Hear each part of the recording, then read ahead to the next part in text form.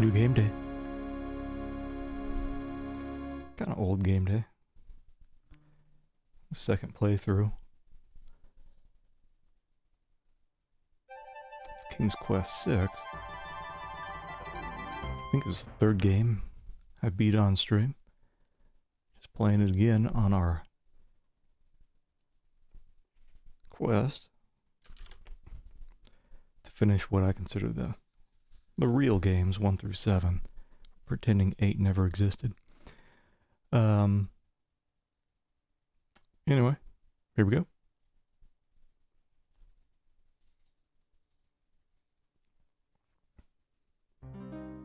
Long ago, in the castle of a kingdom called Daventry.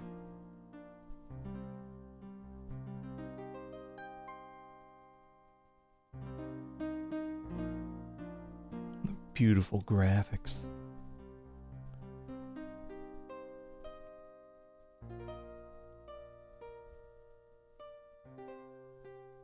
Hey, Autonomics. The best King's Quest. Alexander, here you are. Oh, you're still not thinking about Cosima, are you? I suppose I am. Son, it's been months. You've got to pull yourself together. After all, you only met her that once. I know. Have you discovered anything about the land of the Green Isles? No. No one's even heard of it. It's like she's just vanished. I wish I could help. Please try to think about something else, dear. I'll try, Mother. I think my first was 5. And then 7. Despite his family's concern, Alexander remains tormented by thoughts of Cosima.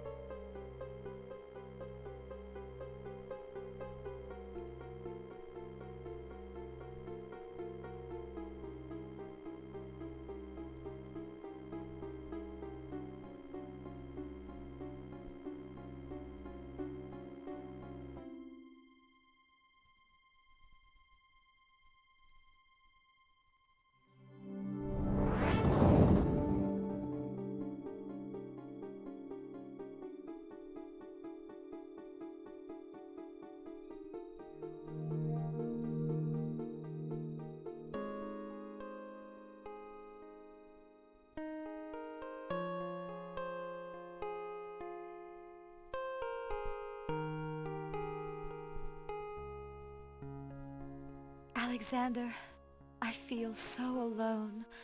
I don't know what to do. Alexander, I wish you were here. Cosima! Wait! Mother! Mother, come quick!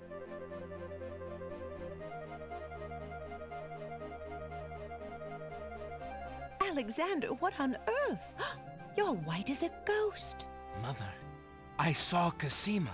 She was in the mirror. In the mirror? The magic mirror? Yes! And it showed me how to find her. How? The stars!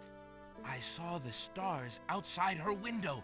I can navigate by the stars. Oh, Alexander, if you really go... It will be all right, Mother. I promise.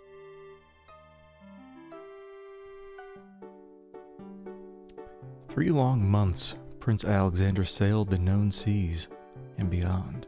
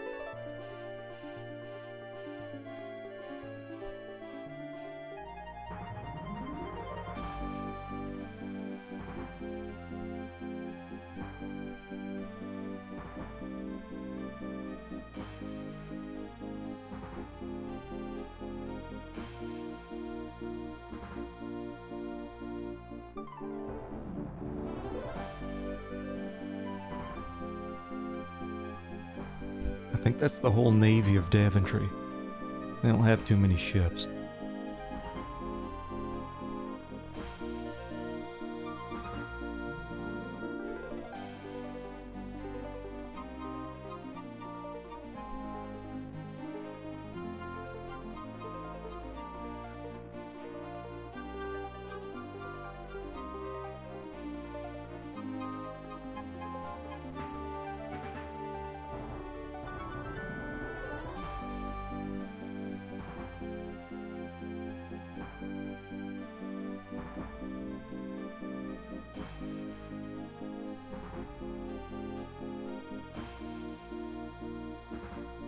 Land ho!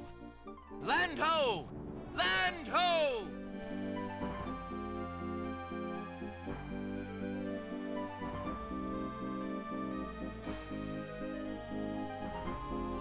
Hours pass.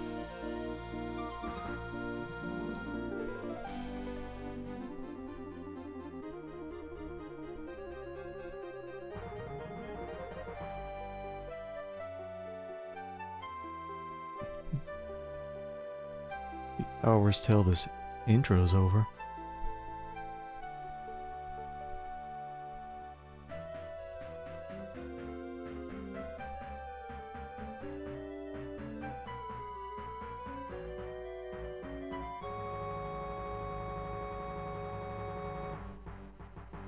As the ship nears the shore, day turns to night, and the sea turns violent.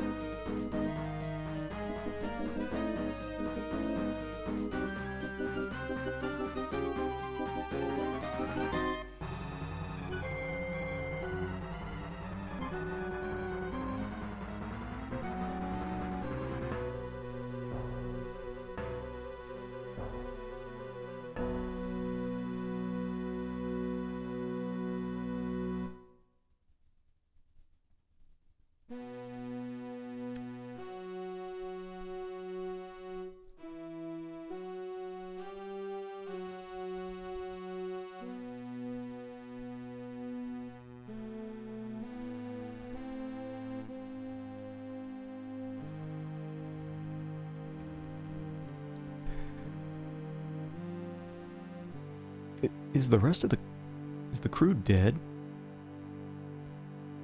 I don't think I thought about that last time I played this.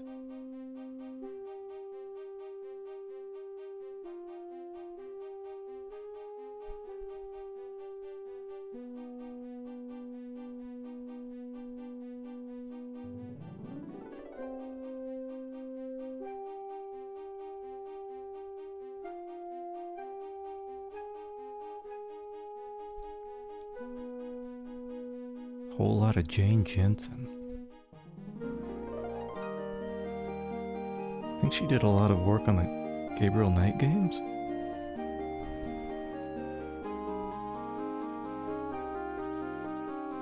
And then I think she did a bunch of work on dude romance novels.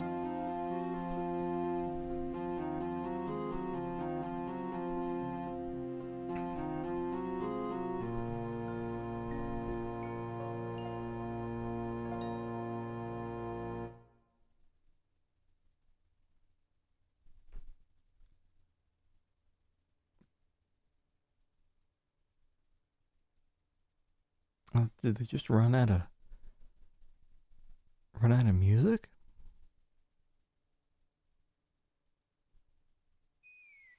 Alexander awakens to find himself on an unfamiliar beach. For a moment, he is too dazed to remember how he got here. Then, he does remember. The shipwreck, the sea. Just as he had seen his men safely into the lifeboats, a gigantic wave picked him up and tossed him overboard into the churning sea. That was the last he'd seen of his crew. Debris from the shipwreck is scattered along the shore, but of the lifeboats and his men, there is thankfully no trace. He can only hope and pray that the lifeboats survived the currents, and that his men made their way safely back to Daventry. And that's it. I think it's pretty clear the men did not find their way back to Daventry. Because they would have gotten the lifeboats pretty close to the island and we never see them again. I think like before you usually have to crank the speed up quite a ways. It's gonna be M, you can select both, but I guess it's, yeah, the text and the sound. Unfortunately, like for King's Quest V, you don't get that option. So it's either text or voice. Here you get the best of both worlds. Alexander's royal insignia ring lies abandoned on the sand. It must have slipped from his finger during the shipwreck. Fortunately, it was not lost in the sea. I love the narrator too for this game. He's so good. Alexander picks up his royal insignia ring from the beach. So this is the second time I played through this. I remember there were like certain soft locky moments. My first playthrough, I think I forgot to pick up something when I went to that, that's what it was. I think I forgot to get the skeleton key when I went to that Land of the Dead or whatever it was. Had to restart an old save. Hopefully, I remember the most important parts. I do remember there's kind of multiple endings, which is cool. I think they did something maybe like that in King's Quest IV. I had Rosella eating that fruit right in front of Graham before he died. Wasn't there something here? Alexander pushes the plank to one side. Like faded memories A box has been partially buried under sand. Yeah, faded memories from like 3 years ago. A long plank lies on the beach. No doubt it once belonged to Alexander's ship. Rocks abound on this lush volcanic isle. I'll see if I can get a bunch of deaths in this game too. It's kind of fun checking them all out. Alexander's treasure box lies partially buried in the sand. It must have washed ashore with the other ship debris. Yeah, I remember something about this log. First time I played through. Oh, what is this? There's a copper coin in the treasure box. The coin bears the seal of Daventry and King Graham's noble face. I forget what we use this for. Alexander takes the coin and leaves the ruined box where it is. Maybe it's to prove who we are. Oh, I'd be taking that box too. Broken pieces of Alexander's ship litter the beach. The ocean appears calm, but there's a dimpling pattern to the surface which indicates an undertow. Which indicates our first death. The remains of Alexander's sailing ship lie dashed upon the distant shore. Alexander is standing on a beach littered with debris from his shipwreck. A path leads north into the lush green island. An occasional breeze rustles the nearby foliage. Foliage. Alexander is standing on a...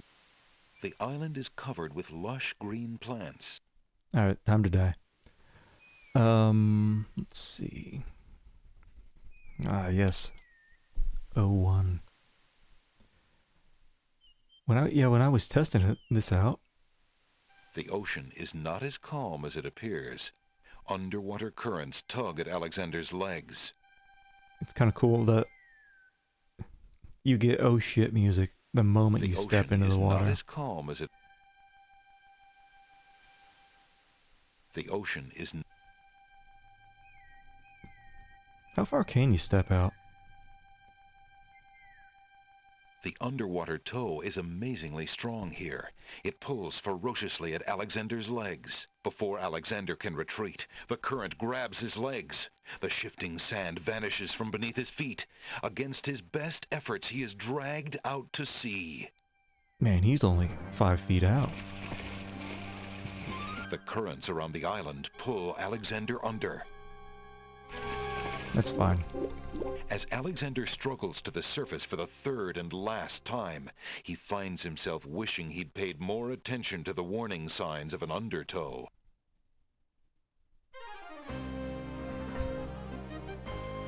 Tickets only.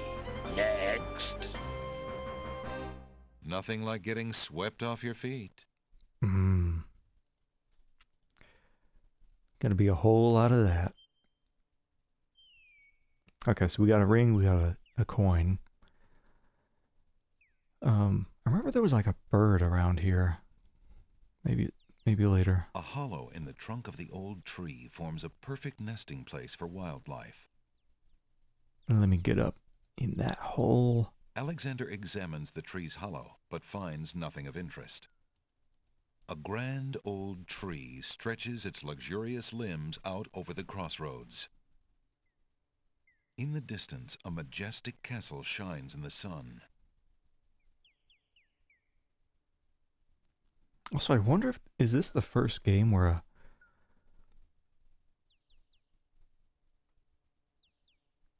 we have a recurring non-family member with Cosima?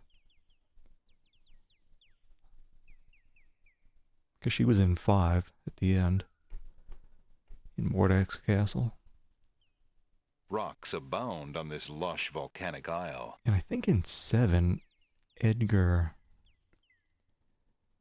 is the same from King's Quest 4.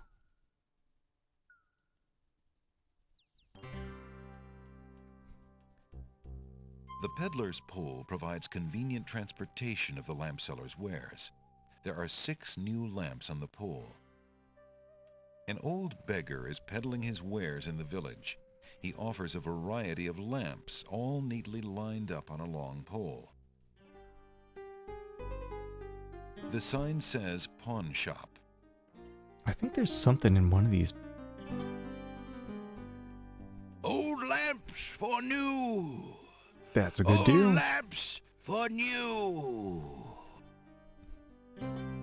The sign above the door says Ali's Books. Good day, peddler. Good day, sir. If you would like to get one of my fine new lamps, I'll need an old lamp in trade. Isn't it a rather bad business? Taking old lamps and giving new lamps in exchange? Well, there's always a chance that I'll find a genie.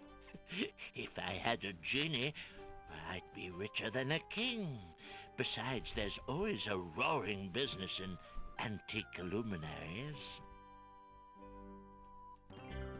Can I talk to myself? Alexander promises himself that he will not go home until he has determined what Cosima's feelings are for him, and if she needs his help. Alexander searches for a way to reach the black-haired girl whose memory will not escape him. Can I touch myself? Alexander feels his pockets carefully to make sure he hasn't lost anything. Okay, I think there's something in one of A large these. round pot is one of the pottery pieces on display outside the shops. I don't remember a whole lot about everything in the game, but I remember some good A stuff. tall earthenware vase is one of the pottery pieces on display outside the shops. There's a battered wicker chest in front of a shop. Odd gourd-shaped jugs rest sheltered by the shade. They perhaps hold wine or water to be kept cool. Can I talk to it? Hello? Is anyone here? What a jackass. No one answers Alexander's shouted greeting. Perhaps he should find someone specific to talk to. Oh, was he just in general saying that and not talking to a pot? Hello? No one answers. Okay. Alexander examines the large pot. It's currently empty, but a few scraps in the bottom indicate that it is used as a dump site on occasion. Okay, maybe later. Someone was peeking. Windows face the street from living quarters above the bookstore. Someone's pants? A pair of red pants has been hung out to dry in the warm glow of the sun. Can I talk to the pants? Pants are too worn out to speak. Old lamps for new. Shut up, old man. Hello. No one... Okay. Alexander can't reach those pants. Besides, they probably wouldn't fit him, nor go with his green tunic. Whatever. Alexander is not in the market for pottery just now in his life. The battered chest does not interest Alexander. It's probably full of plain earthenware. That's fine. Old lamps for new. This guy, man. Old lamps for new. Let's escape that. Good day. Good day. The pawn shop owner is a mysterious fellow. His face is old and inscrutable, and there's a glint of sheer iron in his gaze. Still, Alexander senses this is someone he can trust. Good day, merchant. Can you tell me what land this is? By the moon's light, what a question! You must have been out too long in the sun, or perhaps knocked your head upon a rock. No. Well, perhaps. I was in a shipwreck, you see. My crew and I were trying to reach the land of the Green Isles. I think, well, at least I hope, my men got away safely in the lifeboats. But I myself appear to be rather stuck here. Ah, I see. You must pardon my incredulity, but it has been so long since we have had a foreign visitor. You wrecked your ship, young traveler, due to the currents and reefs around the islands. If your crew was wise enough to steer clear of the isles and head home, they should be fine. In any case, you have met your objective, however bumpy the journey. You mean, this is the land of the Green Isles? Oh, thank the heavens! I had followed the stars, you see, and I thought I was close, but... The stars? You must be quite a sailor. But what is the purpose of your visit? I come for... Well, I mean, I hope to see... I met some time ago. Say no more. You are smitten with a maiden, are you not? What other than love could so confuse a man's tongue? I'm afraid so. It is Princess Cassima. By the desert sands, when you fall in love, you do not mess around, do you? Is she here? This is the Isle of the Crown, young man. The castle of the Crown stands on the hill. If it is Cassima you seek, that is where to look. The castle of the Crown. Thank you, merchant. And good luck to you, lad. You shall need it. Mm-hmm. Hey, Dust Gamer, man. Never got in King's Quest. This is my favorite one. The text parsers can be a bit much. Hey, Caro.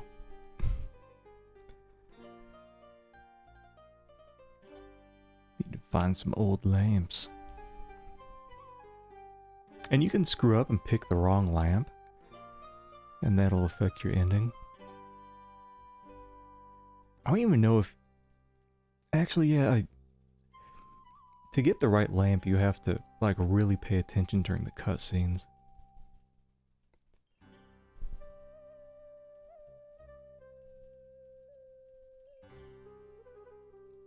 I don't think you'd know that until it's time to choose a lamp. This guy, I think you can trade. I got a coin, I got a ring. I can get some other stuff from him. The pawn shop owner is a mysterious fellow. His face is old and inscrutable, and there's a glint of sheer iron in his gaze. Still, Alexander senses this is someone he can trust. Hey, Cursed. Yeah, I started getting going with Space Quest after wrapping up the Larry series. The real Larry series. I really liked Space Quest 1. Eventually I'll go back and play the VGA version.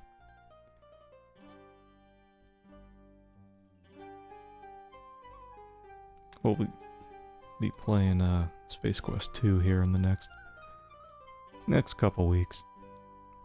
Good day, merchant. What can you tell me about the land of the Green Isles? I can tell you she is in a dark time.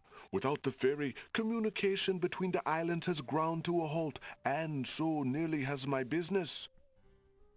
Why the long ages of peace have ended, and why the crown has not done something about it is beyond me. But then, I am a shopkeeper, not a politician, and can only hope for better days. Mm-hmm. Can't I get a mint? Is this a little bird? The pawn shop's counter is made of a sturdy teak. The wood is well worn by eager hands and well oiled by the shop's faithful keeper. Alexander takes a closer look at the items on the counter. Or is that just the crap? Yeah, that's what he has to offer. Yeah, I think I really liked one because it was that period before a lot of Moon Logic and Sierra games. Take a closer look at that wood. What do we got? We got the... Oh yeah, it was a bird. I remember some of this stuff. I see you have noticed my mechanical nightingale. She is made of plain tin, but she sings the sweetest song you can imagine, barely distinguishable from the real thing. The flute is only made of plain wood, but its notes are fine and true. Ah, yes, the painter's brush. It was well used by one of the island's best painters. There's a lot of creativity in that brush, and its bristles are still in good condition. Have you an interest in tinder boxes? This one is only slightly battered. It holds a good supply of flint, a sturdy striking pad, and even a candle in case you find yourself with naught else to hold the flame. Well, la-di-da. Hey, Midnight Pro.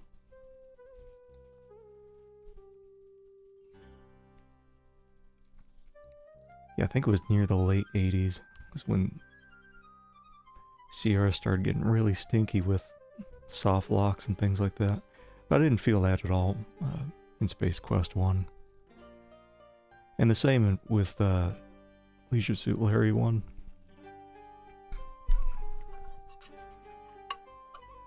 Yeah, I just got used to having hints available when I need them. No big deal. Yeah, you can... I don't think I can do it from this screen. I forget what the coin's for.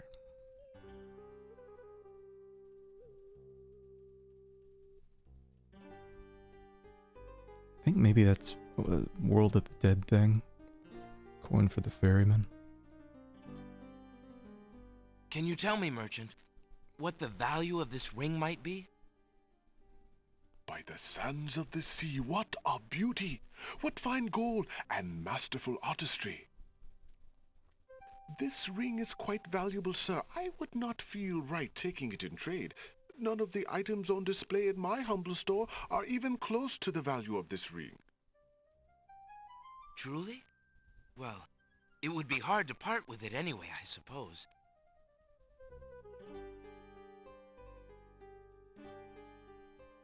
Maybe we don't do anything yet. Ooh, I remember mints.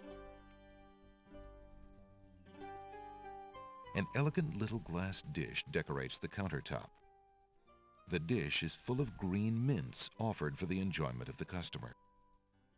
Time to enjoy.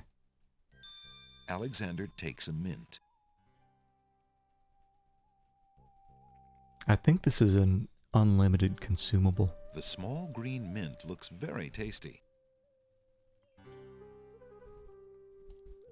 Should we test? Alexander eats the mint. Not bad. A little stale, perhaps. Alexander takes a mint. I think you can only take one, too. Alexander already has a mint. He'd prefer to leave some for the other customers. The land of the Green Isles must have at least one inhabitant with interest in the mystical, for a crystal ball has been traded in along with the more common household goods. Can I look at everything in here? Towering mightily over the other pawn shop curiosities, the stuffed bear makes an ostentatious display. A horn, probably used for drink or powder, hangs from the ceiling. Man, I wish I could get some battle armor instead of this goofy An get-up. old suit of armor stands in the pawn shop. It looks like a vigilant guard against thieves and carpet salesmen, even though it is headless. A small red drum beats no more on the shelves of the pawn shop. A lady's hand mirror has been separated from its It's like original trousseau, Everything. and now gathers dust on the pawn shop shelves. Several half-burnt wax candles have been placed among the other pawn shop items. They probably light the shop at night. Oh, here's the helmet. A helmet, probably belonging to the headless armor also in the shop, has found its way to a separate part of the counter. Probably pawned separately. A tall skeleton lends an air of mystery to the shop. With a head in it. The back wall of the shop holds various bottles and potions. For example, a bottle labeled Owl Courage Potion for spineless owls. Cedric, what a piece of shit. Most useless side The character. back wall of the shop holds various odds and ends. For example, a hull hole detector for finding those hard-to-spot holes in small sailboats. Cat cookie mix. Play tricks on your friends, the box says. So I feel like all these King's Quest references. I still remember Mananan eating that cat hair cookie. That's on him. If he was eating that, there were hair. We could look at the inventory just like this, and there was hair sticking out of that cookie. A golden bridle finder for finding those nearly invisible golden bridles. Self-adhesive emeralds, what you use when you don't have honey. That was King's Quest V. I still remember, like, so I played King's Quest V a ton as a kid. But looking back, when I played King's Quest V recently, like, how would you understand some of these puzzles? Like how to catch that little elf by throwing down 2 emeralds, and then before you throw the third one, you gotta squeeze honey out on the ground and toss an emerald into it. Tongue climbing gear, tested on over 100 whale tongues. It's from King's Quest IV. A uvula tickler, guaranteed to make large mammals sneeze. I think also from the same whale's mouth. Is this A cheese hook for retrieving cheese out of small holes. That's also from King's Quest V. If you didn't get a fish hook, I think off the Harpy Island, you couldn't get the cheese out of the mouse hole, and just, I always bring it up like this hook's probably like an inch long. Couldn't get the cheese without it. And without that, you couldn't power your wand. A shovel that's guaranteed not to break for over 100 grave diggings. I think that was also King's Quest IV. I think you could break the shovel. A bridge repair kit for when you've crossed a bridge one too many times. I want to make sure I get all these. Stair traction pads. Stop slipping off those narrow staircases. Sierra New. A whole cat cookie. I A think golden bride. Self-adhesive Wait, hold on. Is it? tongue climbing. A uvula tickler. Oh, I thought it was all separate stuff. I can just click anywhere. A cheese. A shovel. A bridge repair. A hole. Yeah, I think the hole detector is from King's Quest V. There was a hole in the boat. You shoved some wax in it. Sierra made hint books to offset the cost of piracy. Yeah. I don't know. I felt like they could have found better ways to deal with that. I still like how the most interesting part of King's Quest III was just based around the copy protection, which is these extensive spells you have to cast. Yeah, I thought I was looking at all these things separately, but it's just cycling Cat. through. The pawn shop is a dimly lit place with a slightly musty smell. Curiosities litter every corner and every shelf. For sale are articles that range from the bizarre to the commonplace, from the priceless to the practical. I don't think I checked out all this stuff last time. Last time I The played. pawn shop. A small rusty hatchet seems permanently embedded in a log of wood. Alexander's mind races over the possibilities. Perhaps the bound duo is the local woodcutter's equivalent of the sword and the stone. Perhaps someday, somehow, someone will free that hatchet and become king of the forest. Then again, it could be just a rusty hatchet stuck in a log. Not in this world.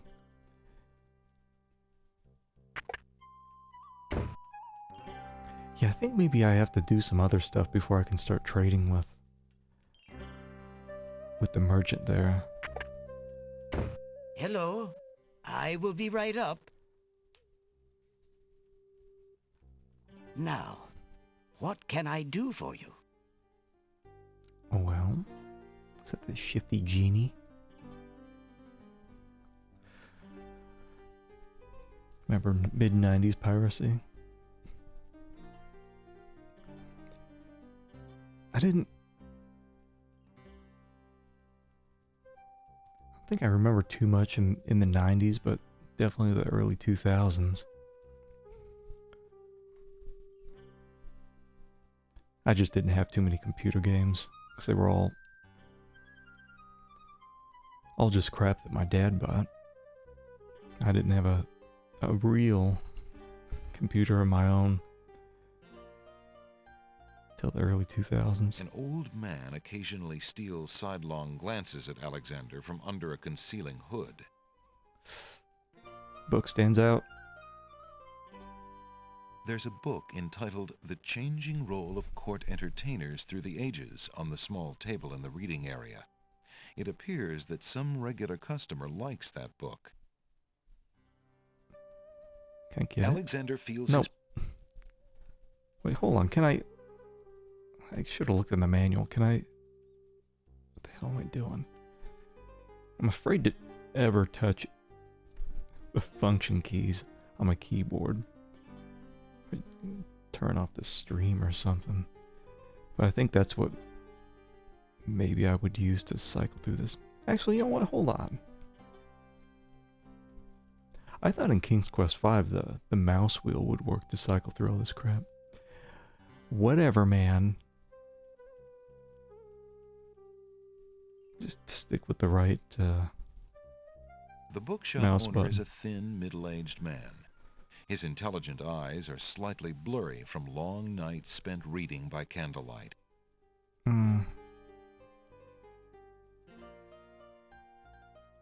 Good day, sir. I'm a stranger in this land. What can you tell me about the land of the Green Isles? That is quite a question, young man. Who are you, and what would you have me tell you? My name is Alexander. I know I'm on the Isle of the Crown, but I'd like to know whatever you can tell me about this island, and if there are other islands nearby. You are indeed a stranger. Anxious is the man who knows not the customs of the land beneath his feet. This island is called the Isle of the Crown, because the royal family's castle is here. Besides the castle, we also have this village, and the docks over to the west. There are at least 3 other islands: the Isle of the Sacred Mountain, the Isle of the Beast, and the Isle of Wonder. At least 3? Does no one know for certain? This is no ordinary land, Alexander. The land of the Green Isles has always been a place of vague boundaries, as if islands come and go. Legend speaks of a 4th island, an isle shrouded in mists. I myself have never seen it. Then, too, the land of the Green Isles is said to exist on the boundaries of this world and the next. Even darker places are reputed to be closer here than anywhere else in the world. That's quite a claim. Claim, yes, but probably just local superstition. We who live here on the Isle of the Crown, at least, sleep well enough at night. Those first 3 islands you mentioned, how might I learn more about them? Ideally, a young man seeking such knowledge would travel to their shores and learn about them firsthand. Meeting the leaders of each place would be helpful, naturally. Unfortunately, the ferry no longer runs between the islands.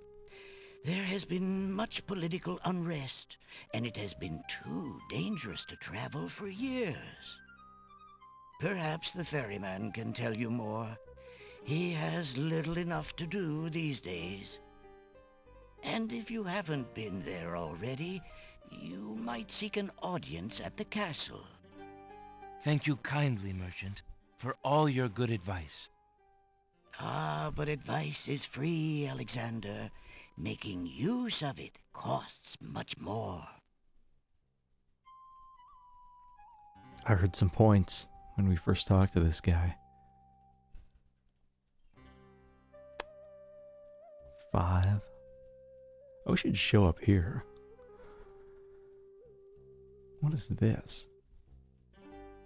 There's a small table near the door that bears a sign. The sign has undergone a number of changes. It once read 10 pence, but that was crossed out and replaced with 5 pence, then 1 pence, then free. The sign currently reads, "Take one, please." Only one book remains on the table. It looks like the bookshop owner really wants to get rid of that book. Don't mind if I do. Alexander picks up the book from the small table. Oh, yes, please, take that book. You have my most humble thanks for doing so, good sir. Really? Thanks. Alexander is carrying a book from the bargain table in the bookshop.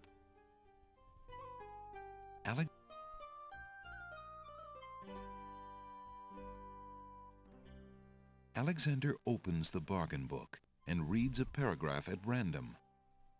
2 dulcimers raised to the degree of 40 half-dulcimers, divided into equal parts by the third of a cackle of grouse geese, put over the result of 10 fine mackles, albeit small fine mackles, stretched over the total of 53 1/8 bottles of wild beast lard.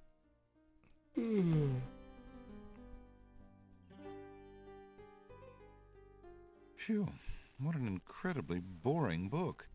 No wonder the bookshop owner wanted to get rid of it so badly. That's what it was like reading books in college.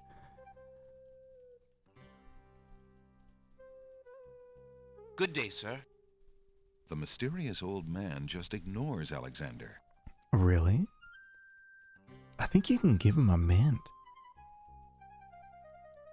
Would you care for a mint, stranger? Give it to me. Yum!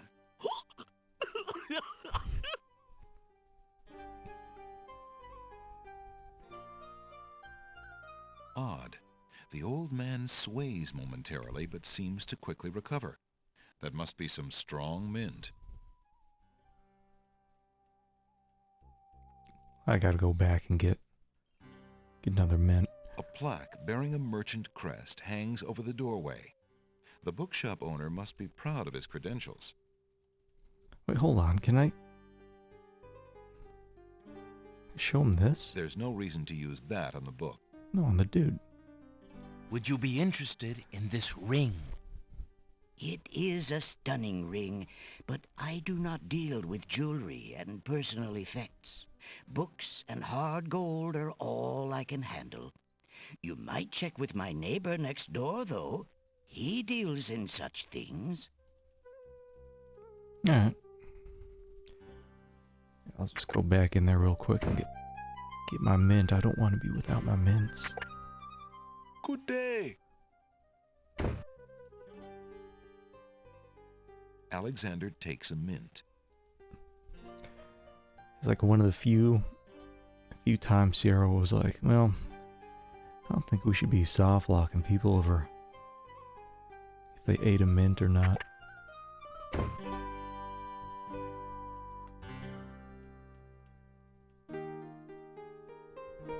M'lady. There are rose bushes back by the house, as well as the ones on the fence. Somebody who loves roses must live here. There's a young girl in the yard. The girl is dressed in a long, plain orange robe with a thick headdress. From the appearance of her clothes, and from a skittish, fearful look about her, Alexander gets the strong impression that she is a servant, or even worse, a slave. The serving girl appears to be stealing a quiet moment tending the rose bushes. Can I take one? Alexander has not been invited to pick the family's roses. The girl is too far away to hold a conversation with Alexander. You lazy thing! Get back to work and stay away from those roses! I've told you 1,000,000 times, those flowers are too sweet for the likes of you! You've still got to do the breakfast dishes, make lunch, and clean the stables yet this morning! And get your veil back on! No one wants to look at your face! Ouch. Yes, stepmother. No. Alright. Still don't think I can... Alexander has not been invited to pick the family's roses. Wait, can I get through? Alexander doesn't want to intrude on private property unless he's been invited. Alright. Just gonna see if I could knock on the door. Guess not. Hey, stranger, come join me. The water is wonderful, and I can show you the way to the next island. I remember this asshole. But we have to go for it.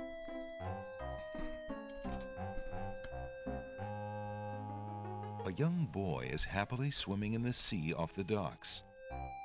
Good day. I'm Alexander. What are you doing in the sea? What does it look like I'm doing? I'm swimming. I mean, come join me. The water's wonderful. I can show you the way to the next island. Come on, jump in. A little water won't hurt you. Absolutely. Considering the poor condition of the shore, it looks like the easiest way to get into the water is just to jump off the pier. The powerful currents grab Alexander. Struggle as he might, he feels himself being pulled out to sea. Skipped over that dude's dialogue. Not a very good swimmer, are you? Help me! Sorry, I think not. What the As hell his is head this guy? submerges for the third time, Alexander finds himself pondering the wisdom of going out on a limb for a stranger. I don't think that's a normal guy. Tickets only. Next. Alexander couldn't handle those currents. That boy must be an unbelievably strong swimmer.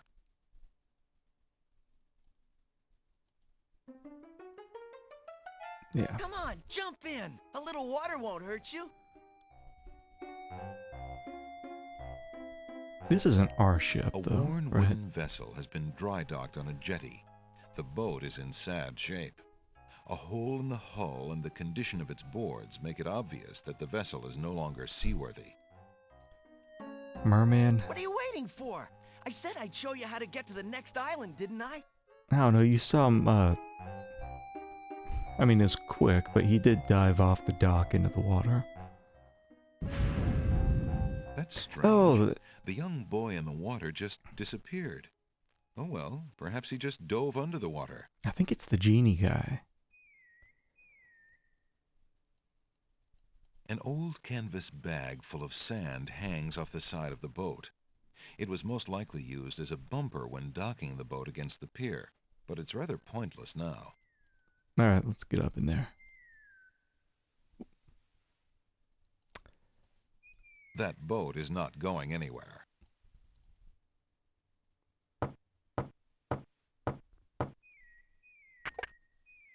Yeah, what do you want? This guy is so fashionable. Excuse me.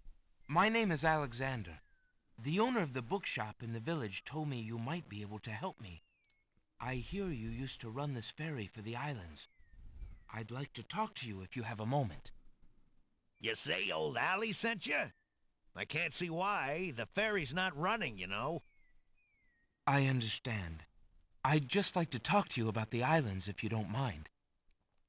Well, I guess it'd be all right if Allie sent you. Well, don't just stand there. Come on inside. Oh, we got points. What is it you wanted to talk about, young man? Well, should I be forward? I want this stuff that clearly stands out. There's a rabbit's foot on the table. It seems the ferryman is counting on a little luck. Can I get that? The ferryman is a disgruntled-looking man who is probably a lot younger than he appears. Despite his tired air, he watches Alexander patiently. The ferryman's bunk looks hard and uncomfortable. No wonder he can be so cranky. Doesn't look that bad. Alexander is sitting inside the ferry's cabin. The place displays the neatness of a seaman and the sparseness of a bachelor. There are few frills and comforts in the rough wooden environment, but the sunlight shines cheerily on the oaken beams, and the portholes admit a pleasant breeze. Several oil lamps are strategically placed around the boat's cabin to illuminate the island's dark nights. I was trying to look at the picture here, Alexander, a cabinet with a dry sink lines one wall of the cabin. A black pot-bellied stove in the corner provides warmth from the cool tropical nights and a means for cooking. The ferryman... I'm a visitor to these islands. I'd like to learn what I can about the area. So you said outside. What is it you want to know? Well, for one thing, why has the island's only ferry been dry docked? Huh. It just ain't safe to sail these days. What with the islands feuding and all. Wazir Al-Hazred ordered the ferry closed till things settled down. Me, I don't think she'll ever see water again. But why are the islands feuding? You got me. Something about stolen property or some such thing. 'Tis a real shame. Things used to be so friendly. Then this unrest is recent. A few years is all, but it's been long enough. Perhaps if the ferry were repaired. This old thing? This ferry's been out of water so long she's no longer even seaworthy. Her boards have dry rot. She'd fall apart at the first taste of seawater. But there must be some way to get off this island. There's only one other way to travel that I know of. A magic map. The owner of the pawn shop can tell you more about that than I can, Alexander. Tell me more about the ferry. I remember when I used to ferry Queen Ilaria and Princess Cassima themselves. There was no thought of danger back then. They used to go visiting to care for the needy and to keep up the friendly relations between the islands. I remember their last trip. Things had started getting nasty by then, and when they came back aboard, I gathered that the Queen and the Princess had been received a bit coldly. Princess Cassima was such a pretty thing, and she was terribly upset. But who could be spreading these lies, she asked the Queen, but the Queen had no answer. What do you do now that the ferry no longer operates? Me? I'm out of a job. The job my ancestors have held for generations. I'm the only one trained to avoid the reef and the rocks. But that knowledge does me no good now. Is there no other boat on the island? One that might be more seaworthy? Boats don't last long on these shoals, as you may have found out if you got here by ship. You can be quite sure that this old ferry is, or was, the only craft on the island. Tell me more about Princess Cassima. Ah, such a beautiful child, and so pure of heart. Why, a contrary thought has never crossed her mind. Her mother was the same. The king and queen, they served the islands, not the other way around, always thinking about the people. Ah, they are sorely missed. What else can you tell me about the land? Let's see. The Isle of Wonder's a lovely spot. A bit crazy, mind you. Gotta have a good sense of humor to enjoy a tour there. What else can you tell me about the land? The Isle of the Beast is pretty, but unfortunately, you can't get very far onto the island. What else can you tell me about the land? The inhabitants of the Isle of the Sacred Mountain are the most gorgeous creatures you'll ever see. If you ever get to see them, that is. What else can you tell me about the land? The Castle of the Crown sure is a beauty. She's the finest palace ever built, I'll warrant. What else can you tell me about the land? Some say that the land of the Green Isles is near the edge of the world, and that the deadly currents are a result of a magnetism that sucks life from this world to the next. Of course, that's just silly talk. Probably referencing the Land of the Dead. What else can you tell me about the land? Let's see. The Isle of Wonder's a lovely spot. A bit crazy, mind you. Gotta have a good sense of humor to enjoy a tour there. What else can you tell me about the land? The Isle of the Beast is pretty. Alright. Can I take this? I see you have a rabbit's foot. Has it brought you much luck? As you can see, my luck's been out for some time now, despite that old charm. Why don't you take it with you? Perhaps giving the darn thing away will bring me good fortune at last. Perhaps it will at that. Thank you. Well, I think I'll be going now. Thanks for allowing me into your home. Posh, not at all. It breaks the boredom, if you know what I mean.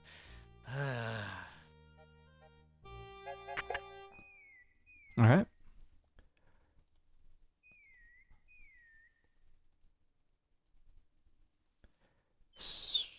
So, I think we can, go back to the shop and get a map from the merchant. And then I want to check out the castle. I hate cycling through all these. Good day. A mysterious old man also patronizes the pawn shop. He steals sidelong glances at Alexander from under his hood.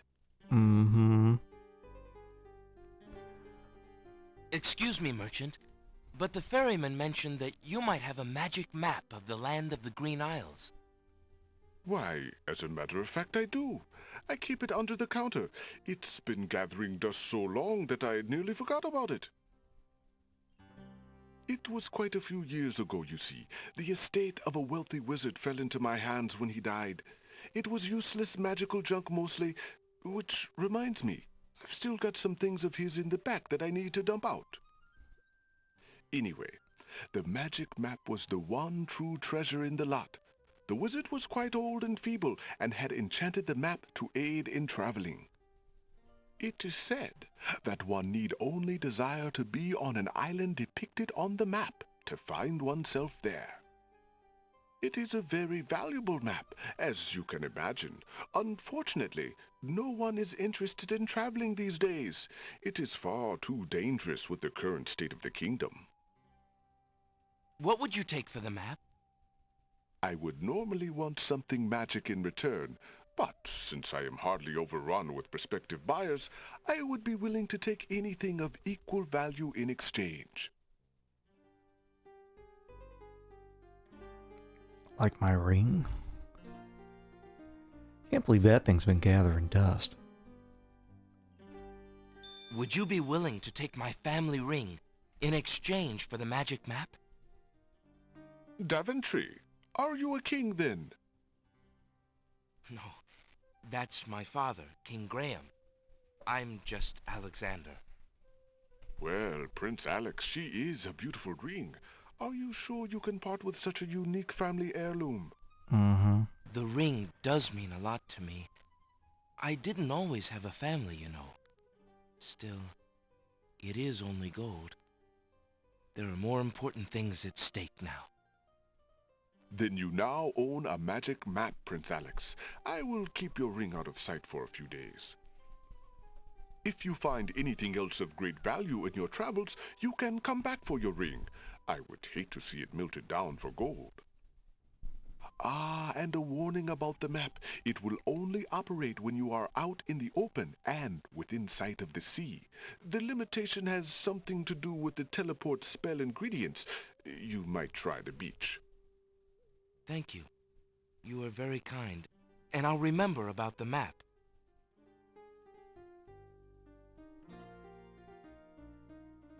Suddenly, the old man in the concealing cloak sneaks past Alexander, and with a sneaky dart of his hand, steals a mint from the candy jar.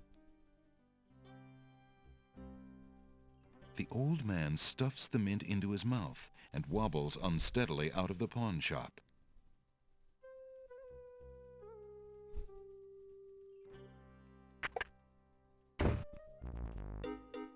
Seconds later in the castle. Master, I was observing in the village as you wished, and I saw a manger. I don't know, a danger? No, a stranger there. He says, he's Prince Blamentander of Slaventry. You fool! You've been eating those mints again. I ordered you to stop that.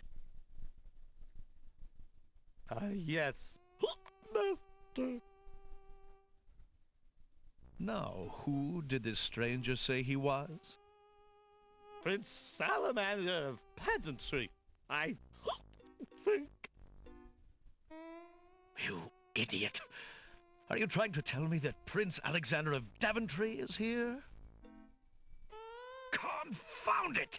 That's the young man Cassima met at Mordak's castle. The timing could not be worse. Tell me, what is he doing? He was in the pawn shop buying a magic smap. Magic smap? What is this magic smap? With the smap, he can travel to other islands, Master. That's a map, you dolt! Oh, drat it all. I thought I took care of the only means of travel. By my scimitar, I can't have him stirring things up. Not now! Get a hold of yourself and listen carefully, Shamir. Go to the other islands and tell them... Uh-huh.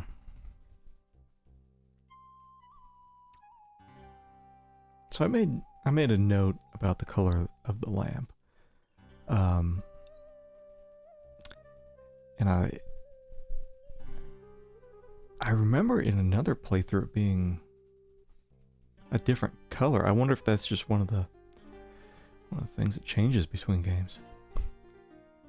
I sound like Deckard Cain. You know, one of these days might finally get around to playing Diablo 2 on stream. I've never made it through hell. What do we got? The rabbit's foot has long, soft fur. The magic map is made of thin leather and has lifelike drawings of the islands on its uneven surface. We got some stuff. 14 points, all we need. We're at that good stage in the game where there's just so much. So much to do, so much to take. Let me look in here, because he mentioned throwing out some stuff every once in a while. Alexander examines the large pot. It's currently empty, but a few scraps in the bottom indicate that it is used as a dump site on occasion. I think we just have to keep checking it. There's got to be something at some point. I see you, bird. A nightingale perches on a high branch of the tree. She sings the most beautiful song Alexander has ever heard.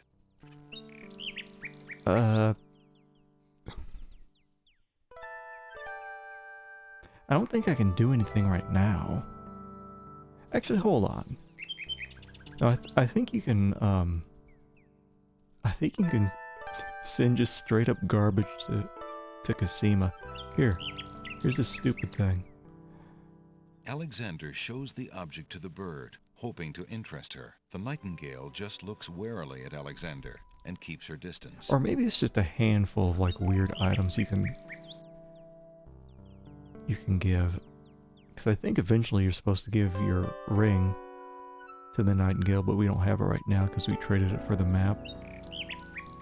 Alexander shows the object to the bird, hoping to interest her. The nightingale just looks warily at Alexander and keeps her distant. That's fine. Oh, can I talk to it? Hello, Nightingale. What a lovely tune you sing. The nightingale only looks at Alexander suspiciously and continues to sing. Fine. I can't remember if we can die by going here early on. What's going on in here? There's a little hut just off the path. Perhaps the guard dogs have an occasional use for it, but it looks empty now. 2 guards take their stance in front of the castle doors. They look quite fierce and have the stiff, blank expression of soldiers on formal duty. Alexander firmly addresses the guards at the Castle of the Crown, determined to get an audience with Cosima. Good day, guard dogs. I am Prince Alexander of Daventry, and I would like... Prince Alexander of Daventry? He's the one, Wolf. See here now. We've been warned about you. Wazir al-Hazred has issued strict orders that you're not to be allowed anywhere near the castle. Me? But I haven't even met the Wazir. Never mind your excuses. You're on our list of undesirables and will not be getting into the castle today or any day. Now off with you. I thought we were going to be thrown in a dungeon. Please, if you'll only be reasonable. I really must see the princess.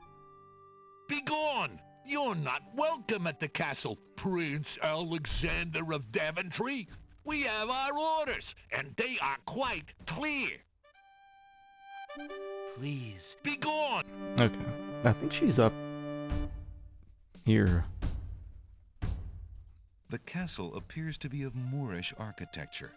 Its marbled walls and delicate inlaid mosaics are unlike anything Alexander has ever experienced before. His own home, though lovely and dear to his heart, seems rough-hewn compared to this delicate beauty. Uh-huh.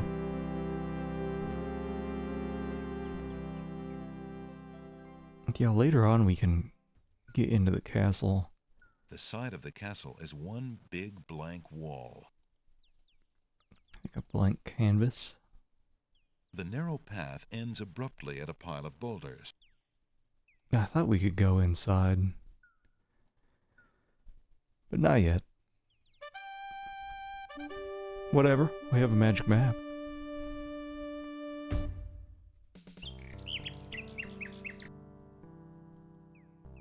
It's the best kind of map.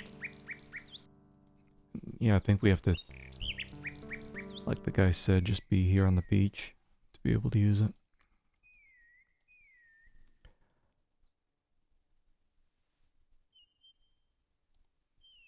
Well, not that. Alexander pulls out his magic map. Excellent.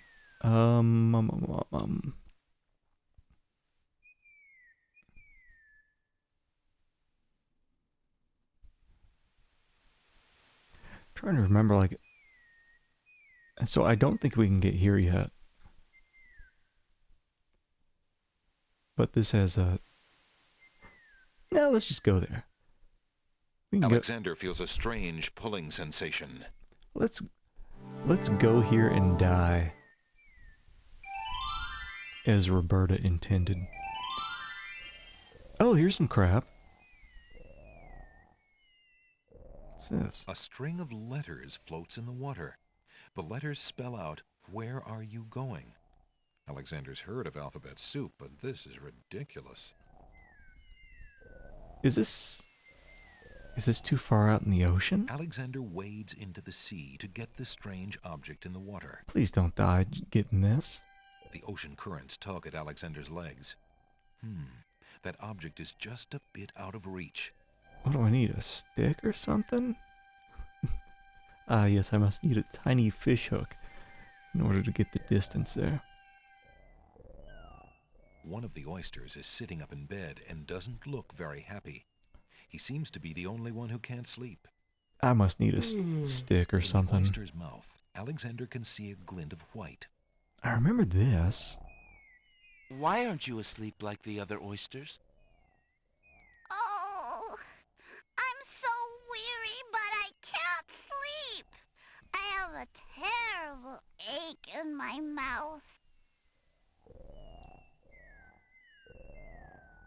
What's wrong with your mouth? No offense, but it hurts too much to talk. Yeah, I remember you can put this little guy to sleep. This boring-ass book. If you're having trouble sleeping, perhaps you'd like me to read to you. Hey, that would be great. And then you can... 2 dulcimers raised to the degree of 40 half-dulcimers, divided into equal parts by the third of a cackle of grouse geese, put over the result of 10 fine mackles, albeit small fine mackles, stretched over the total of 53 1/8 bottles of wild beast lard. Yeah, there we go. Alexander makes a grab for the pearl. Yes. Hey, you fixed my mouth. It feels great. The little oyster drifts into peaceful slumber with the rest of his oyster friends. Maybe... I wonder if this is valuable enough I can get my ring back. The flawless pearl is the largest Alexander's ever seen. I mean, we can try.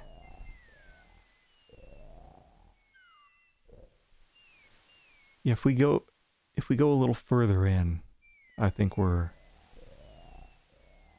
deadsies. Alexander hears someone coming. I remember I like this part of the game. 5 fierce guards of the isle we be. Watch for a foreign man, said he, with ears and nose, tongue, hands, and eyes. Its nature cannot be disguised. If man it be, then man it dies. You have to like trick all these guys. Old Tom Troll, smell your smell. Do that which you do so well. What? I don't think we have anything stinky. Except maybe the mint. Alexander holds the item out for the gnome with the stupendous nose. My nose cannot be tricked that way. The smell of man still rules the day. A man so fair knows, into the waiting sea he goes.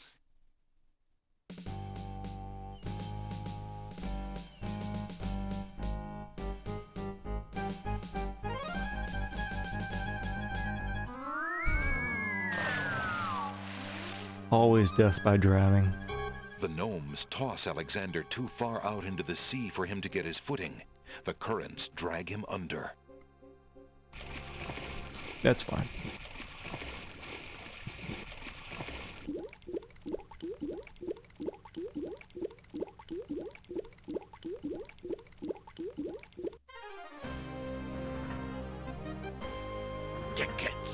only. Next. Guess those gnomes couldn't reach a consensus. Alright. Okay. So it wasn't all for nothing. We do have a pearl now. It must be a stick or something that we use to get this, the floating words. Anyway. Alexander pulls out his magic map. I don't know if I want to go to the... Let me go back to the... Alexander feels a strange pulling sensation. I'll look crown first.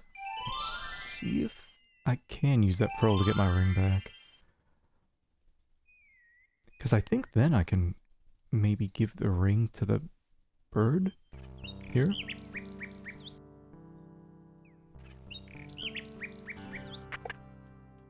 There, okay. Yeah, it's like what I was saying. A large round pot is one of the pottery pieces on display outside the shops. Yeah, he's just dumping all his crap in there. Alexander sorts through the odds and ends that the pawn shop owner dumped into the pot. Magic exploding gum wrappers, a shattered crystal ball, a cracked wand, a fake thumb. That's all good shit. Near the bottom, Alexander finds a little glass bottle labeled ink. It appears to be empty, but Alexander decides to take it anyway. You never know when a small bottle will come in handy. Alexander's carrying a little ink bottle. It appears to be empty. Appears to be empty.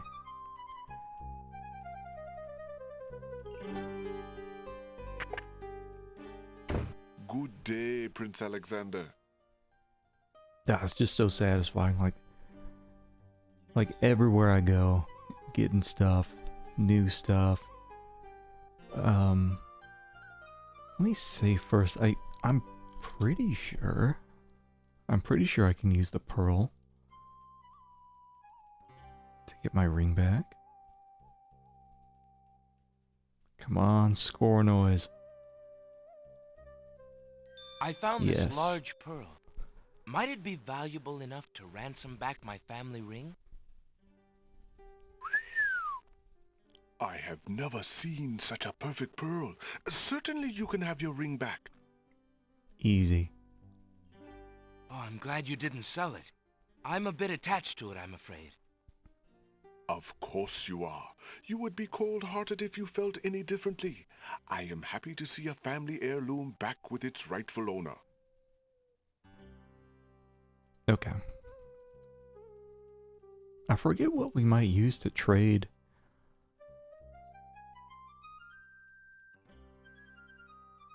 What if I give him this? I have this copper coin. Is it of any value to you at all? Most interesting. I have never seen a Daventry coin before, but it is copper genuine enough. I might even find a buyer who is interested in foreign currency. The items on the front counter are the only things in the store that I can let go for the price of 1 copper. You may make your choice from there. Oh. Alexander looks at the items on the counter to make his selection. Yeah, I couldn't remember what I needed to start trading, but I'm trying to remember what's used. Like this is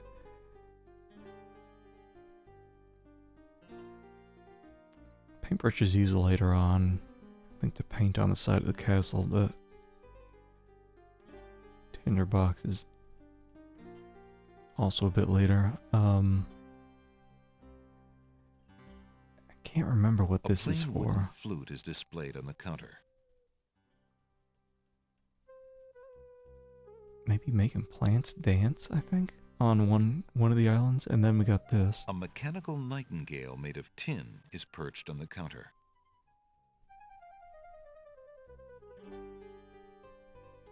I wonder what happens if I play this for the real nightingale. That mechanical nightingale looks intriguing.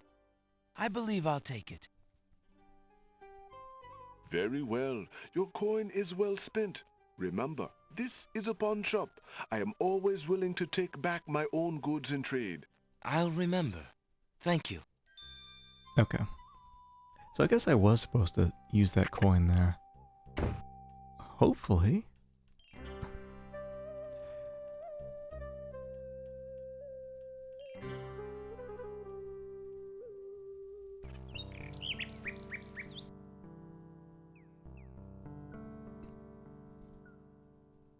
It does. What happens here? Alexander winds the mechanical nightingale and places it on the ground.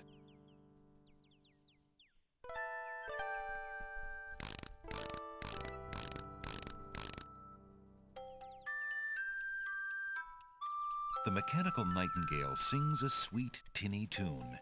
The real nightingale in the tree cocks her head and listens intently.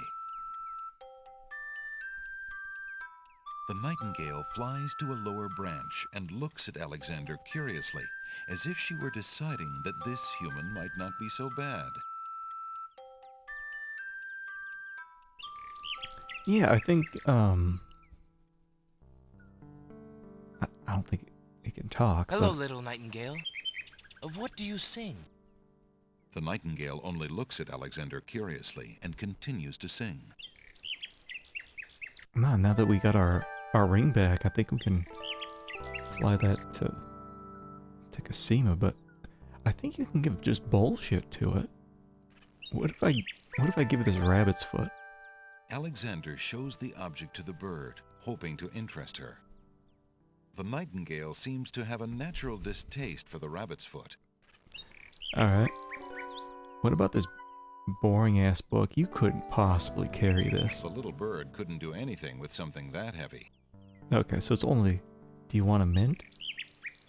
Alexander shows the object to the bird, hoping to interest her. It seems that the nightingale is no lover of the taste of peppermint. Okay. Alright, well, it just keeps narrowing it down until you get... Alexander holds out snake. his royal ring to the nightingale. It's the genie. To Alexander's surprise, the nightingale swoops down and grabs the ring from his hand. You can always tell because of the shining eye. The nightingale flies off towards the castle with Alexander's ring. Where might she be taking it?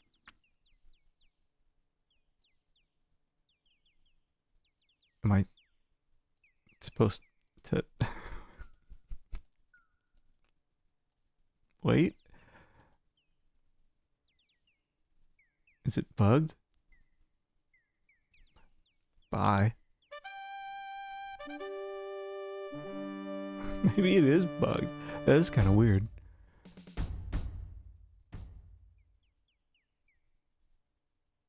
I thought it was supposed to go to like a cutscene of her. The nightingale has returned from her flight with Alexander's ring. She flutters off her branch and drops something red at Alexander's feet. The nightingale has dropped a bit of red velvet on the ground.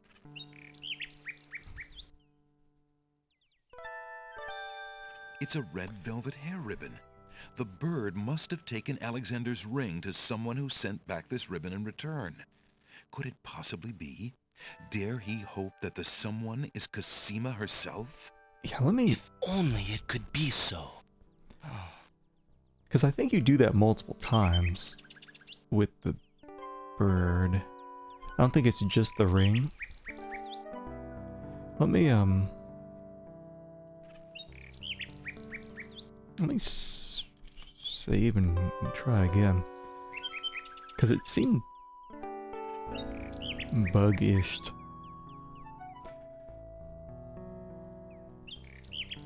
Alright, so he's down there.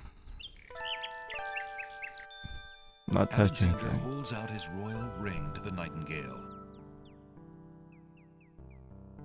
It's weird because usually, like, when you've got this crown, everything's supposed to auto-progress. But it's not. I have to hit. To Alexander's surprise, the nightingale swoops down and grabs the ring from his hand. the mouse button or something. I wonder what, maybe if I turn off the text. Yeah, but I was... The nightingale flies off towards the castle with Alexander's ring. Where might she be taking it? Please take me to a cutscene. Yeah, it's weird, like, I'm just peeping over this, the text here. A grand old tree stretches its luxurious limbs out over the crossroads. Maybe I'm just supposed to hang out. I don't think so, though. But I know there is some cutscenes where you see Cosima. This is weird to me. It's weird! It's also I wonder if it's actually like a different version of this that has the cutscenes.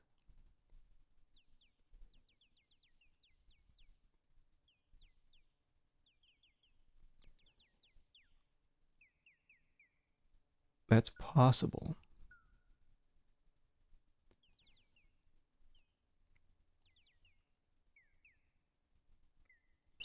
Let me try one more thing here. Let me try just speech. Alexander holds out his royal ring to the nightingale. To Alexander's surprise, the nightingale swoops down and grabs the ring from his hand. The nightingale flies off towards the castle with Alexander's ring. Where might she be taking it? That all auto-progressed. But still, I'm not seeing a cutscene. Let me... Because I don't know if this is the spot where we actually do get a cutscene. But...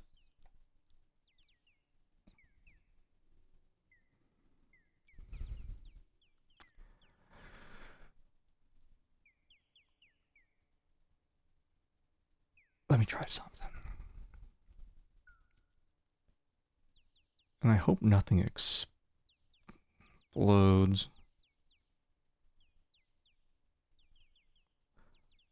I think the bird sold the ring.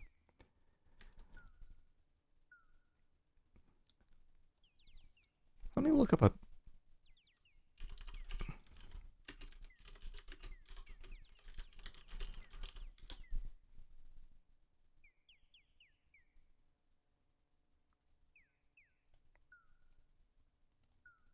Hold on, I just want to see.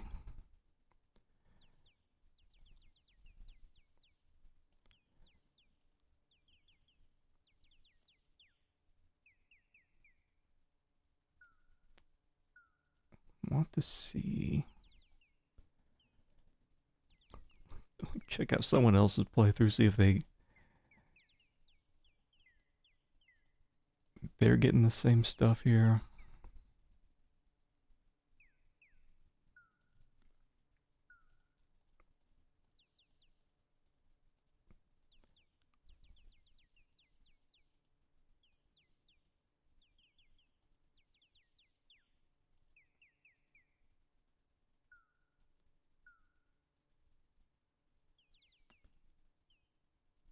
Hold on, because it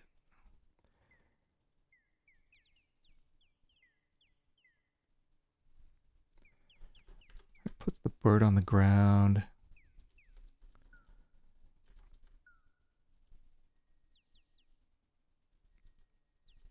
Because there's multiple things. I'm just gonna keep going. There's multiple things you can send to Cosima.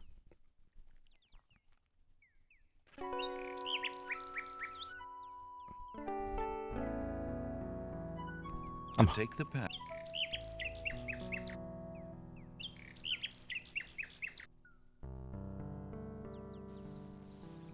What do I have? The lady's hair ribbon is made of the finest red velvet. A long strand of black hair is caught in the ribbon. Get hair. Alexander examines the red ribbon and finds a strand of long black hair. The strand of hair from the red ribbon is the color of midnight. Alexander can only hope that it belongs to his true love. Smell it. Yeah, there's a... It's like this is the crustyish old version. And then you have the slightly less crusty enhanced graphics version. And I'm hoping I'm not like missing out on little cutscenes. But you know what? I'm curious. I am curious. Taking off your adventurer's cap so soon? I've had it. Let me see. It's just the tiniest change. Otherwise, yeah, you actually get to see the Sierra Mountains.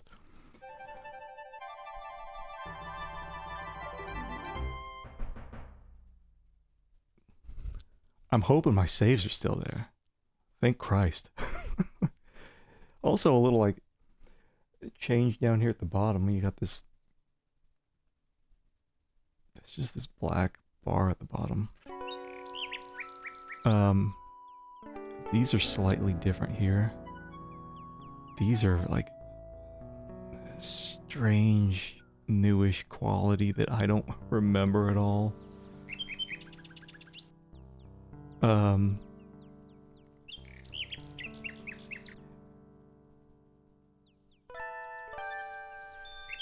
If I don't see a cutscene, I'm gonna go back to the old shitty graphics because they make me feel good.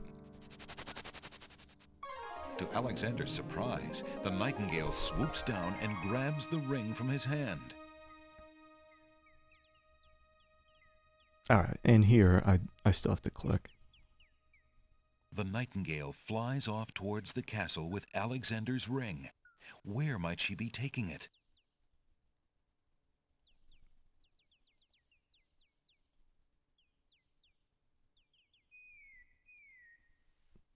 I'll go back.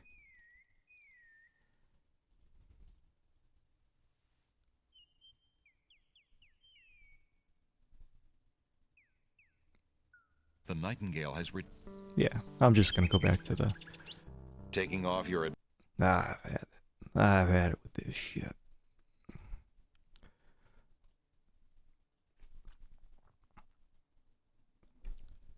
Yeah, that's the thing about like playing through these games on another playthrough. It's like I remember things happening. I'm not sure at what times.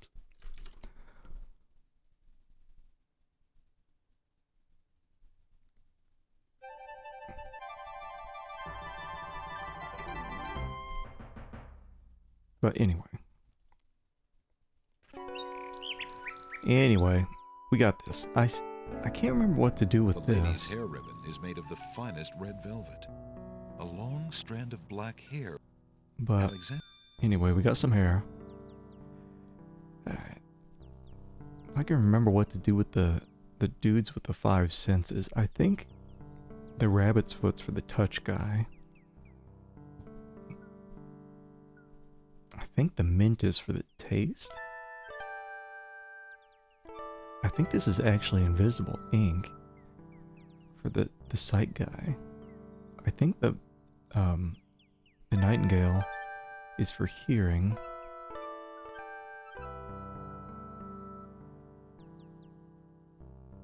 We just need something stinky.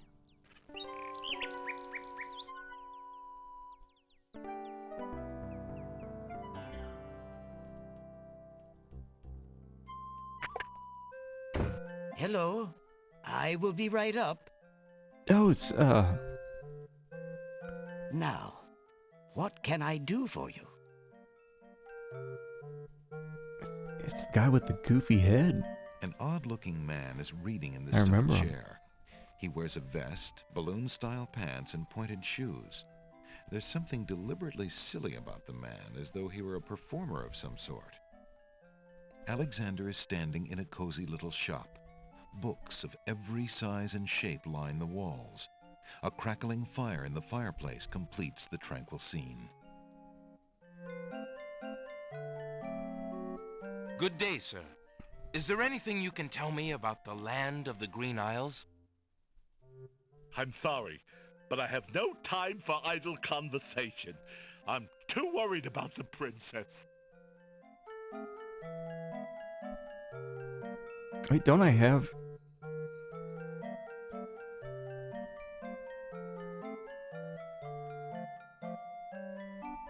This is the only page of inventory.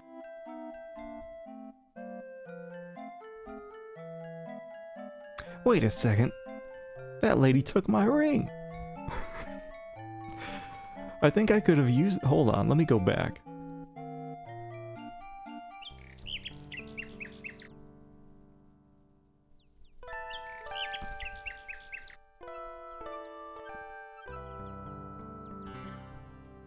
Yeah, the bird did sell my ring.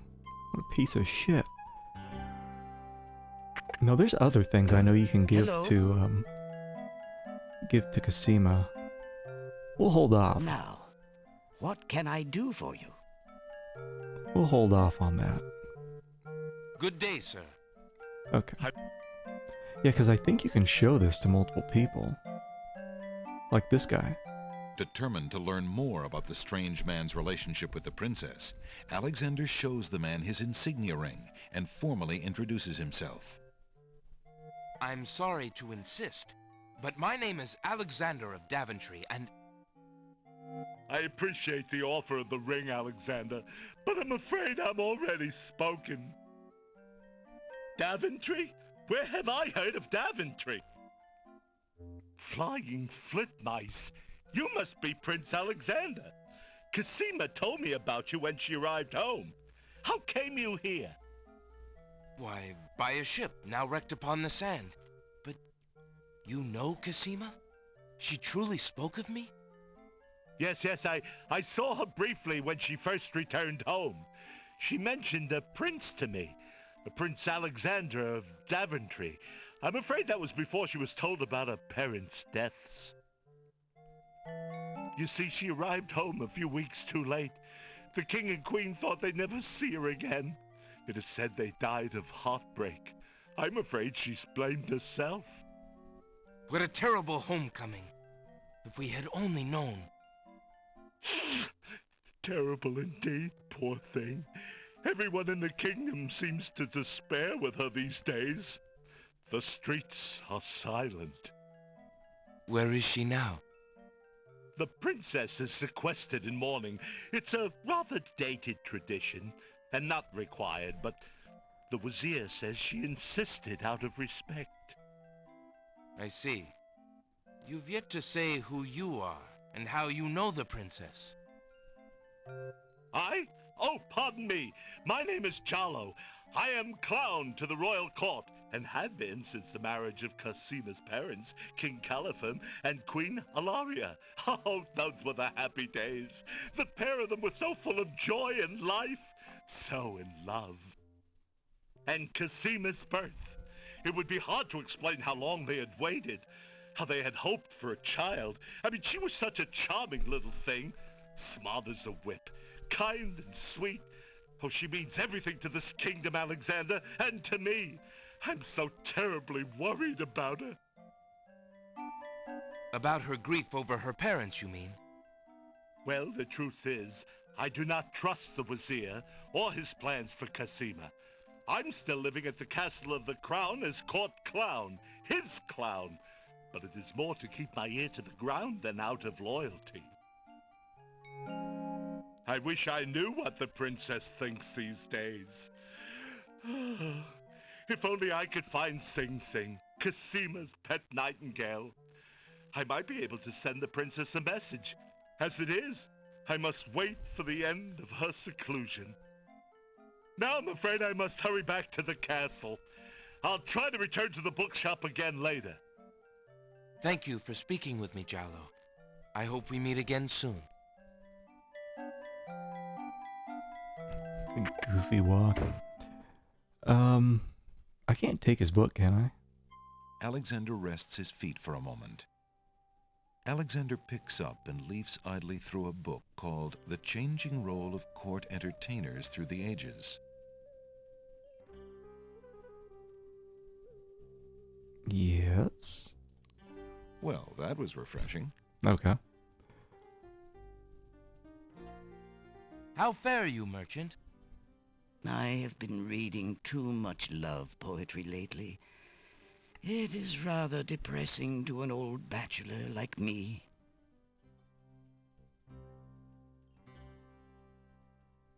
Is this it? An antique leather-bound book is displayed on a little stand on the counter. On the elaborate cover is the title, Ye Useful Book of Magic Spells. Give me that shit. How much for that book on the counter, merchant? It is a fine book, is it not? I obtained it from the estate of the one and only magician this kingdom has ever had. Poofed himself into an aardvark in the end, or so I heard. His lips aren't moving. I never found the spells all that useful myself, but then I lead a boring life. I tell you what, if you can find another rare book, something a bit more marketable, I might be willing to exchange the spelled book for it. Okay, so he's probably not going to take this old piece of shit, right? Might I return this? Please, I had a hard enough time getting rid of that book in the first place. Alright. Anything else? How fare you, merchant? Business could be better. Too many people are losing interest in reading these days. It is a sign of the times. Anything off the shelf? Thinking of Cosima, Alexander decides to leaf through one of the volumes of love poetry. Did I just get lucky? He reads, Thy hair, thy lips, thy beauteous face, and all thy studied female grace have won for thee anon a place within this broken breast. Not bad. And another. Upon the shore the lilies bend, untouched by worldly care, where shadow they her earthly bed, oh, that she were not there. Yikes. And another. What was it when I looked at you? What power has chained me through and through, and binds my heart with links so tight I cannot live without the sight of you? What nameless thing has captured me, and made me powerless to flee? What thing is it without a name that brings my mind e'er back the same to thee? The name of love cannot apply.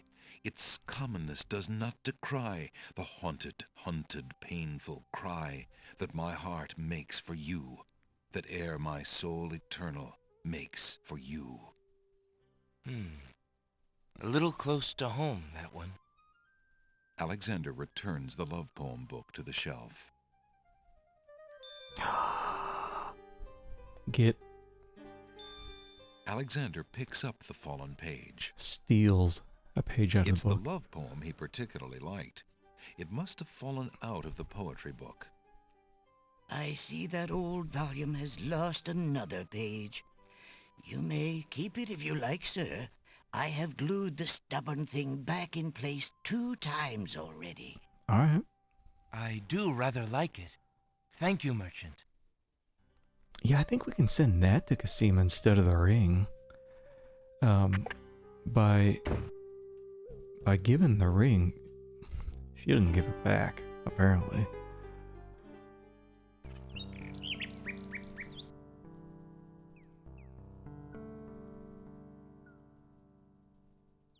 Okay. Alexander Reed. What was it when I... What No. name? Just... There we go. Take this instead, bird. Alexander holds out the love poem to the nightingale, hoping that she perhaps is the nightingale that Jalo spoke of, and that she might be able to take the words of love to her mistress, Cosima.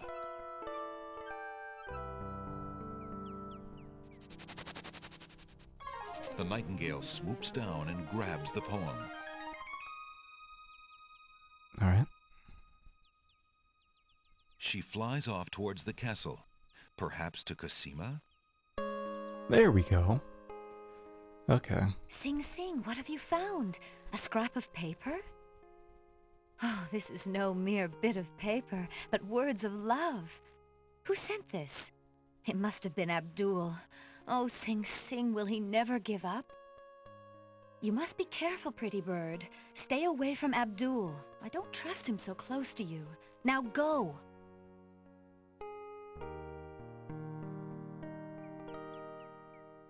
Now clearly we have to...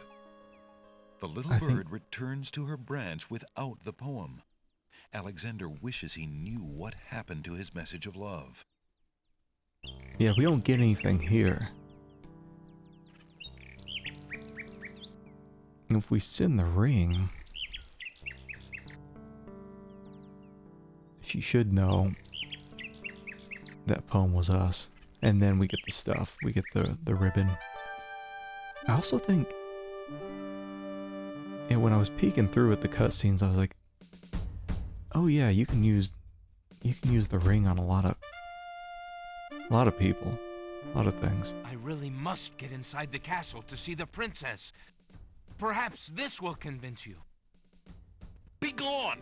We have no interest in anything you carry. You are not welcome at the castle. At all? Come on, just... We are under orders not to let you anywhere near the castle, Prince Alexander. Begone! Fine. Maybe later. Well, I wonder... Hold on.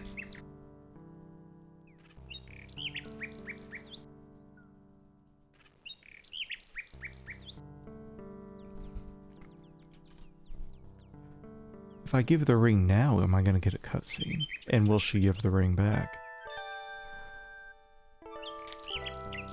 Alexander holds out his royal ring, hoping that the bird will deliver it to the same place she took the poem, in the chance that the receiver might be Cosima. I don't know if you can give anything else. The nightingale swoops down, grabs the ring, and takes it towards the castle. Yeah, okay. Yeah, you don't get a cutscene Sing Sing, what have you got in your mouth, my pretty? if you don't take the poem first. A gold ring? Sing Sing, where did you get this? Realm of Daventry. But this is Alexander's ring. Oh, my soul, he must be here. Sing Sing, I wish you could tell me what you've seen. Is he really here then, on this very island? Oh, if only I could leave this castle as easily as you. Take this ribbon, Sing Sing. If you know where he is, return it to him. Please be careful, Alexander. It is so dangerous, and yet I could not wish you away. I think you'd be pretty boned if you sent the coin. Am I gonna get my ring back this time?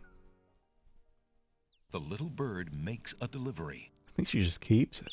Pretty bad trait to get someone's nasty It's a red hair. velvet hair ribbon. Could it be? Could it possibly belong to Cosima herself? Or am I merely wishing it were so? Alexander examines the red ribbon and finds a strand of long black hair. Alright. Well, yeah, how the game works, like you can do a bunch of stuff differently and end up with either a soft lock or a different ending. I go, we'll just get what we get, right? This is the only page of inventory. I feel like this guy's judging me when he says that. This is the only page of inventory.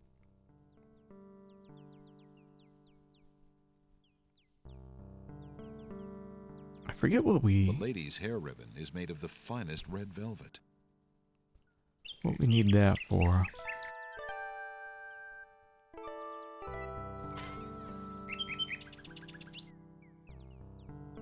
Maybe we can just try one of the other islands. We can't do the...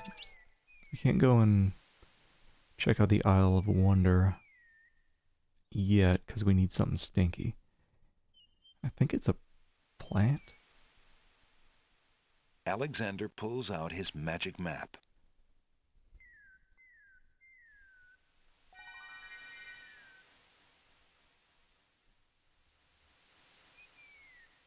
I think I can make a tiny bit of progress too on the Isle of Beast, but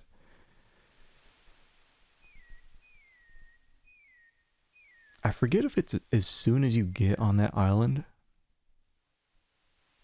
or if it is after you make some progress. You're like, you have a timed curse. So I don't know if I want to go there just yet. Alexander feels a strange pulling sensation. That'll like turn you into a warthog or something.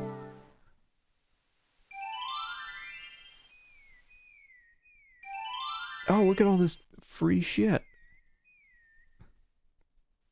That's what I'm talking about. Alexander notices an unusually large coal-black feather lying on the beach. Is this my stinky flower? Alexander takes the feather. There's an ugly flower growing near the base of the cliff. Alexander picks the flower and is startled by its hideously strong skunk-like odor. For a moment, he can smell nothing else. I think now I do have everything to get on the Isle of Wonder. There appears to be something etched into the face of the cliff. Alexander decides to get closer.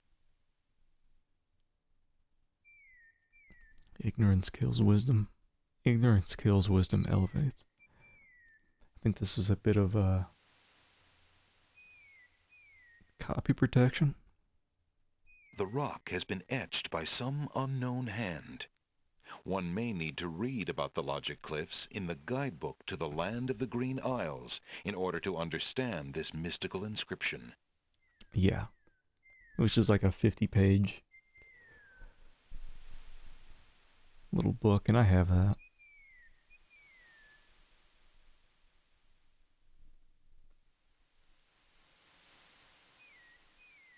I don't think I want to go up there just yet, though.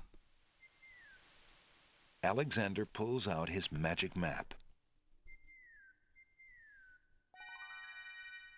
Alexander feels a strange pulling sensation.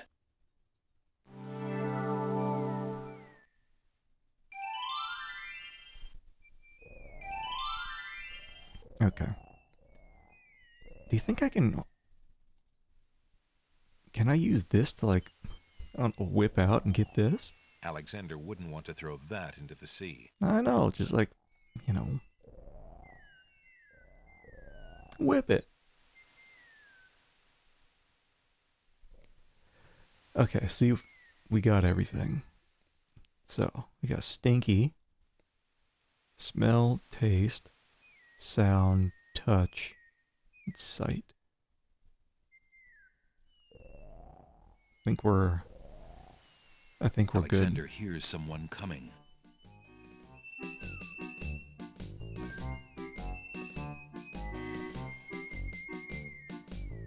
"5 fierce guards of the isle we be. Watch for a foreign man," said he, "with ears and nose, tongue, hands, and eyes.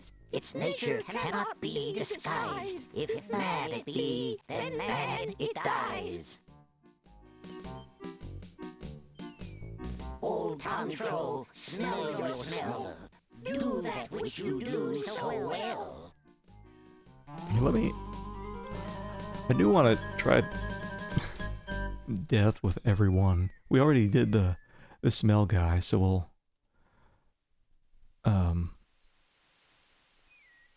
we'll just give him what he wants, I guess. Alexander holds the flower of stench out to the gnome with the jumbo nose.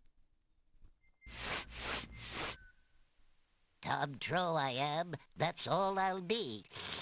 My nose knows all on land and sea. A flower of stench has washed ashore. A flower 'tis all, and nothing more.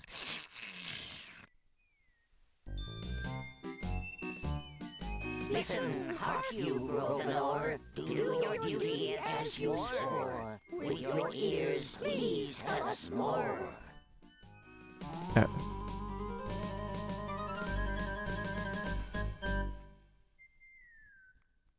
Now it's the nightingale, but I don't think I have anything else that would make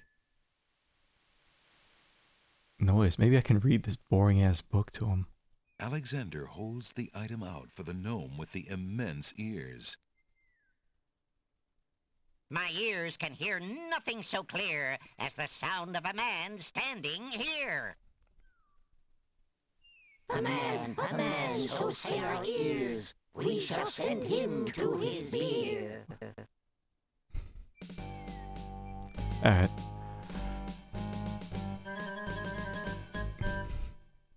Anyway, it should be this. Alexander winds the tin nightingale and plays it for the gnome with the monumental ears.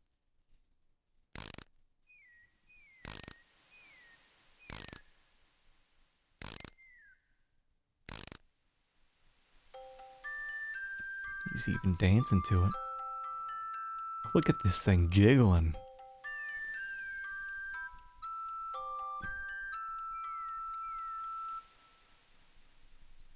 A nose is not a way to spy. My ears cannot be told a lie. A nightingale is all there be. No man is near, and so say me. Taste, Grump, that we might know whether friend or whether foe. It's jiggling at the end of the audio.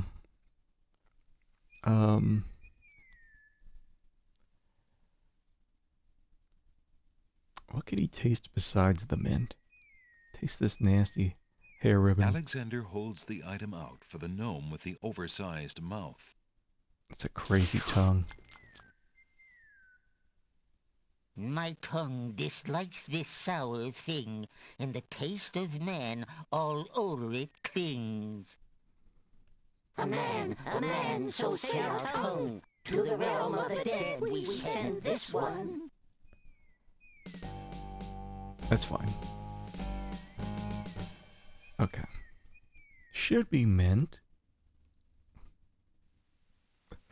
It's so weird they can't detect like me winding up this nightingale.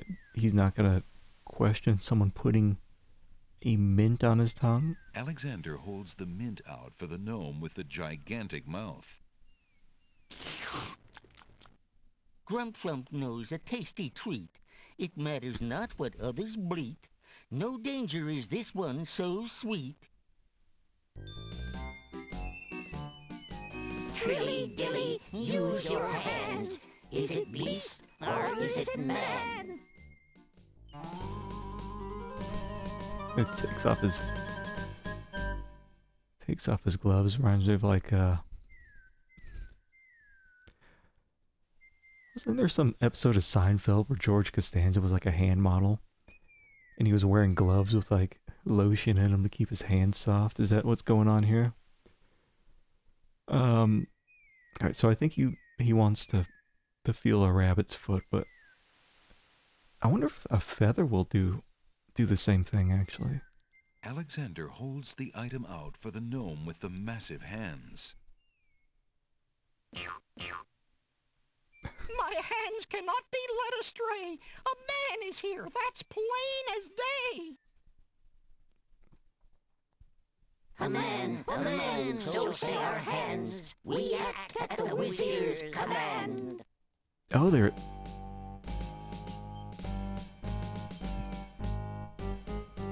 I never knew that these guys are like acting on his behalf.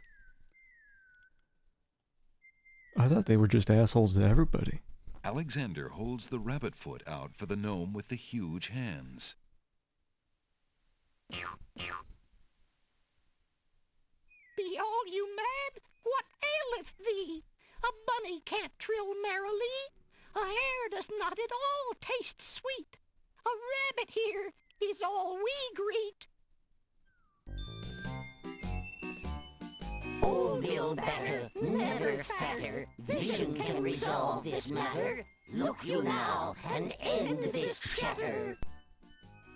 Never fatter. He's the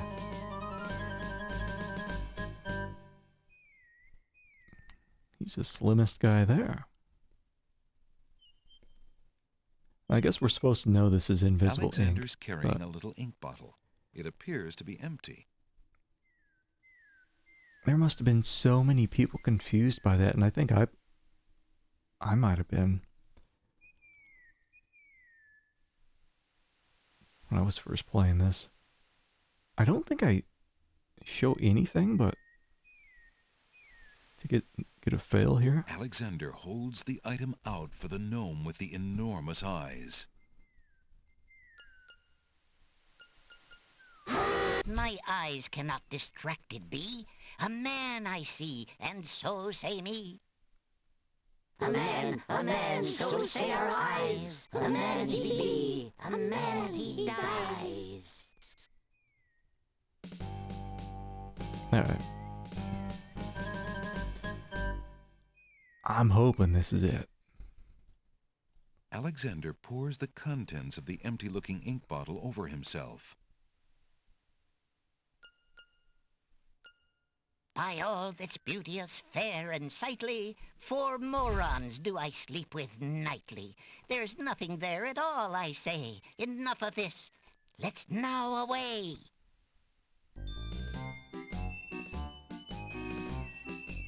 I'm glad we never run into these guys just walking around the island. And it looks like this is close now. Close enough to get. Alexander did it. He's fooled the guards. Excellent. Alexander picks up the object floating in the water. It appears to be a string of letters. They say, "Where are you going?" Mm-hmm. Alexander decides to keep the odd sentence, even though it is incomplete. Okay. Wait. The little oyster is sleeping peacefully now that Alexander's removed the irritating pearl. Oyster beds line the seashore. Most of the oysters are sound asleep. Alexander is standing on a rocky beach. To the north is dense tropical vegetation. Near the shore are a dozen or so oyster beds.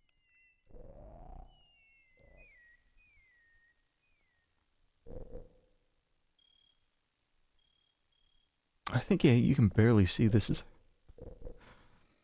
like a stick man with his hands on his hips. A mushy swamp lies just off the path. It doesn't look Oh, like and very good swimming. The fallen and then this log guy, is remember? a good-sized knot or bump. Milkweed thrives near the mucky swamp. Small bottles filled with milk grow on it like fruit. Like all sorts of stuff here. Alexander takes a bottle of milk from the milkweed bush. Ugh. Apparently, the dogwood tree doesn't like Alexander standing that close.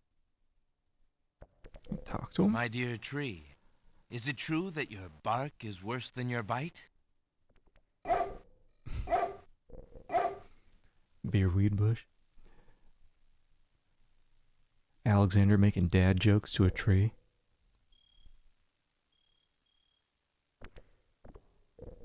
That bump on the log does not look particularly conversational to Alexander. Really? Looks kind of happy. Alexander sees no point in trying to talk to that stick in the swamp. Oh wait, hold on. Can I die? The swampy bog sinks beneath Alexander's weight. He feels himself being sucked slowly but firmly down into the muck. Here we go.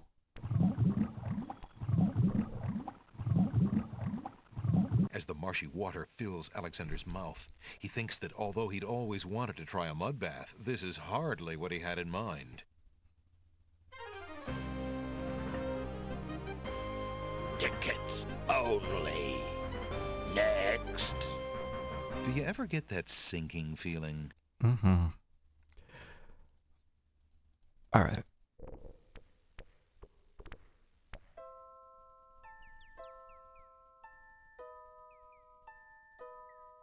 There's like this. There's all sorts of crap. Unless Alexander is mistaken, those plants must be baby's tears. Is this what I give the milk to? The glass bottle is full of milk. How strange for a plant to produce not only milk, but a container to go with it. Mm-hmm. Hello. Aren't you a bunch of fine-looking young plants? Goo-goo-gaga! Apparently, the baby's tears haven't learned to talk yet. Good day, tomato vines. Good morning. Can I talk to each one separately? Good day, tomato vines. Good morning. And there's this asshole down at the bottom, right? How did you manage to fall off the vine, Mr. Tomato? What do you think? I'm old. I'm rotten. Yeah. Leave me alone. If you say so. After all, you're just gonna let me sit here and rot on this dry ground like everybody else, aren't you? Why, I don't know. I suppose... Ah, never mind. Just go away. Ah. Yeah. You're mine now. Hey, what do you think you're doing there? Get your hands off me. Hey! That thing is Alexander huge. picks up Rotten Tomato and puts him away. One never knows when one will need a rotten tomato. The old Rotten Tomato gives Alexander a mean look and grumbles sourly. Poke him? Hands off, you! Hands off, you! Oh, I can... I got a lawyer, you know. Yeah, there's kidnapping laws in this here kingdom. Where were you born? A barn? It's a pigsty back here. Yeah, all this stuff you got. What do you want to carry all this trash around for? I got a lawyer, you know. Yeah, there's kidnapping laws in this here kingdom. Is it just those two You're things? ugly and you smell bad. Yeah, put me down before I juice all over you. What do you want from me? A recitation or something? Leave me alone. Yeah. I like how the yeah isn't even part of the text. I got a lawyer, you know. Yeah, there's kidnapping laws in this here kingdom. That object has nothing to say. That was the milk. You're ugly and you smell bad. Yeah, put me down before I juice all over you. I wonder, is it just like the three things? Let's give one more for good luck. I got a lawyer, you Okay. know. Yeah, there's kidnapping laws in this here kingdom. All right. Can I talk to the bird? That object has nothing to say. Can I talk to the The words? sentence seems to only have one thing to say. Where are you going? Okay. I don't think I can talk to these, can I? Good day, snapdragons. The snapdragons don't seem inclined to communicate with anyone. Greetings, ladies. How charming you look today. The wallflowers are too shy to talk to Alexander. About this little guy. What a curious little black spot. The hole in the wall does not reply. Can I just take it? There appears to be a hole in the garden wall. Through the hole in the wall, Alexander sees a land that resembles a giant chessboard. Wow, it really is a hole in the wall. Zounds, those wallflowers sure are shy, and the snapdragons are awfully protective of them. Alexander can't even get close to the wallflowers without causing quite a stir. Really? Looked like I got pretty close. Alexander decides to pick up the hole in the wall. A hole in the wall could be a very useful thing. Oh, can I... Alexander startled the poor thing. It's run off to hide behind the wallflowers.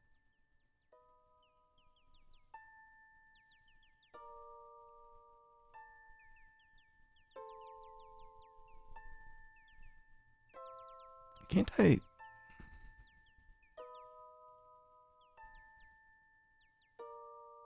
Ah, let me go in here quick. It's like pizza doors. A red chess knight stands at the top of the marble steps. A noble white chess knight stands at the top of the marble stairs. Excuse me, what land lies beyond? What land? Chessboard land, you knave. I see. And is chessboard land part of the land of the Green Isles? It is the home of the red and white queens, rulers of the Isle of Wonder, fairest of the islands that owe loyalty to the king of the land of the Green Isles. But perhaps not for long. What do you mean? What is the purpose of unity with the great king and queen dead? The princess is worth serving, but the feud with the other isles is strong. Oh.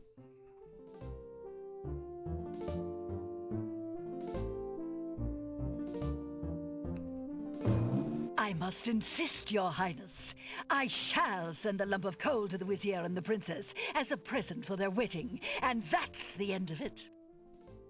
And I suppose you'll leave me with only this stupid spoiled egg to send, Your Highness. I want to impress the new king and queen of the realm as much as you do. As queen of this island, I have every right to that lump of coal. Who isn't queen of this isle? The lump of coal is in my possession. Therefore, I shall do as I please with it. Besides, there's nothing wrong with that spoiled egg. The egg, though delightfully spoiled, is not nearly so valuable as the lump of coal, and you know it. Your Highness always got to carry the singing stone. It's not fair that you get the coal, too. That doesn't count. The singing stone was stolen by that horrid beast. I should get to keep the coal just because my stone was stolen. It wasn't your stone. It belonged to the Isle of Wonder treasury. Your Highness always thinks that everything is hers. Excuse me, my good man, but could you settle an argument for us? Which of us should get to carry the coal and which the egg? Remember, white is the color of deserving truth and virtue. Quiet, Your Highness, and let him make up his own mind. I, for one, shall be more proper, and not even mention the fact that red is the color of love. I'm sorry, Your Majesties. I'm partial to both red and white, but I'm afraid that I don't know how to solve your problem. One of you will just have to be gracious and allow the other the lump of coal. What a ridiculously stupid idea. Quite ludicrous. He was a lot of help, wasn't he? Oh, yes. Obviously a man of high intelligence. Oh, we got some stuff. The lump of coal goes much better with my gown anyway. Black and red are imperial colors. That's the silliest thing I ever heard. Red does not go with anything, being much too self-conscious. White is the perfect accompaniment to any color. Yeah, I love the Isle of Wonder. Just weird place. The Red Queen has dropped her scarf on the steps. Is this not like similar to the thing I got from Casima? Alexander picks up the Red Queen's scarf. We got some hairs in this too. The scarf is made of red silk. The lady's hair ribbon is made of the finest red velvet. The old rotten tomato gives Alexander a mean look and grumbles sourly. Alright. I don't suppose I can...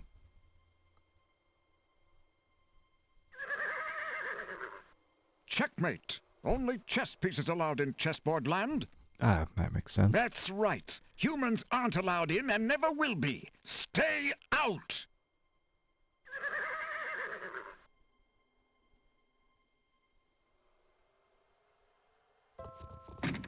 Okay. I thought you could give milk to these dudes. Wait, can I? I should be able to drink the milk. Alexander drinks the milk and discards the bottle. Yum. I can just get another... Wait. Get another thing here. Alexander takes a bottle of milk from the milkweed bush. Apparently, the dogwood tree doesn't like Alexander standing that close. Wait, can I... Yeah, I got it.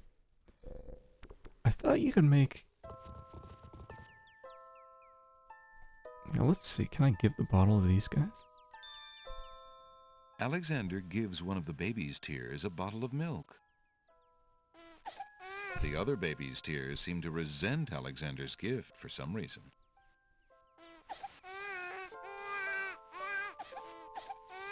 One of the babies is sucking happily on a bottle of milk, while the others are spilling copious tears over their lack of the same. Alright, I don't think I have anything to... I think you can get their tears. Is sucking Can I rip their heads out of the ground? As much as Alexander might wish to comfort the crying babies, he feels a little awkward about picking them up. Is that lettuce growing in the garden? It looks a little chilled. Iceberg Why, lettuce? It must be iceberg lettuce. Uh-huh. Good one, Roberta. To the right of the path is a little coffee table. Alexander is too far away from home to think about taking furniture back with him.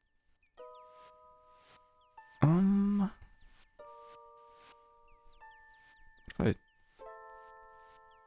Would you lovely flowers be interested in this? Guess not.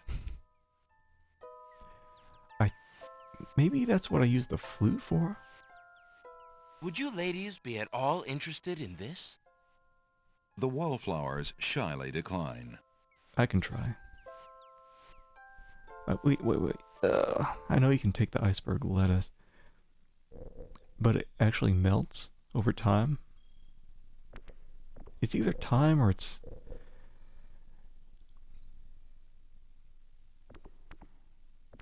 melting a bit per screen. In these dudes, I think I can... The bump on the log does not look particularly interesting to Alexander.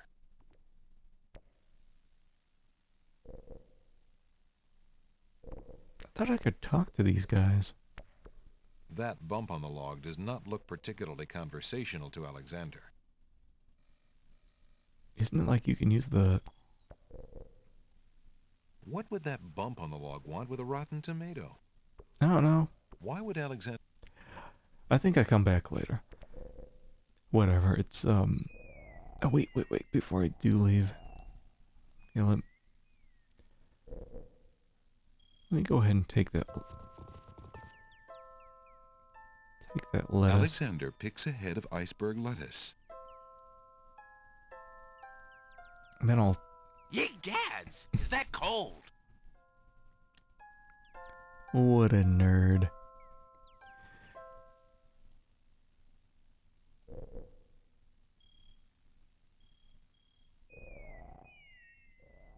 Wait, hold on. Is this goop? A large tree stretches knotted limbs out over the swamp. Part of the tree's trunk is shaped like the face of a dog. No. Okay. Saving, because I can't remember. Alexander pulls out his magic map.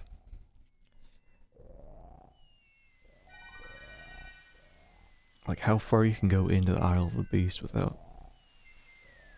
Getting boned. Alexander feels a strange pulling sensation. Get that beast curse.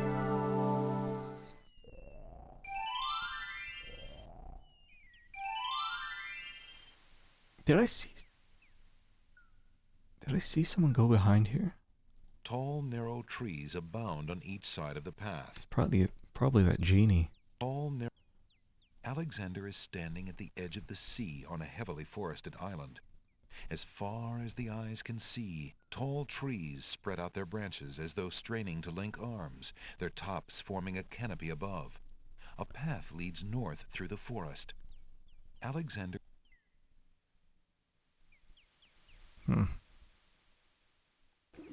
Yeah, it's this, I remember. An old abandoned hunter's lamp is hanging on one of the trees. Alexander wonders who might have hunted in these dense woods. Old lamp for the dude. Alexander is carrying a full head of a queer-looking lettuce made of ice. The iceberg lettuce is cold, wet, and not good eating. You can cool this down. Cool down the boiling... Actually, hold on. I need to die first. Alexander... Gotta get all these deaths, man. Alexander...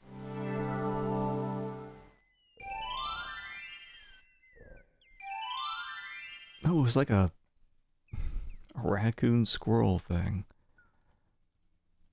Nearby, the stump of a fallen tree still spreads its roots to the sea. Okay. Yeah, so here... A pond lies across the path. The water boils as if over some magical flame. Can I eat the mushrooms? The forest is dotted with clumps of wild mushrooms. Ouch! That water is hot. Alexander, not being an expert on poisonous mushrooms, decides not to take a chance on tasting the local variety. Well... A pond... Listen here, pond. I wish to pass. It's worth a try in a world like this. Rather hot-headedly, refuses to respond. Just be bold. Wait, can I toss the tomato in here? What are you, nuts? Don't put me in that soup bowl of a pond, you crazy human! What can I use? To do anything with the land, Alexander doesn't want to alter the forest. I wonder what all I can use this tomato on. What are you, nuts? Most pawns refuse to respond. I don't know. Alexander decides to brave the boiling pond. How brave, how bold. And soon realizes a deep sympathy for soup vegetables as he learns the true meaning of being in a stew.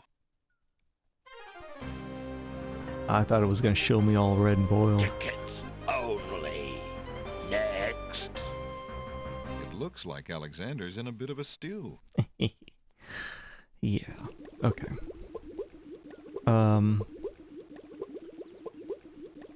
Hoping to cool down the boiling pond, Alexander throws in a head of iceberg lettuce.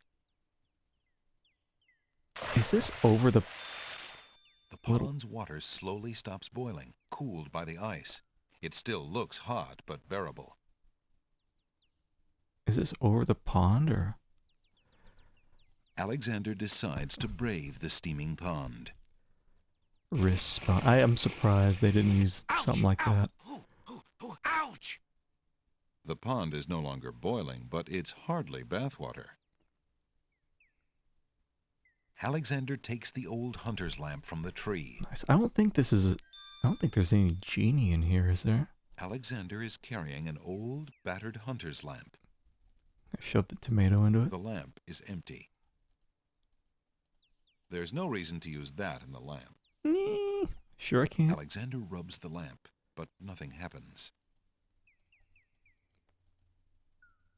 Okay.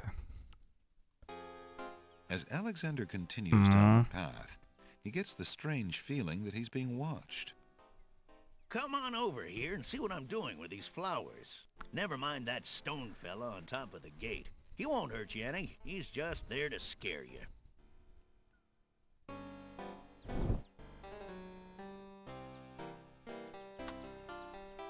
Yeah. A pleasant-looking middle-aged man is busy tending a small garden just past the wall. A stone archer sits atop the lintel of the gate like a silent guardian. His stone bow is tightly drawn and fitted with a single stone arrow. The statue to the left of the gate shows a man kneeling down with his spear as though waiting for a target.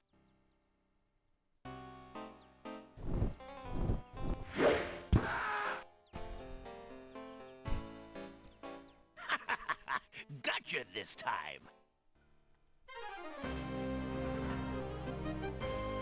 Tickets only. Next. That move was slightly erroneous. Thank you. Okay, is this something? A brick lies in the grass. It must have come from the old brick wall. It is something, I think. Alexander picks up the brick. Can I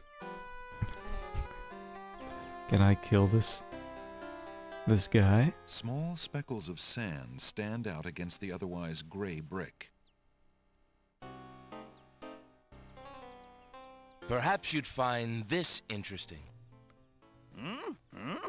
Sure, bring it on over to this side of the wall where I can see it better.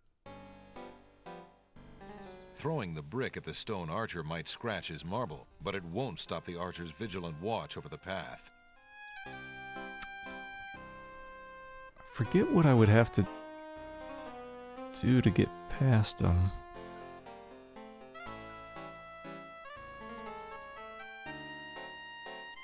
Do you, like, blindfold him? The stone archer would undoubtedly shoot Alexander long before he managed to climb up the wall to try that.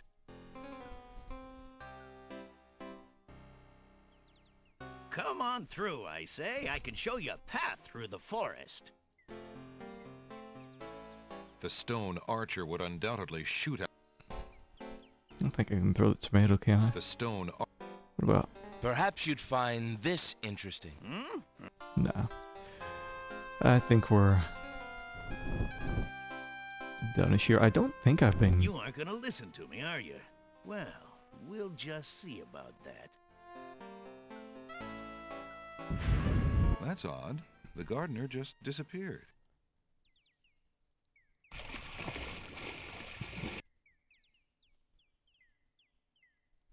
Whatever.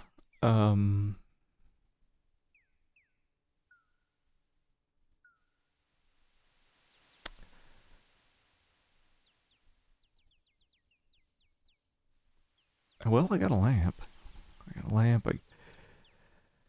I got all sorts of stuff. I think I can go back to Alexander pulls out his magic map. Isle of the Crown and get some more stuff.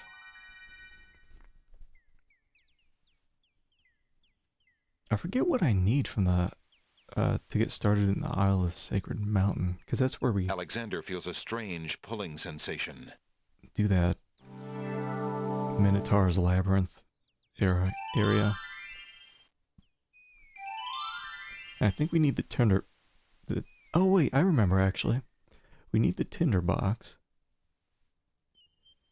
Right, and then we need, well, I think this is what we use to get the Minotaur to charge forward. And then I think we need the hole in the wall. I'm gonna try. I'm gonna try to use that flute.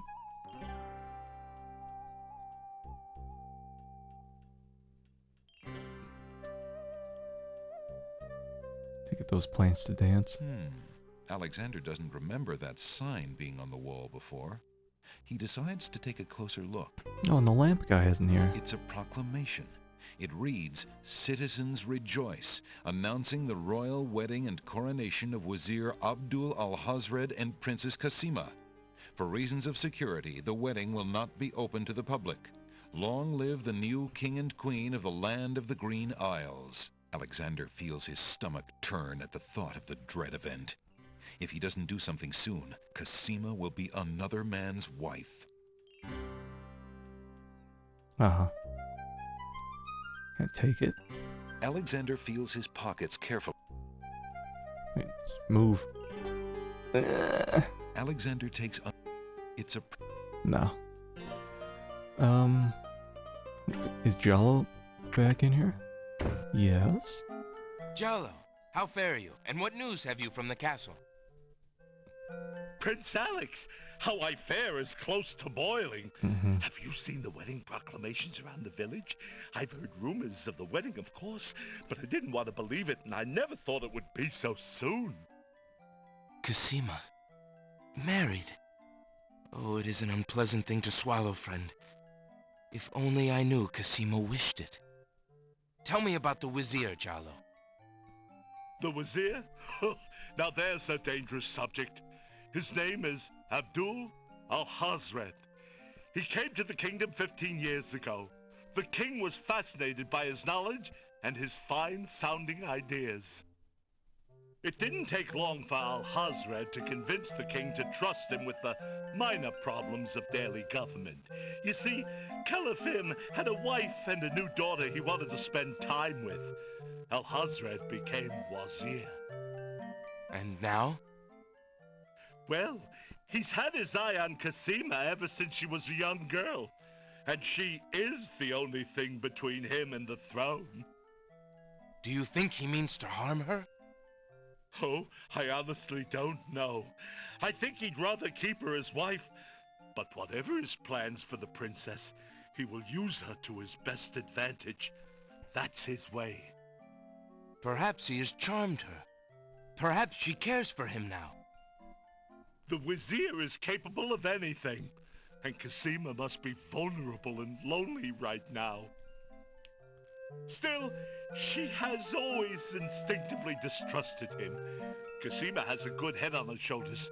I'd be surprised if she's truly fallen for his words of love. I must return to the castle, Prince Alex, and you to your wanderings.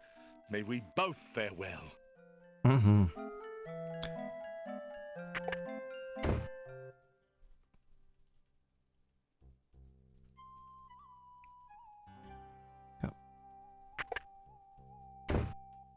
Paula Abdul kidnapped my woman. Yeah, I think you have to have some kind of decent relationship with Jalo to help you out later in the game.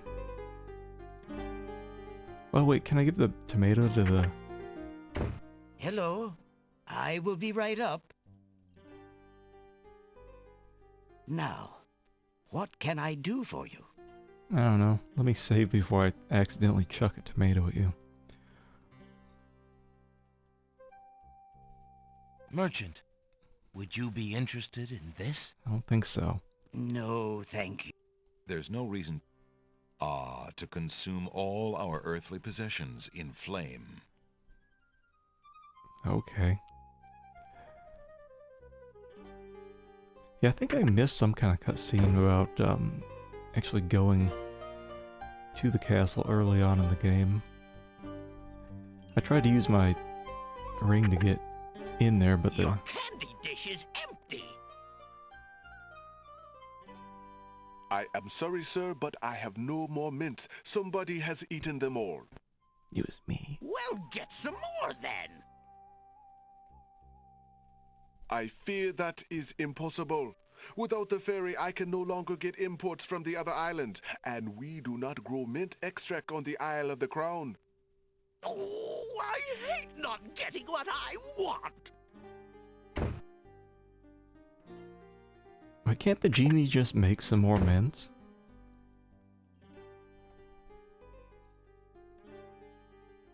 The mint dish is empty. What a shame.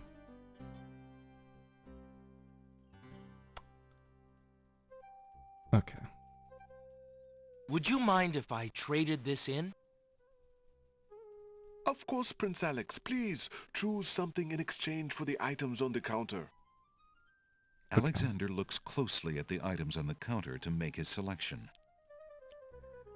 I think this is what I need. I'll take the flute. The flute? Very good, Prince Alex. May its music always be sweet. Feel free to trade it back at any time. Thank you. I guess I could try going back in the castle, too. Or wait. Do you think the lady's over here? Maybe I can talk to her. The girl is too Oh, come on. Oh, God. The girl is too far away to hold a conversation. Come on. The girl is too... Are you out here again? Have you finished the chores I gave you? Yes, stepmother. The house and the stables are clean. Then start polishing the silverware! Do I have to tell you everything? Yes, stepmother. Right away.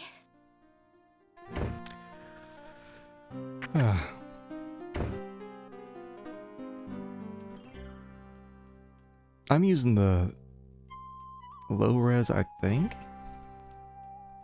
Like, it was an option in Scum VM to turn on the high resolution stuff, but I think I like this. It's not awful. I mean, it looks pretty good to me. But the high resolution just seems off, I guess.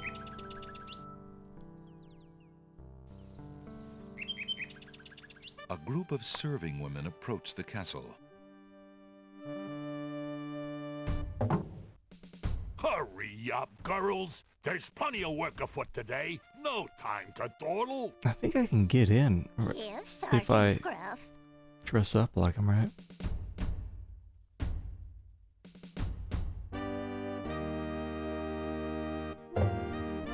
It's well that they're here, Wolf.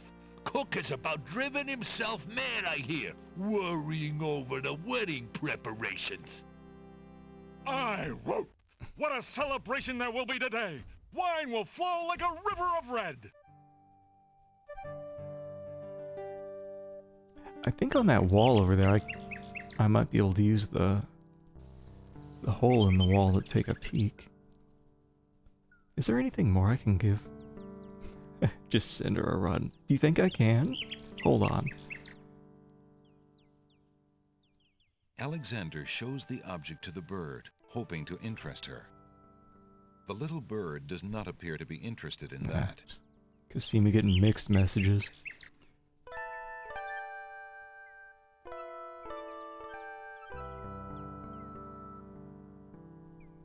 Yeah, I don't think I can give it anything else. It's got to be something lightweight.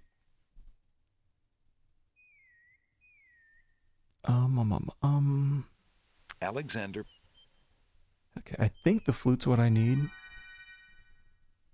Alexander feels Get those plants dancing so I can get the hole in the wall. Because I don't think you can do the Minotaur area without the hole in the wall. Alexander takes a bottle of milk. Go away, dog. Apparently. I can't remember what you need to do to get these guys bitching at each other. Okay, let's see. May I have this dance? I hear points. Oh,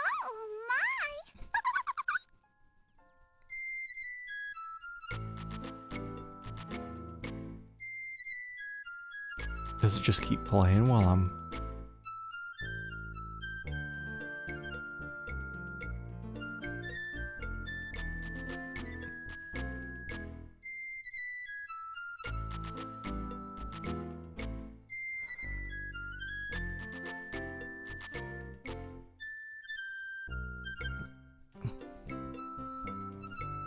Just trying to see if is there any way I can...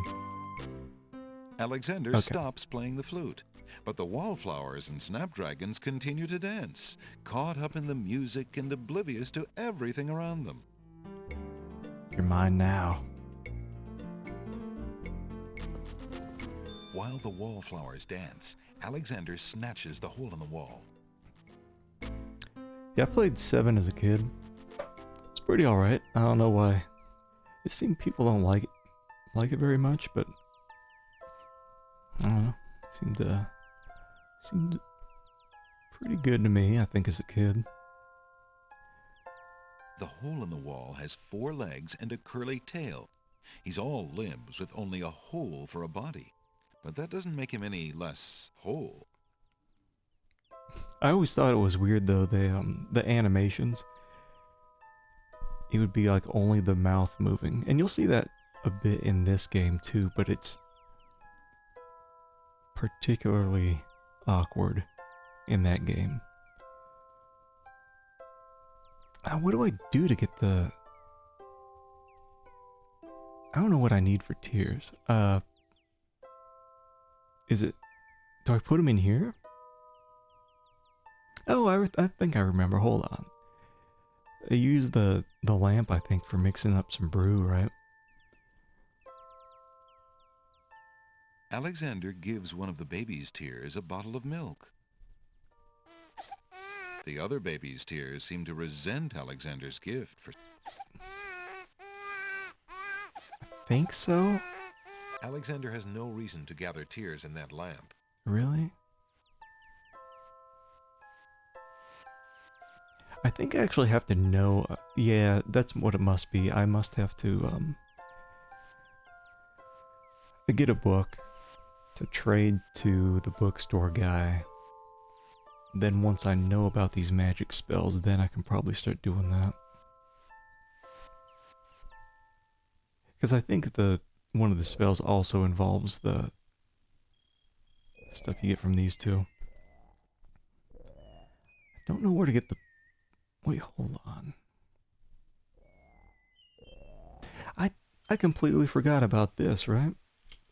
I thought you could only go on the back, but I was like... I know there was another area to this game. It's over here, isn't it? Yeah. I completely forgot how to get to this. I think it was like 10 or 15% of the games I've streamed have bees in them. Let's see if we can die. Alexander sees nothing of interest there. Come on. The bees, although spelling, can sting and cause swelling. Let's see if I can get bead. Yeah, this must be where I get a book for what's his name at the bookstore. Piles of stacked books, looking ready to topple at any moment, have been arranged haphazardly on the sandy ground. Is this the one I need? The tail end of this island is a riotous scramble of books, sand, and a spider's web.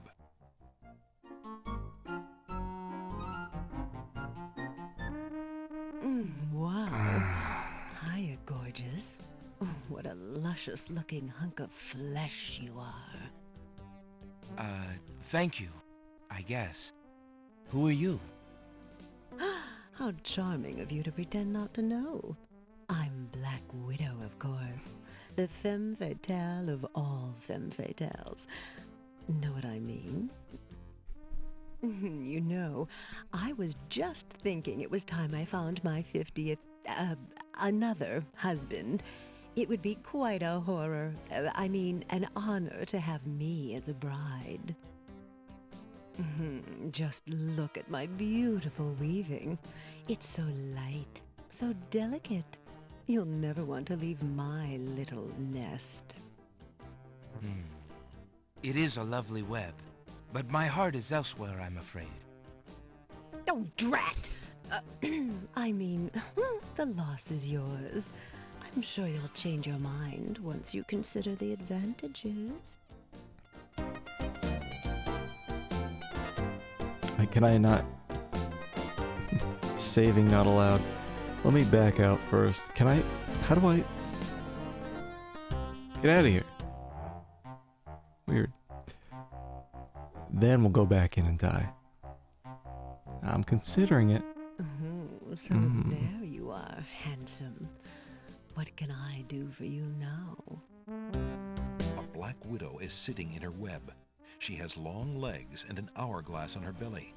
She gives Alexander a knowing look. Have you changed your mind? My offer of wedlock is still open. Hell yeah. You want this tomato first? Alexander offers the item to the black widow. No, no, thank you, you sweet man.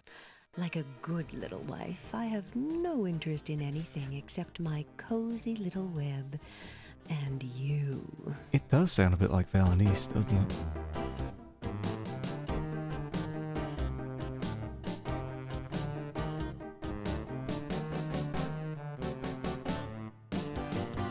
I forget what you do. Got it loud. Whatever. Let's die. Alexander reaches out to touch the black widow. Ah, how sweet the matrimony. I knew you'd change your mind.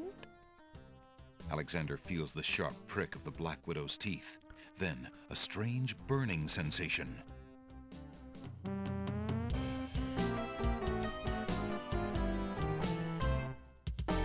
Unique death music. Ah, a widow again.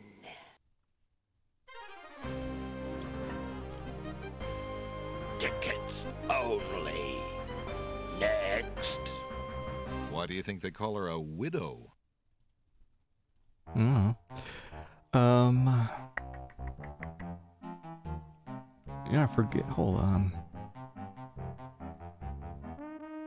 Oh, so there you are, handsome. That scrap of paper blew into my web from those books over there. The wind just thinks it can deposit anything here.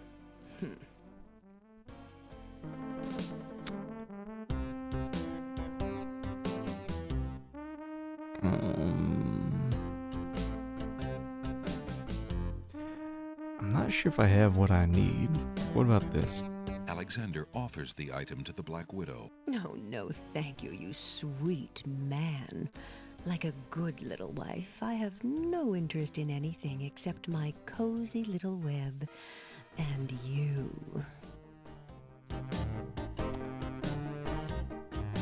Just go in the hole. Alexander offers the item to the black widow. No. Some music? Alexander. No.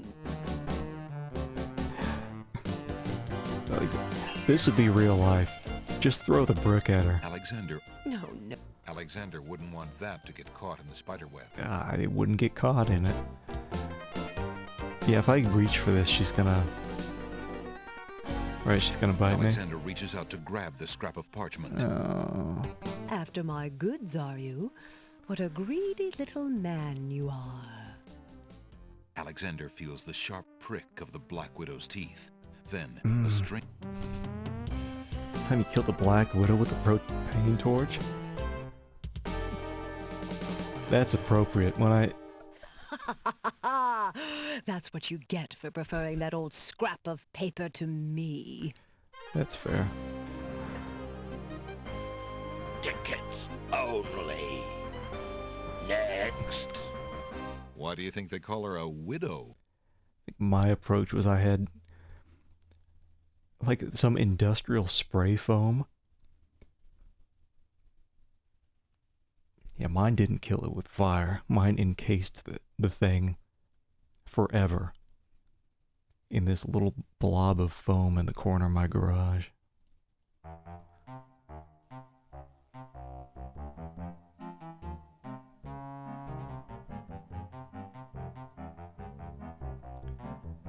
Okay, I forget exactly what I need to do to get this piece of paper. Probably something later. I'm pretty sure I can get one of these books, though. Yeah, anything in a pressurized can. Good against spiders. Give me a book. Yes. What do you think you're doing? I'm sorry. I didn't realize these books had an owner. I'm in need of a rare book. No owner? All books have owners, my good man. And this book owner, bookworm to you, wouldn't part with one of his books for anything. Isn't there something I can do for you to pay for the book? Let's see. Do you have an itinerant clause? No. No clauses at all, I'm afraid. As an exception, you always should. Oh, what is that? Don't mind oxymoron and diphthong. They're fairly limited grammatical principles, you know. Let's see. A marsh pig that does Texas? No. I'm afraid not. A dangling participle? I think that's what we need. I'm fresh out. A purple fiddle whacker? No, I don't think so. Sorry. An idiosyncrasy, perhaps? Afraid not. Ha! Then what good are you? Rude. I think that unlocks what I need next, though. It's some kind of iguana-looking thing. Just grab the spiders and throw them out.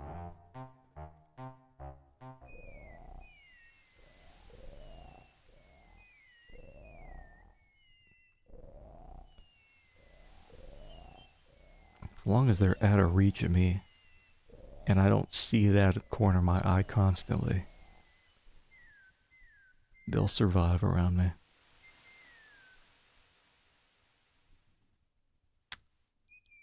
Oh, isn't it right here?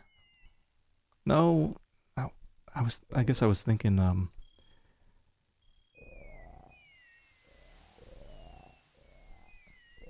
Isle of the Beast.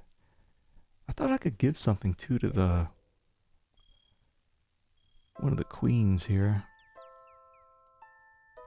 I probably don't have what I need. Do I?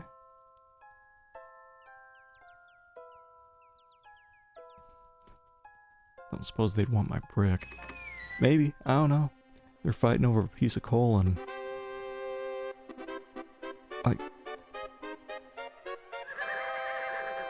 Can I pass into your fair land? Heavens, no! No humans allowed in chessboard land. Never have been, never will be. Rude. I think it's, I need to get that rare book. Then go back to the bookshop owner and get, Book of Useful Magic Spells. Alexander pulls out. Pretty sure now. We should be able to... Yeah, this thing. Which is like half... rat thing, half iguana. There's an odd little creature dangling from that tree branch. I think I just give it the words that I found, right? Or do I... Hold on, do I... Maybe I give the words to the bookworm, and then he gives me something else to give here? I don't know. Do you say anything? Hello, friend. Aren't you an odd-looking little fellow? I'm not. Odd-looking you are. Oh, I'm sorry. I didn't realize you could speak. Speak not. Funny is, speech I am and nothing but. Well... Maybe... Alexander holds the sentence out to the creature. This sentence seems in need of an ending. Perhaps you could finish it? Where are you going? Where are you going?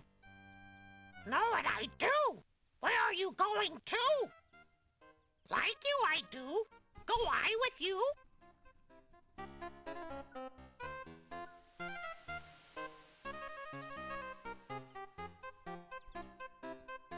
Well, that was certainly interesting. It looks like Alexander now has a passenger. Excellent. Can I talk to it? Take me home to. Take me home to. One end of the creature resembles a miniature dragon, A dragon? while the other looks like a possum. What a strange-looking fellow. I have a recurring pair of possums. Come by every couple weeks. Can I use you? Thanks, no. Me want it not. Alexander pulls out his magic map. Alexander... Okay. I still can't remember how to get the...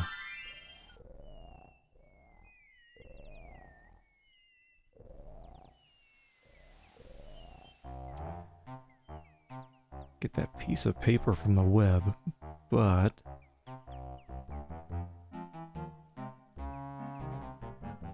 Here? Hello, bookworm. I have something you might be interested in. Well, what is it this time? I found this little fellow lost on another island. Coming home I am too. There you are, you naughty boy. I told you not to leave the island. Glad I am seeing you too. A most I hate that thing. celebration.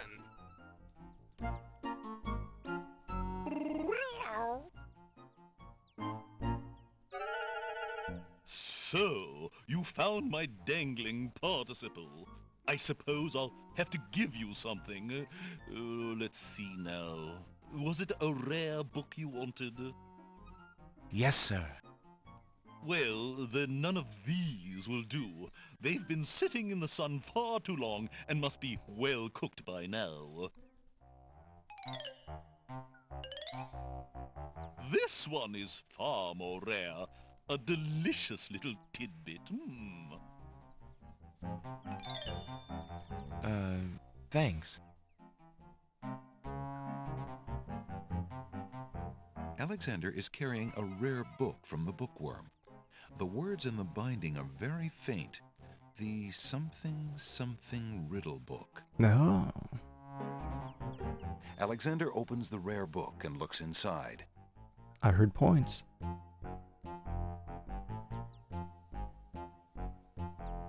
The book contains riddles and has a page missing. Alexander glances at a few of the conundrums, but finds himself more curious about the one that is missing. What was the riddle, he wonders? More importantly, what was the answer? Is that what that missing page is? The book contains riddles and has a page missing. What was the riddle? Okay. The book. What?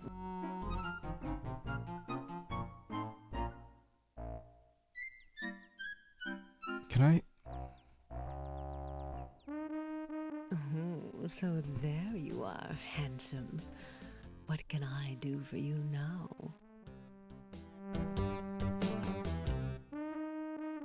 A black widow is sitting in her web. She has long legs and an hourglass on her belly. She gives Alexander a knowing look. That scrap of paper. Okay.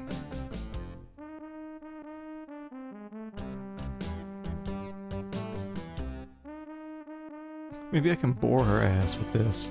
Alexander offers the item to the black widow. No, no, thank. No.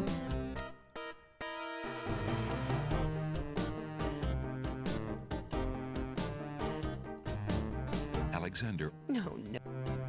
Just same old stuff.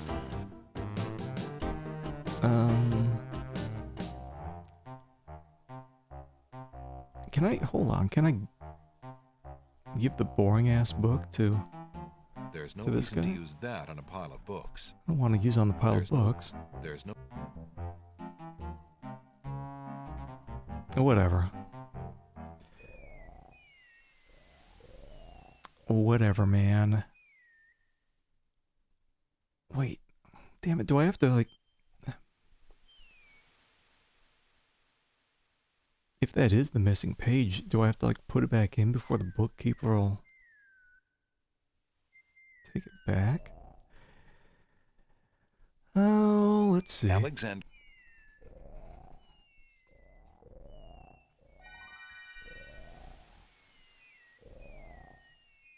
I may have enough stuff to do the Isle of the Sacred Mountain. Alexander feels a strange pulling sensation. I forget exactly all that I need.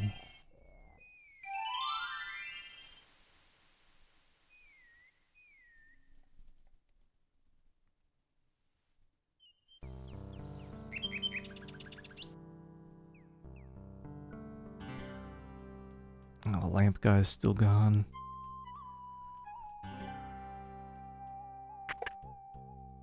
Hello. I will be right up. Now. Okay. I don't think he's gonna take it. I think he's gonna whine about that missing page. I found this rare book, and I thought of your offer. Very interesting. Oh, it is a wonderful riddle book. Riddles are much more marketable than spells these days. I guess people believe more in mirth than in magic. Here is the spell book you wanted, and a fair trade it is, I must say. Enjoy it. I guess he doesn't give a shit I certainly about the hope missing so. page. We shall see how rusty my spell casting truly is. Time to make some cat hair cookies. Alexander is carrying a book from the bookshop. The cover says, Ye Old Spell Book. I thought it was Ye Old Book of Useful Spells. Oh yeah.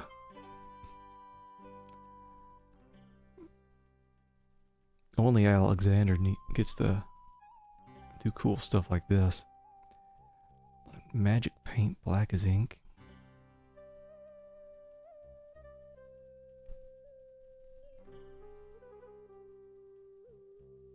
Swamp ooze. Okay, so this should unlock some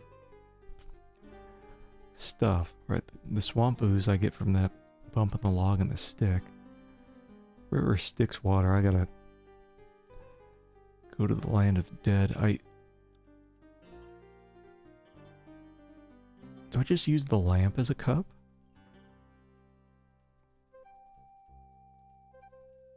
Add Styx water to swamp ooze in cup. Where am I supposed to get a cup? Apply to blank surface. Okay, whatever. Oh, I gotta remember to slap that hole in the wall up on side of the castle. There's other pages too, right? How do I make rain? A few drops of salt water, not from the sea. So those are the tears from the, I don't know what they are, Cabbage Patch babies? Cabbage Patch kids? Vial of sacred water. Falling water.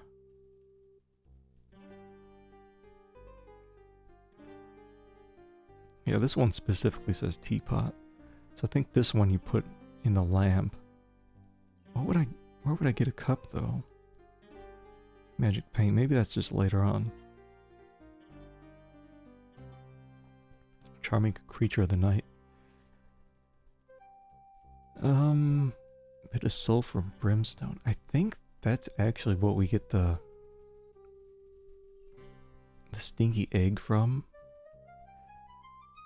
that queen chess piece.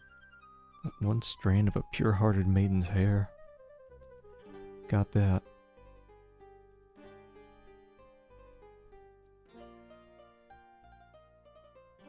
Is there anything else? This is the last page. Just the 3, huh? Or is it? This is the first page. Okay. Well, whatever. How do I... Alexander carefully reads the instructions for a spell entitled Magic Paint Spell. There. Okay. What's my points at?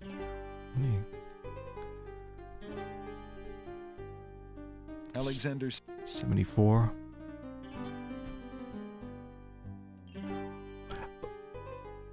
Before I take off here, let me Good day, Prince Alexander. trade this in for... Would you mind if I traded this in? Of course, Prince Alex. Alexander. Okay.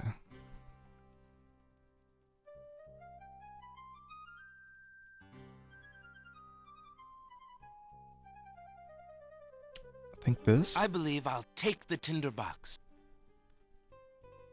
Very good, Prince Alex. Enjoy your tinderbox and bring it back anytime. Thank you.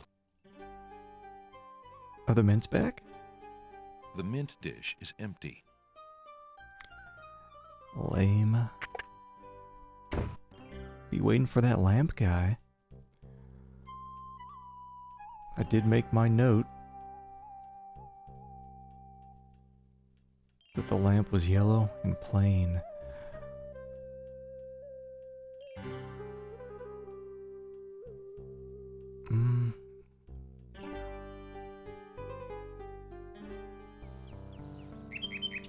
Think I can get back in here?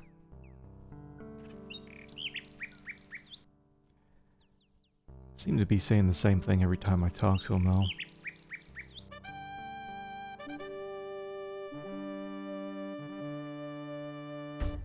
Please, if you'll be gone. Yeah. Same old crap. But can I take a little peek? Can I? Alexander puts the hole in the wall on the side wall of the castle. Yes. Alexander looks through the hole in the wall. What do we got going on here, baby? This thing's eyes. Alexander can see what looks like a hallway in the basement of the castle. It must lie just on the other side of this wall. Alexander can see... What the? The castle hallways like... are patrolled by guard dogs. Great. Maybe Alexander is better off out here after all. That thing was like phasing out of existence. Well... Alexander removes the hole in the wall from the wall.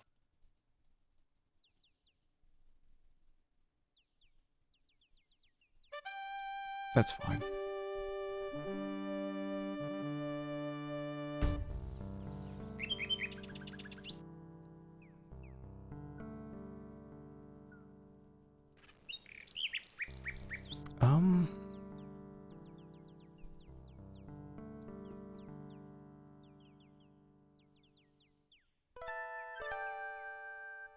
What is this? The pawn shop's tinderbox Oh. is slightly battered, but in reasonably good shape.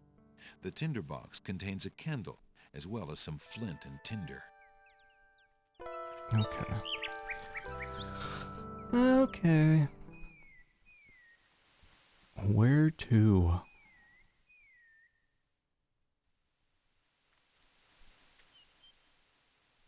Could take a shot with that Minotaur. Alexander pulls out his magic map.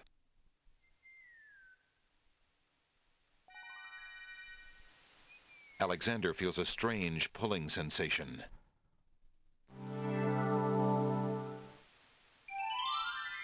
Man, I'm hoping I'm not gonna miss anything going through that labyrinth. It's gonna soft lock me. I also hope I don't fall off this thing here. There appears to be something etched into the face of the cliff.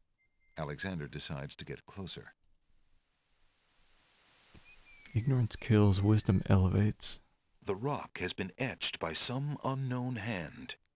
One may need to read about the logic cliffs in the guidebook to the land of the Green Isles in order to understand this mystical inscription. Yeah. Do I have that?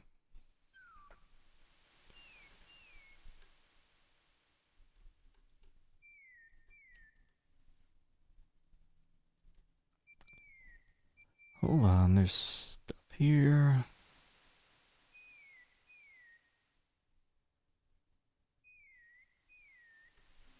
Is there specifically something on the logic cliffs? There is.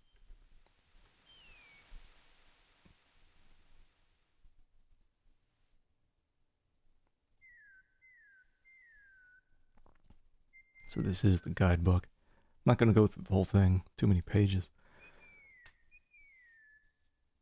There's like 2 pages here just on the logic cliffs. One of the most intriguing artifacts left by the ancient ones are the logic cliffs. The cliffs are so named from a series of riddles written on the face of the cliffs leading from the beach of the Isle of the Sacred Mountain to the Winged One city. Chiseled painstakingly into solid rock, the viewer must question what purpose the words serve. From the ancient scroll that references the cliffs, it can be determined that the riddles on the cliff were a part of an elaborate mechanism designed to protect those who dwelt at the top of the cliffs from undesirables that might arrive from the sea below. Illogical cliffs. I remember a lot of death here. The mechanism may have served as some sort of calling device designed to alert those at the top of the cliffs that a brother required admittance, or perhaps led to secret chambers within the rock itself. Whatever the cliff's purpose was, it was obviously built to admit only those indoctrinated into the secrets of the Ancient One's culture, and for that reason is, alas, as yet unsolved by those who live today. The following translations from the cliffs of the logic scroll may help the reader understand the mystique that surrounds the artifact. The first challenge: only those pure of heart will be able to rise the cliffs of logic. The third challenge: the stones of stealth, are associated with this riddle. 4 men standing in a row, third from the left, and down you go. The rest in order move you on, the youngest, the oldest, and the second son. The fifth challenge: only those of the highest order may ascend the cliffs of logic. Some catacomb crap, and then this. So, wait. Is that all it is? Is just putting in the symbols for rise and ascend? We'll see. We'll see. Or, hold on, is it just as simple as just putting in, like, rise? Can I?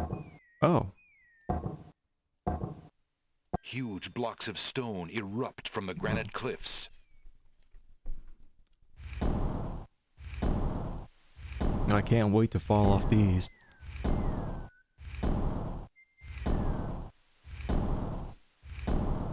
Alexander stares with wonder. That's quite a way to welcome a guest, if indeed it is a welcome. Say. A little too much like Down Under Dan. Can I grab these, or do I have to walk to The them? steps cannot be moved any further backwards or forwards. Oh, not the music too. It knows death is coming.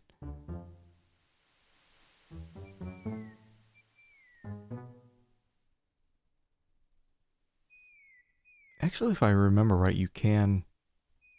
Oh no, Alexander loses his balance. I think you can survive on this first screen. Whoa! Whoa! Whoa! Whoa! You just break... Ow. Hey! You just break your ass bone, but you don't die.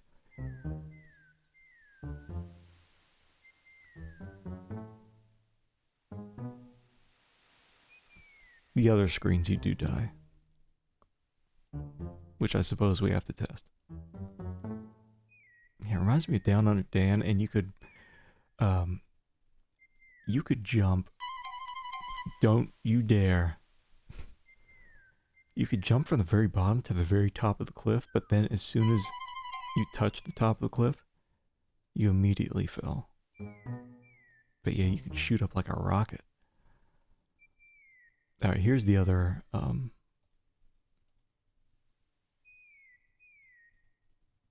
riddle. Let me die.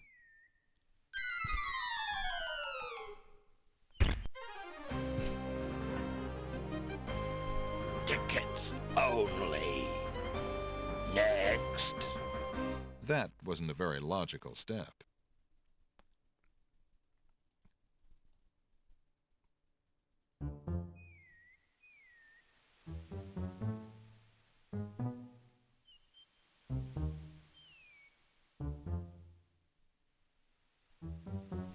Okay.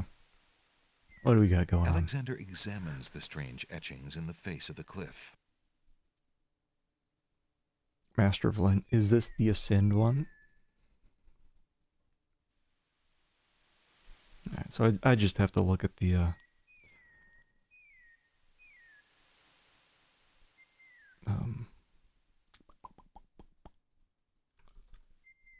damn it. Let me scoot things around so I can see. There we go. I'm pretty sure it's Ascend, so... Oh, god damn it, I moved shit too much. There we go. Ascend is... Or is it just Rise again?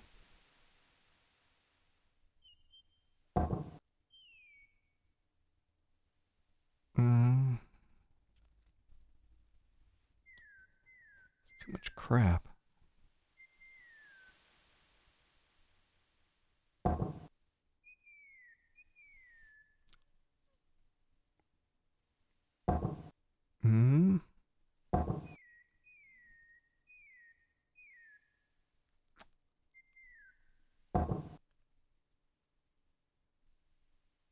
And the hell is it? Right? Or is it just Rise again?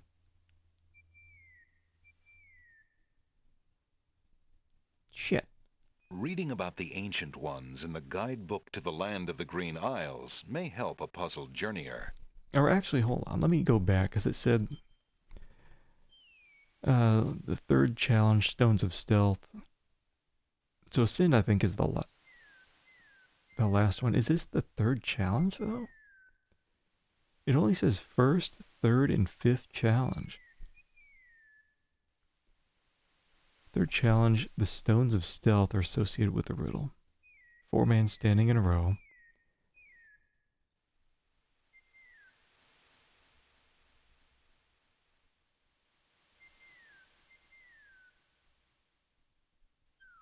Third from the left, down you go. Oh, wait, is it talking about, like... Hold on. I don't know, what is it talking about, like 4 of these?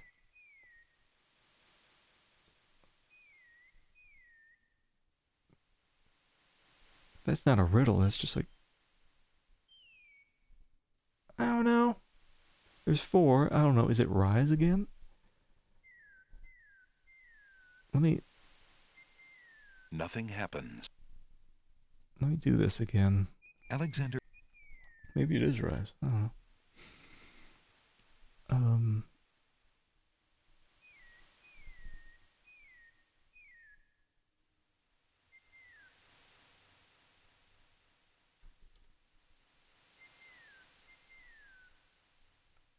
In that case, it would be... No, be that. R.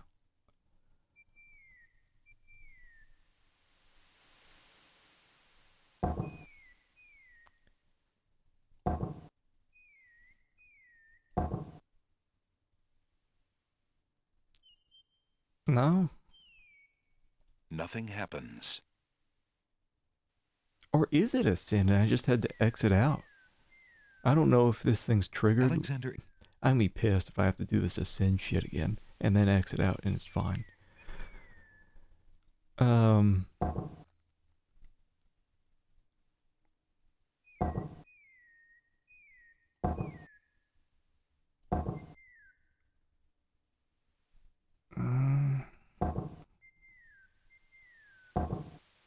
Nothing happened. Nothing happens.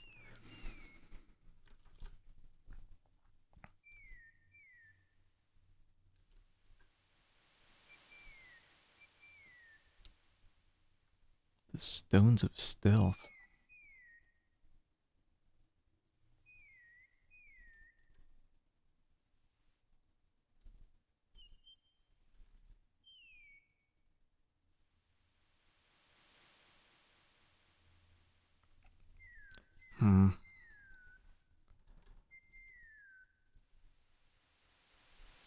I wonder if it's just other crap in this guide.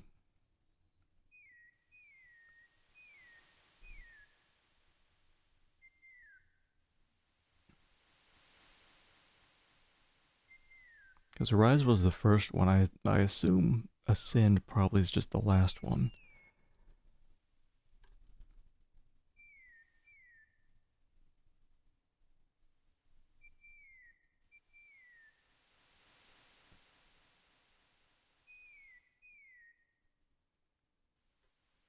Four men standing in a row.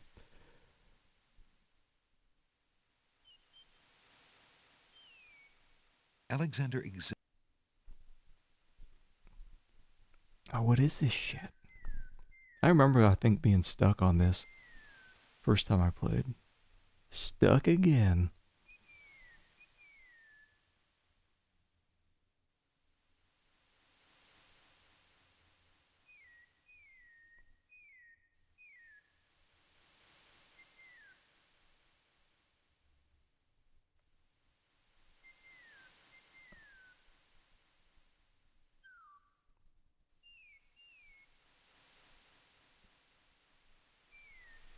I don't know what the hell it's talking about.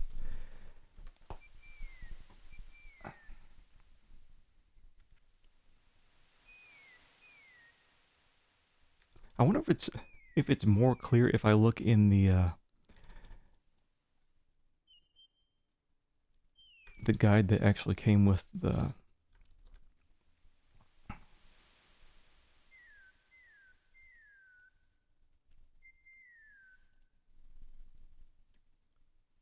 King's Quest collection.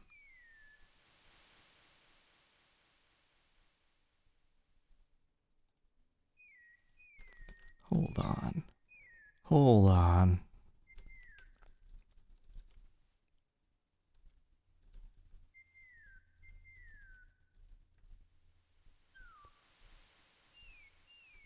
No, I actually think it's just the same thing. The first challenge, only those pure of heart will be able to rise. That one's pretty clear because it just says what you gotta do. Third challenge, the Stones of Stealth.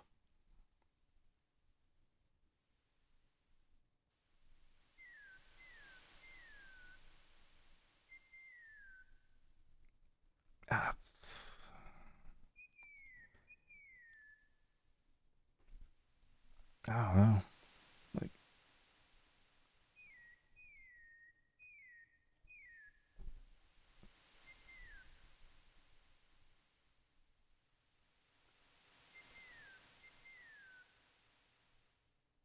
I probably just had to look it up. I'm guessing the first time I played through this. I tried Rise and Ascend, putting in the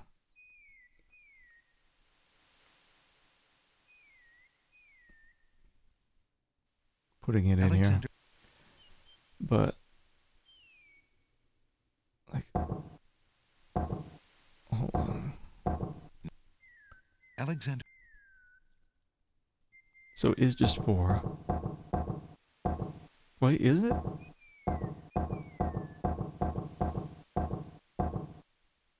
Nothing happened. Alexander. Because I thought I clicked like 4 and then it just...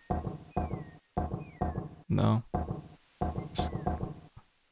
Alexander.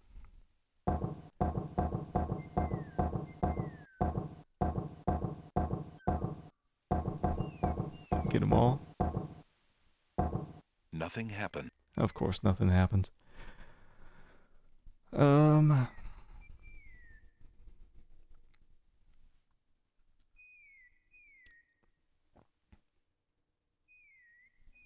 Alexander. Oh, wait, hold on. Maybe... Hold on. I forgot. Maybe it has to do with all the words here. I don't know.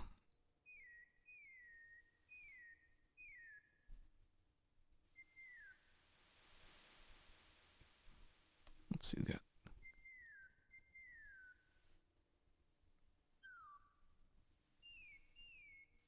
Like what they represent? Because it's an animal, a color, and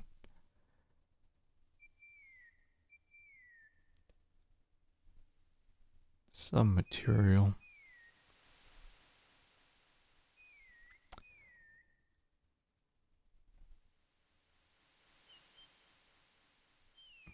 Maybe not.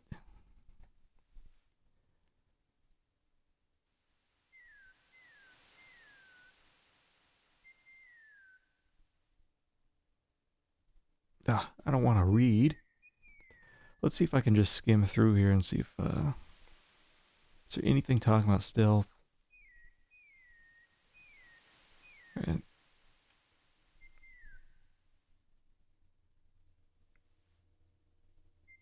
Or anything.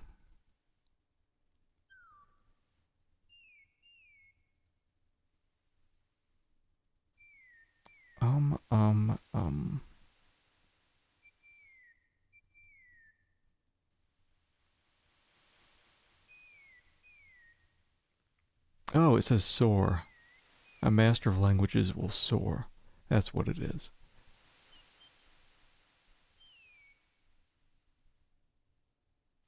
So hold on. Stones of Stealth. This is... I guess what I'm looking at is probably just the second challenge. So, yeah, hold on. Let me close it all down. So soar is going to be...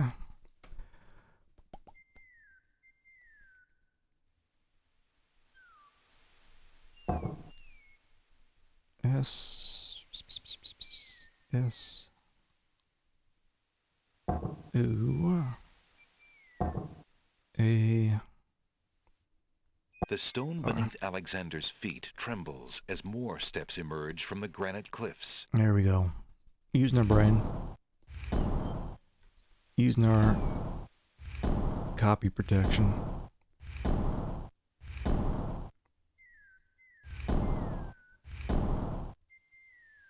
Okay. Hold on. This damn PDF. Like every time I alt tab to scoot things around, it keeps covering all my shit up. Anyway.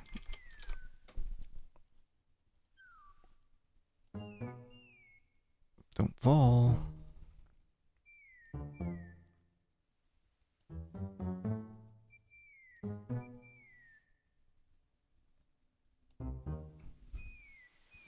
Just watch, I'll get all the way up here and realize I don't have everything I need to get through the Minotaur's area.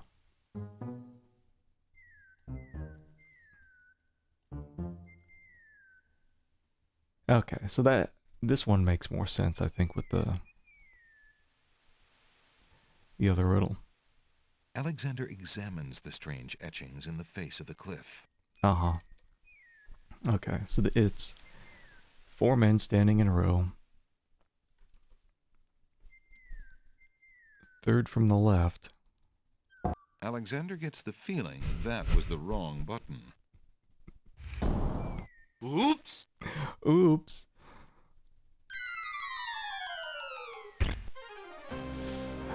Wait, hold on. We'll just let it go, I guess. Tickets only. Next. What a riddle. Stones of stealth. Find a guide to keep your health. Oh, it's a different... Must be a different death saying for every different section. Okay. Alexander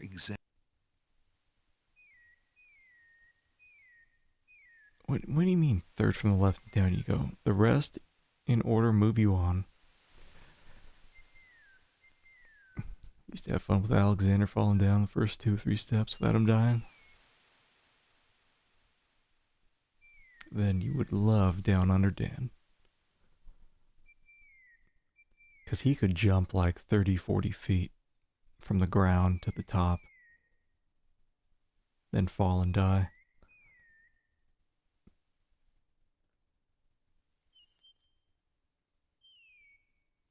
Third from the left. Like I click that. I don't know. The youngest, the oldest, and the second son. So what? Like boom, boom, boom, boom.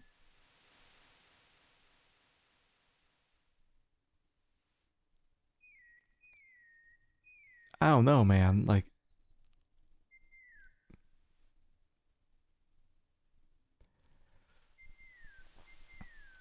oh yeah. Happy New Year's. I still have about 9 hours. Well, shit, if it's not the third one, like, what do you... Should I just brute force? The youngest, the oldest, and the second son is like, what, this?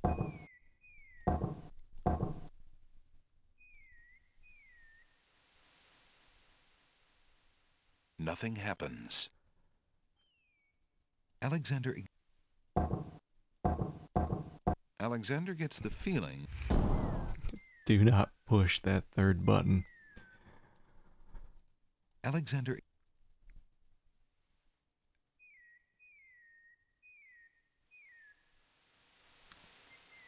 Okay, 4 men standing in a row.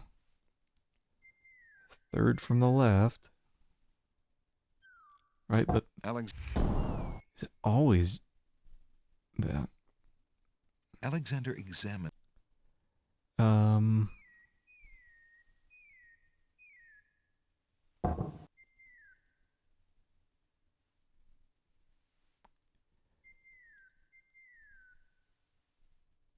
The stone beneath Alexander's feet trembles as more steps emerge from the granite cliffs.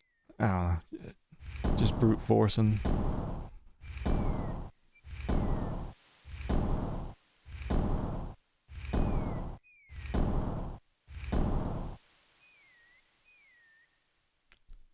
Yeah, don't you touch that third one from the left.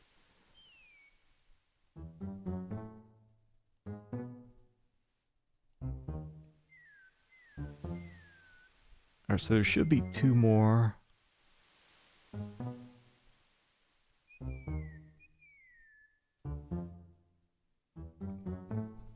Two more puzzles, right? This will probably be another one with the buttons and the symbols. So probably something I have to pull out of the PDF.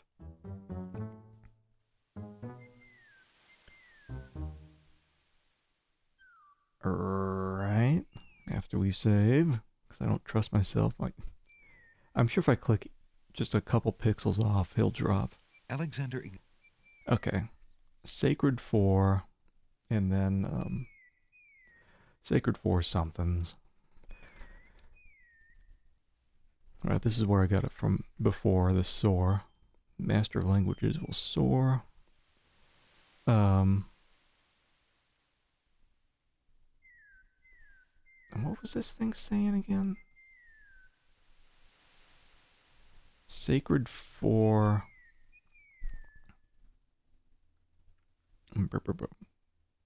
Top. the emotion. I think the first time I did this, I was like, oh yeah, I must have to like type in all these words. No. So it's just you have to read the copy protection page. So let's see. Trank Azure.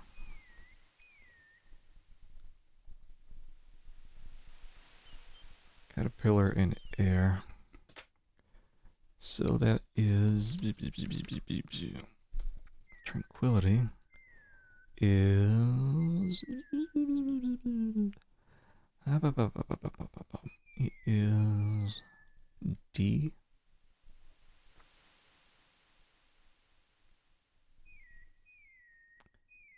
Azure is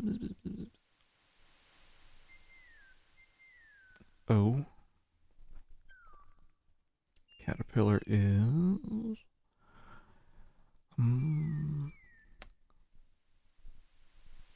Q.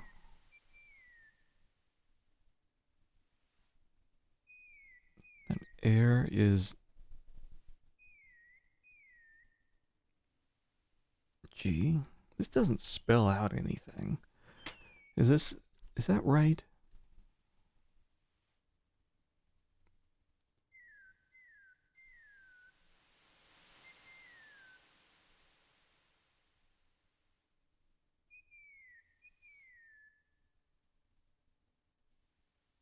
I guess it doesn't matter. I just have to.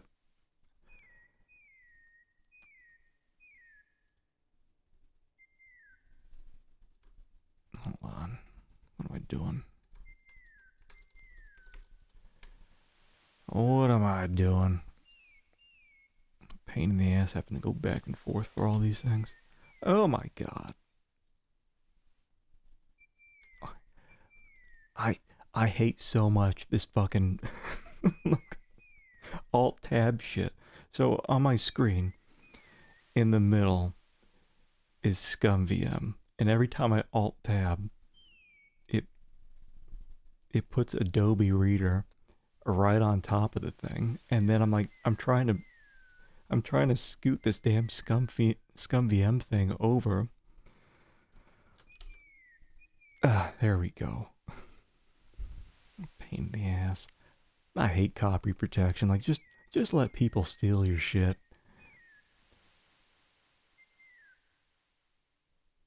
It's fine. Let's see, what do we got? D O. I mean, I think this is correct. And then, The stone beneath Alexander's feet trembles as more steps emerge from the granite cliffs. Okay. And then the last puzzle is Ascend.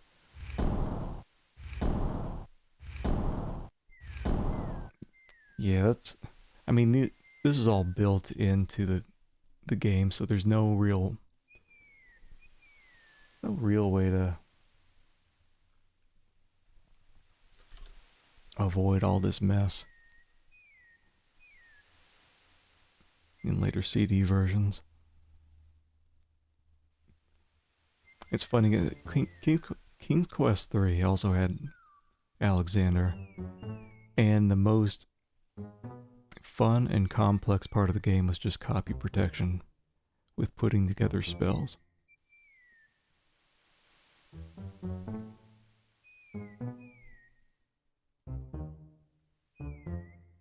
Alright, we got one more thing.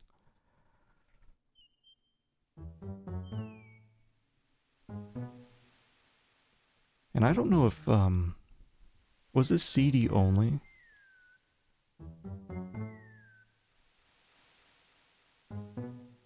It probably would have been with all the 3D animations and all that in the beginning. Alexander examines the strange etchings in the face of the cliff. This had floppy? I must have had some stuff missing in the floppy version. Alright, so... Send... The stone beneath Alexander's feet trembles as more steps emerge from the granite cliffs.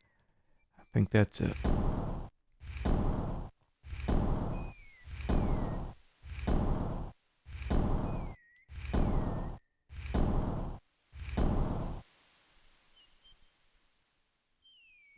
Saving. Please tell me I'm not missing anything before I go into this labyrinth. I have the hole in the wall. I have the red scarf. I have the tinder box.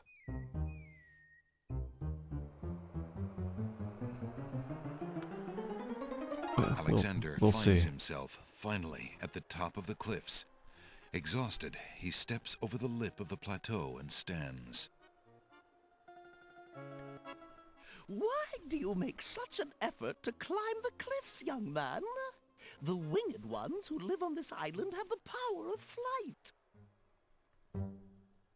You could have it too, if you'd only eat a berry from this magical flying nightshade bush.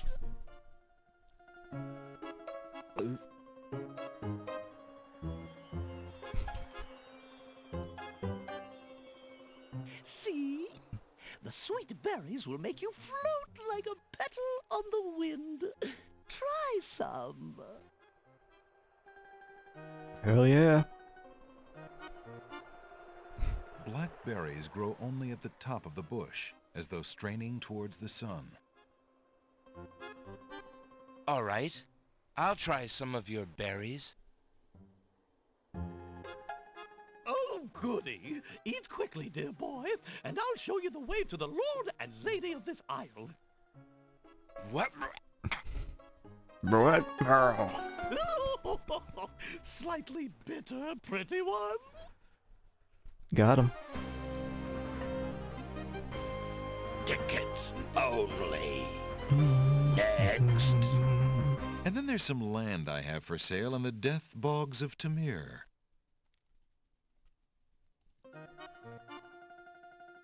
The old woman has a pleasant, grandmotherly face, but something about her makes Alexander uneasy. But who are you, matron? Who cares? I mean, I am only a poor old woman who wishes you well, handsome stranger. Think of me as your grandmama, if you like. Gonna give this genie the old Come, stranger, trust me. Think of what I'm offering you. give her the Jonathan Ingram treatment. Grabbing at the old lady wouldn't solve anything. I don't know. Hey, Lex. Feeling better? Not dead yet.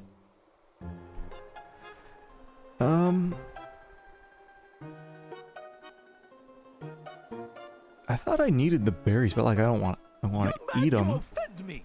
I try to help you and you insist on being rude. How can this plant give the power of flight? Listen, son. I'll be happy to answer any questions you like, but only if you at least taste these delicious berries. No.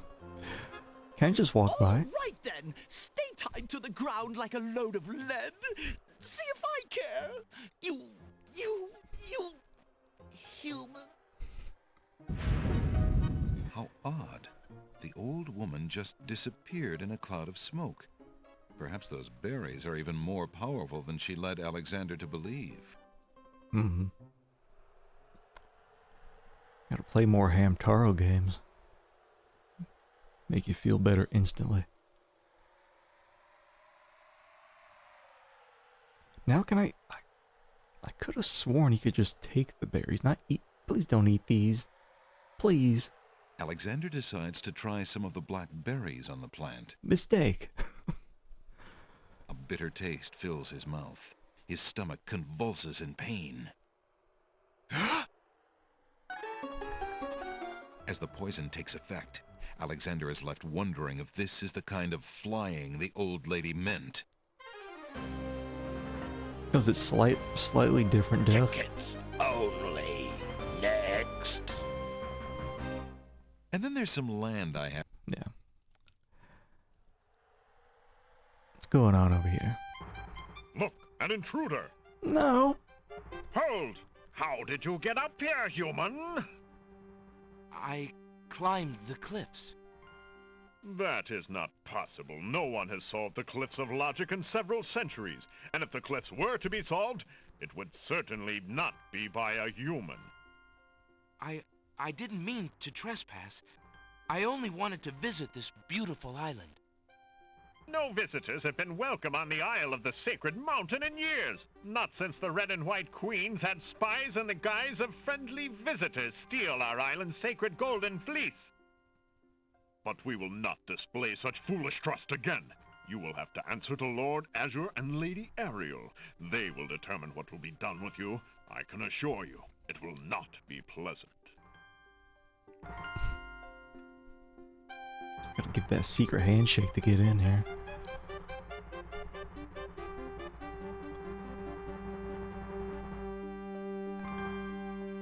With what trickery did you master the cliffs of logic and reach the city of the Winged Ones?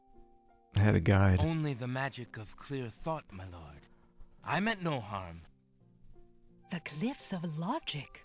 It is the sacred oracle's prophecy, Azure. Yes, Ariel.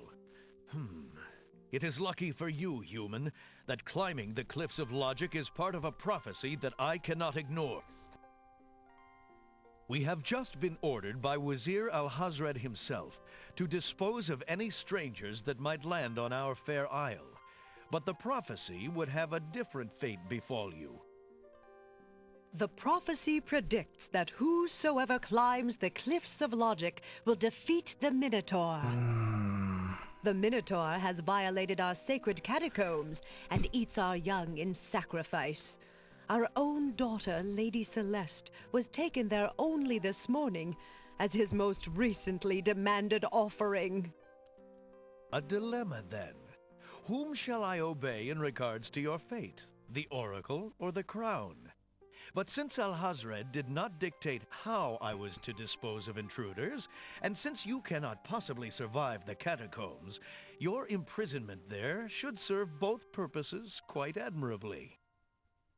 I will not resist you in this, my lord. I shall do my best to save your daughter. First, I must tell you that the catacombs are a labyrinth of rooms, a place of exceeding danger. You will need many tools and clear wits to survive it. I am ready. Very well. My guards will take you there now. You seem courageous enough, but the catacombs will determine how brave you really are.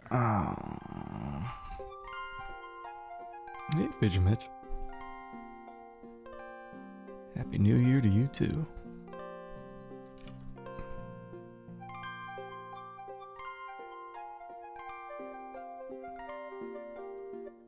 Am I here? Am I flying? Why did you tell Lord Azure you were ready and willing to face the catacombs? No one is ever ready, and only a fool could be willing.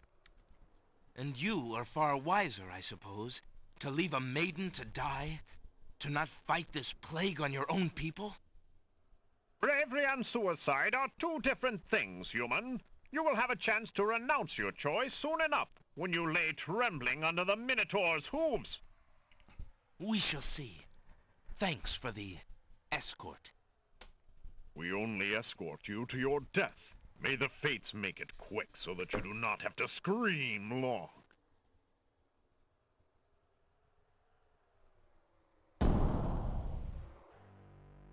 Well. The catacomb's entrance door is locked from the outside by the Winged One's guards. It seems that leaving the catacombs by that door is not an option. Well, let us all pray that I have what I need to make it through here. If not, whatever, man. Let's see. I can't remember everything I need. Yeah, I don't have graph paper, but I'll see what I can do to get through. I know you need the hole in the wall. I think you need the tinder box. The I think you need scarf this is made of red silk. to trick the Minotaur into going into the flame. I'm good? Is that all you need? I think the first time I went through here, I didn't have the hole in the wall. I think for some reason you need that. You're gonna pray for starving children across the globe? Yeah, they can wait. We're playing video games. Oh yeah, I forgot about the brick. Wasn't that for some sort of gear thing, right? You can pick up a skull and toss it in the gear, but it won't hold for long and it'll just get busted. And I think you actually need the skull for something later on too, don't you? Oh yeah, I think you need the skull for the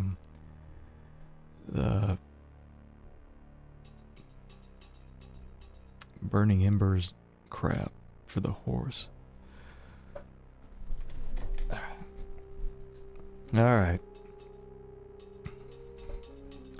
Let's do it. Let's do it. And I do have the tinder box as well. I think you also need that. Time to get Niches lost. in the wall form stone burial beds. Ancient bones lie crumbling on the unyielding rock. It's dark outside this room, right? No? I think there's certain rooms that it is dark. Hold on. Should I start mapping from the beginning? I think I did when I first played this. I had to end up mapping stuff out because I didn't know what the hell I was doing. Whenever I start doing stuff on like making a map, I always choose like if I start in the middle of the page, it's never good enough. If I start near the edge of a page, it's always the wrong side.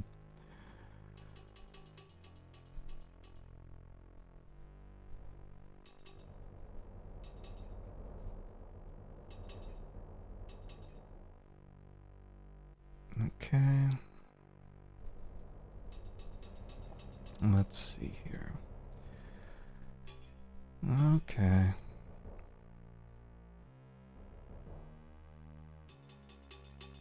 Also, I think you can slap the hole in the wall on various walls, can't you? Alexander puts the hole in the wall on the wall. It seems to shudder in revulsion at the mere touch of the cold stone. Oh, can I peek? Alexander peers through the hole in the wall and sees nothing of interest. For some reason, this hole in the wall always reminds me of the pervy dad from Harvester. Alexander hears the distant sounds of a wild animal somewhere in the maze of rooms. The walls of the catacombs are made of massive stone tiles. That's the north wall of the room. North wall of the room. Alexander takes the hole in the wall off the wall. I think we do peep on the Minotaur eventually, don't we? Ah, yes. A room of death.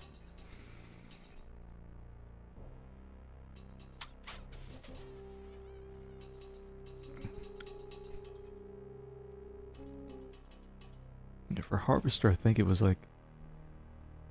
What was it? It was a hole looking into the bedroom. Just picturing this goofy thing being used instead of a... I think it was like a hole behind a picture or something.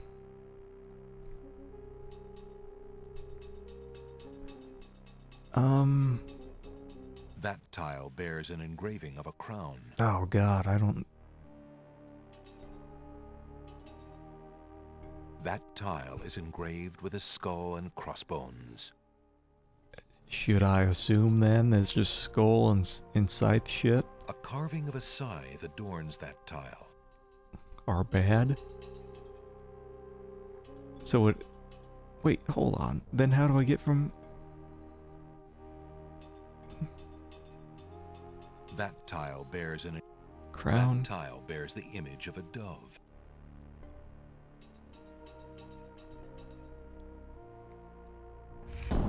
Alexander feels the tile he's standing on shift beneath his feet. Uh-oh.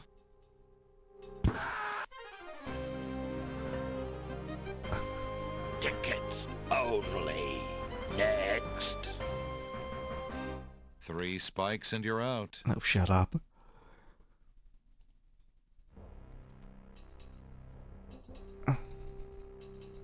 He was just coming out the door, though, right? Can I just stand off to the side?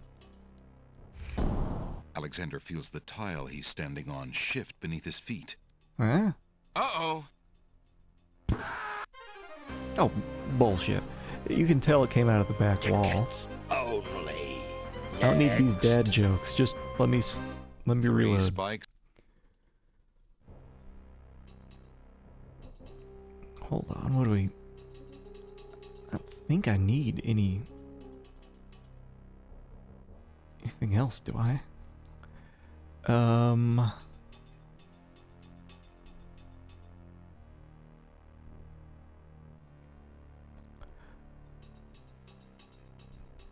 we stepped there. Bad news. Stepped here. Bad news here.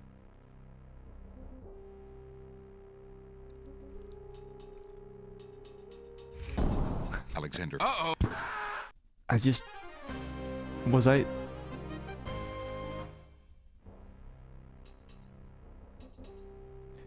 Is this, just more copy protection shit? Let me see.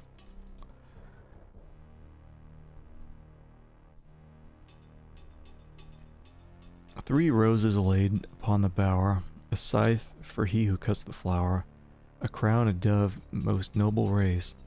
Thy bones make sacred this dread place. Was 3 roses, scythe, crown, and some bones?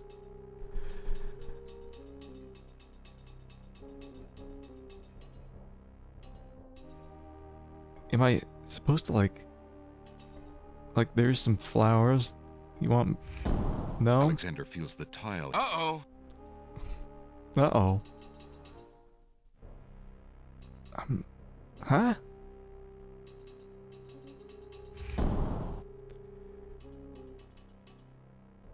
No, not save. I should probably... Just in case. So when I do make more mistakes, it's on a different one. It's like I can go here. I don't... Hold on. Is this...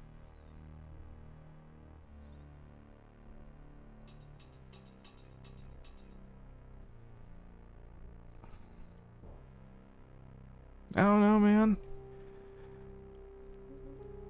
Go in order of the poem. So I'm on the rose. Rose, scythe, crown, bones. I said 3 roses, I guess is what threw me off. But, like, how do I get to the... Will it let me cross?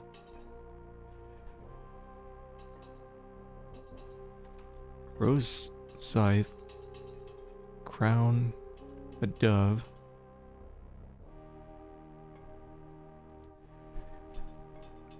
Back to door, then diagonal. Step on all 3 roses. Yeah, I thought of stepping on all 3 roses. Like, I step on this one and there's no problem, but then... Alexander. Uh-oh. If I step on that one... So I'll step on that one, right? And then... Alexander. Uh-oh.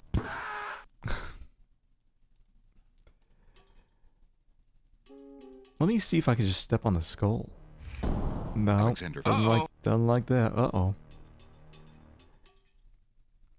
And then it doesn't like... Can I... Yep, hold on. Can I step on this diagonally?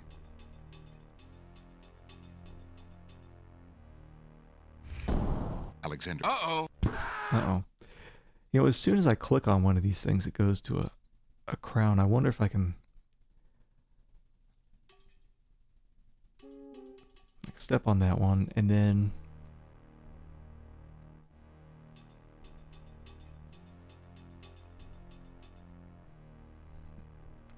back to door. Diagonal scythe isn't working. Diagonal to rose, maybe? Okay. Okay. Okay. All right. Alexander feels the tile. I think I just go here. Uh-oh. I get it now. Just didn't know if the game would actually register diagonals. Yeah, so we'll go diagonal. Yeah, here. And then it's scythe, right? And then it's save. Uh-oh. What a goober, man. All these brutal deaths. Alright, it's scythe and then crown, dove, bones. Crown, dove, bones. And hope we never have to go here again.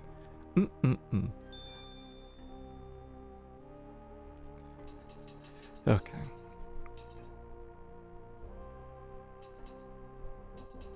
God, I really do need to whip out the graph paper. It's still in the plastic on my shelf, and I got it specifically for this, and I never use it. Alexander hears a low growling, so faint as to seem born of his fired imagination rather than of any living creature. Mm-hmm. This seems useful. Is this? Alexander takes the shield from the wall. That's what I need to get past the stone archer, isn't it? The otherwise plain wooden shield is embellished with a silver cross.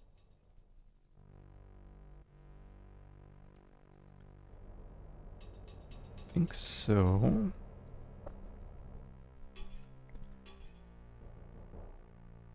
Niches in the wall form stone burial beds. Ancient bones lie crumbling on the unyielding rock. Oh, I have to remember too before I leave I think I need a skull. Alexander examines the stone shelf and the ancient bones, but finds nothing except the dust of the grave. And I think it's just like lying around. Either that or, like, I don't know, maybe I can just yank one of these guys' heads off. Alexander examines the stone shelf and the ancient bones, but finds nothing except the dust of the grave. Alright, for all these plain walls, I'm gonna start slapping this guy down. Seeing if I can... Alexander puts the hole in the wall on the wall. It seems to shudder in revulsion at the mere touch of the cold stone. Alexander peers through the hole in the wall and sees... Anticipation. Nothing of interest. Somewhere, far off into the catacombs, the sounds of hooves faintly echo. I don't know if you'd want to stick it in this thing. Like, is it one of those portals where if it closes, it just forces you out the other side, or is it one that just Alexander takes the hole in the wall off the wall. cuts off your ding-a-lang? What's worse is this, it's a creature, so it'd be looking at you with its eyes the whole time.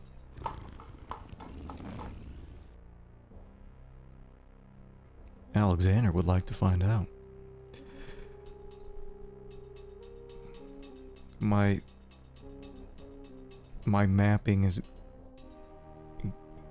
it's getting a bit off. It's a trap. Okay. The doors have sealed Alexander inside. So this is where the... And the ceiling is coming down. Jill sandwich time. Okay, so this is what we need the brick for, right? In a desperate move, Alexander throws a brick into the grinding gears. Be strong, little brick. The brick is caught between two cogs. The gears shriek and shudder. The mechanism grinds to a halt. The ceiling is stuck. Oh, the door's trap stuck? Oh. is sprung. Hole says I had bigger.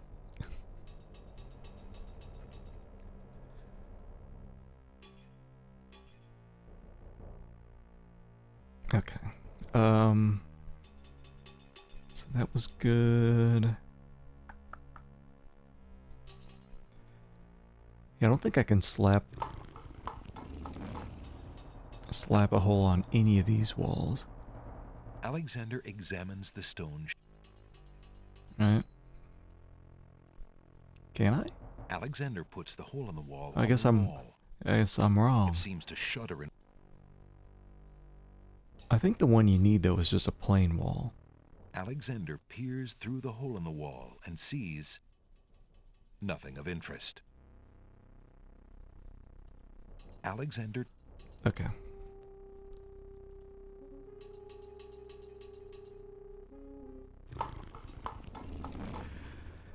Alexander hears a low growling. Oh, yeah. So faint as to seem born of his fired imagination rather than of any living creature.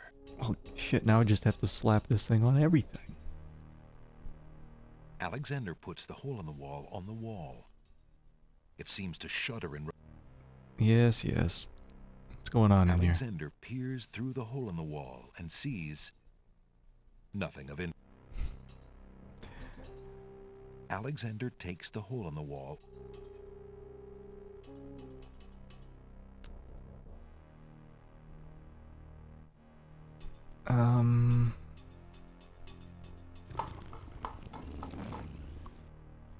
God, I wish it was somewhere far off into the catacombs. The sounds of hooves faintly echo.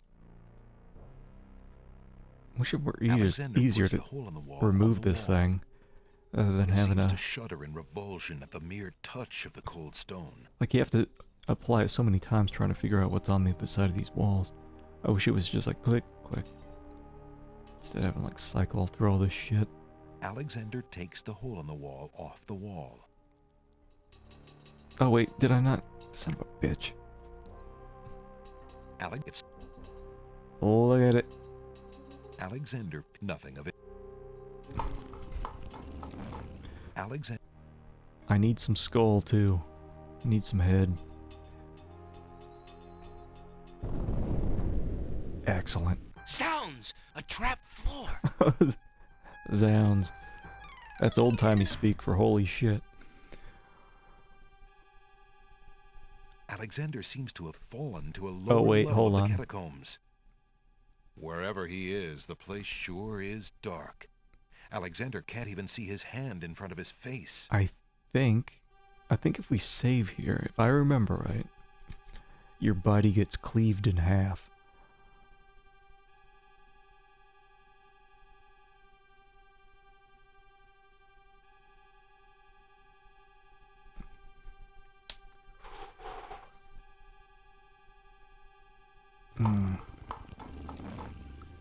Alexander hears the scrabble of hooves in the dark room. Mm-hmm. Hello?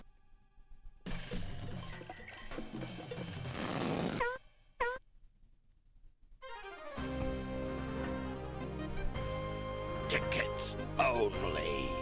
Next. Caught in the dark, Alexander? Now I remembered my stuff. Right? Right? Alexander takes the candle from his tinderbox and uses the flint in the box to light it. Aha! So that's why it's dark in here. A torch is out. Alexander lights the extinguished torch and puts his tinderbox away. Is the skull that I need This on room that is light enough already. on the upper area?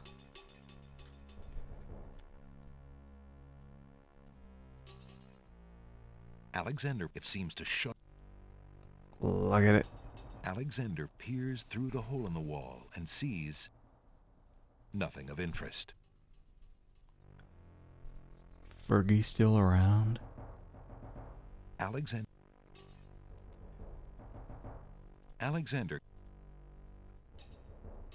Alexander, it seems to shudder.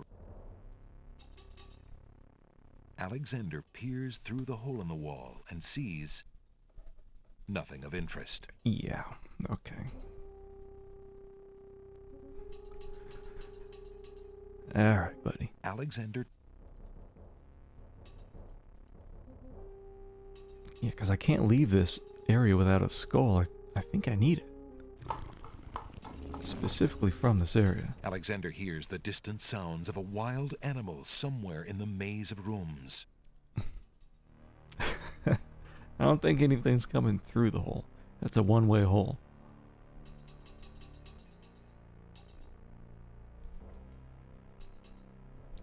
Thankfully.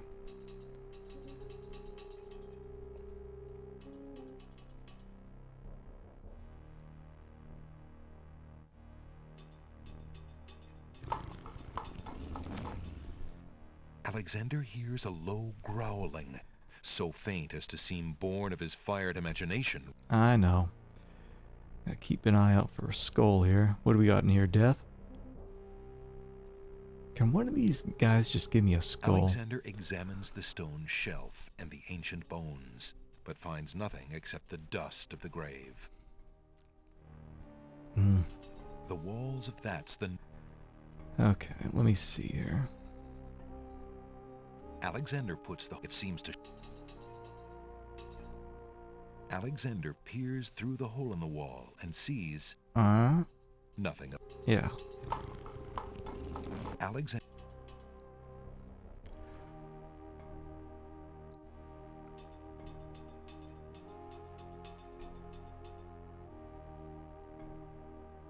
Okay, more... Nothing... Or maybe it is on one of these walls. I don't know. Alexander, it seems... Alexander, nothing. Alexander takes the hole in the wall off the wall.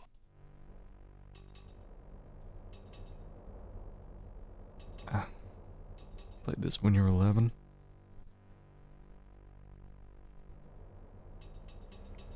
I only had 5 and 7. I don't remember ever seeing 6 in the stores, or maybe I did. I just ignored it. As he walks through the doorway, Alexander gets a very bad feeling about this. Well, don't walk there. That's a stupid move.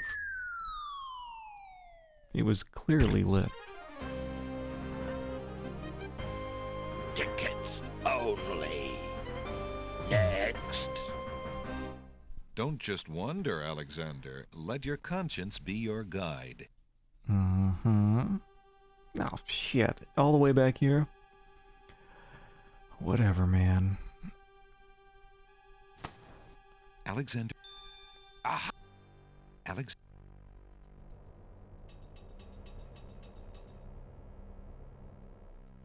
Okay, that's fine.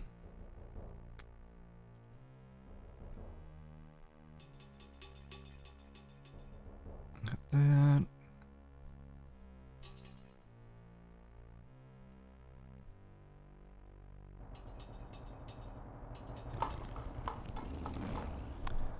Alexander hears the distant sounds of a wild animal.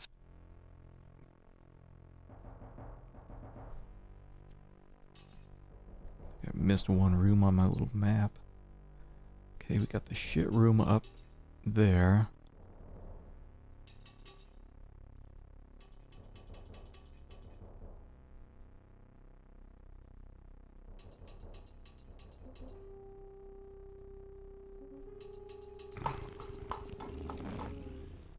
Alexander hears a low growling. Hold on, are these... can I go down? I never knew that. Okay.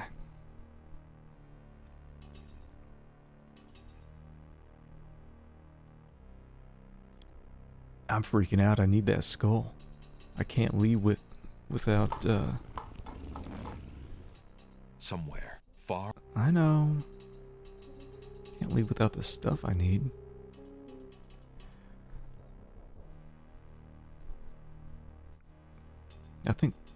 Yeah, can't go down there.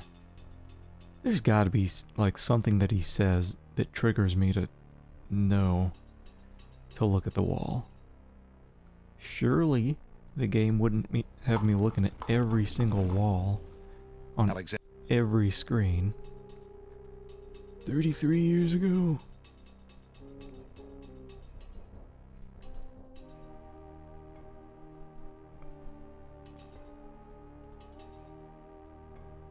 Will someone give me a skull?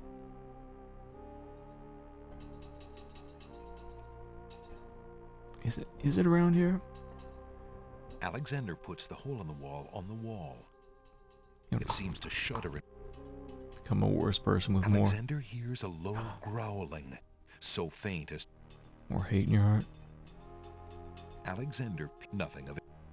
Keep it simple, just drink more water. Alexander. That's always my New Year's goal. Okay, what do we got?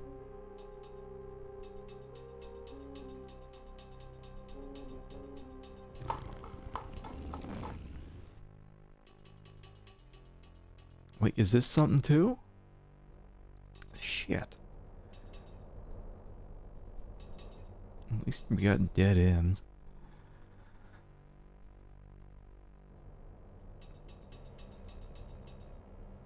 There's always room for more water.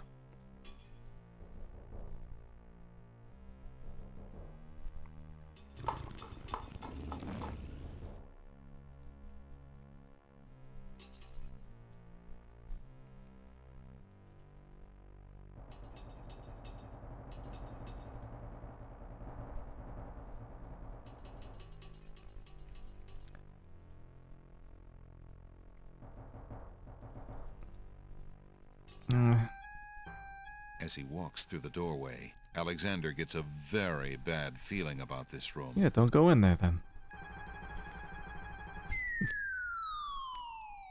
I like how the game doesn't even give you a chance. Tickets only. Next. Don't just want. And now I don't even know where the fuck I am. As he walks. Oh, now I remember. What a pleasant surprise. Uh-huh. I have paper. Tickets only. Next. Like crappy map. Don't just one.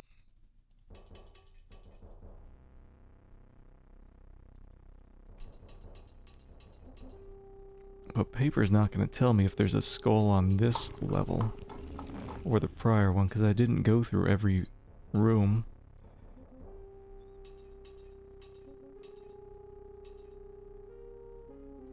Before, hold on. This is a...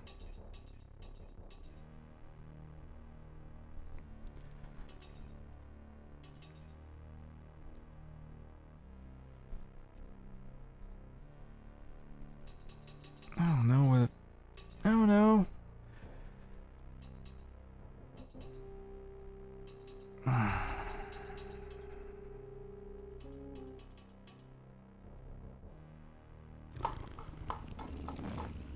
Alexander hears the sound of a wild beast again.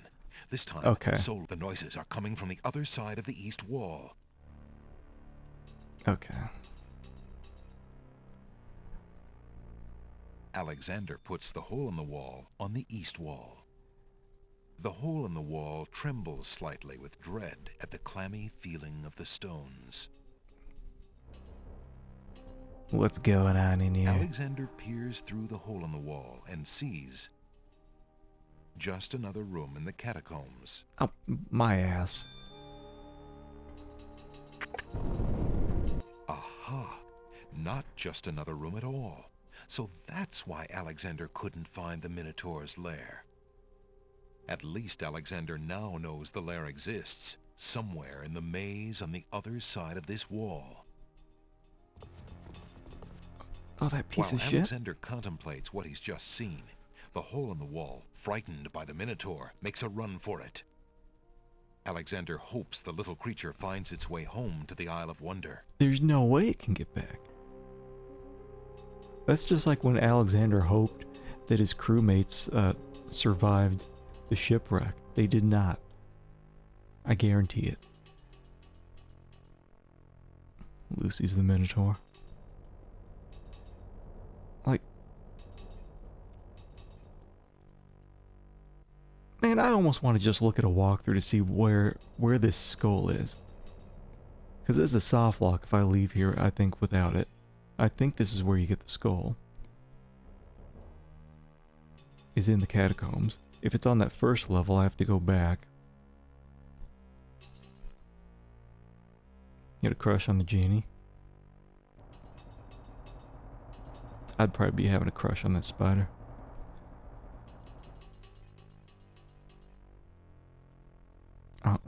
Right now I'm just like wandering around. I'm not even mapping shit out. I'm pretty sure that skull's on the first... that first area. Actually, I'm very sure it's on the first area. As he walked. Because I remember having the option to shove the skull. Hurry up. Tickets only. Next. Don't just want... Shh. Is this the first floor? Why did I save here? Hold on, it's here. There we go.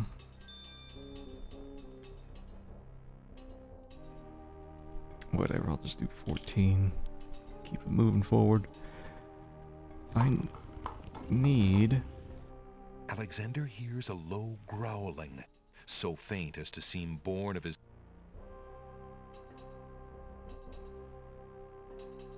What? I'm on to you. You were a human only and not the monster himself. I heard you coming and thought you were the beast. Genie. Did my father send you here to save me? Why, yes, he did, but how did you... Hush, there is no time. I think I have discovered the Minotaur's secret exit from the catacombs. Follow me and we'll both be saved.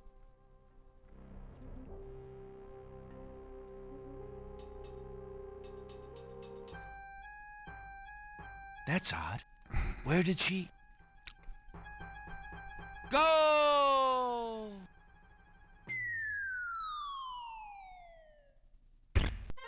Man. Tickets only. This guy has no survival Don't just skills. wonder, Alexander. Uh-huh.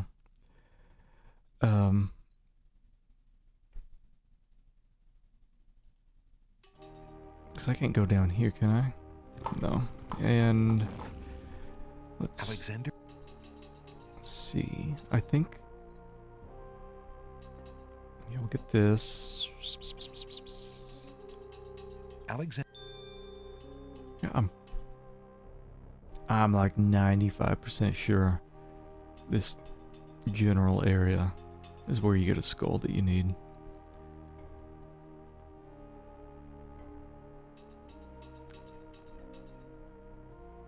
Save now. Just always save.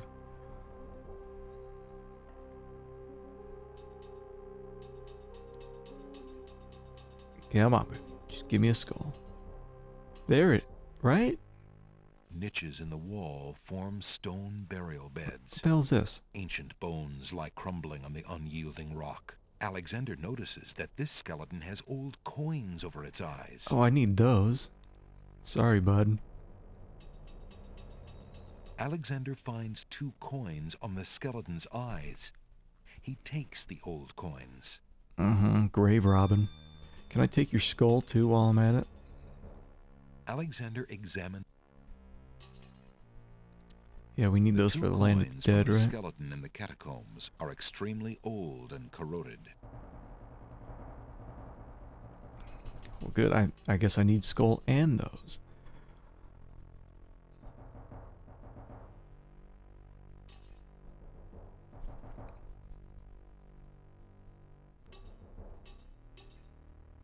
think if I go this way, it just leads to the lower part.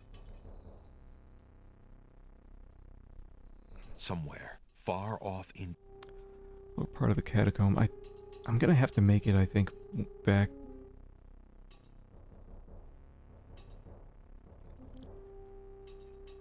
Past the floor puzzle room.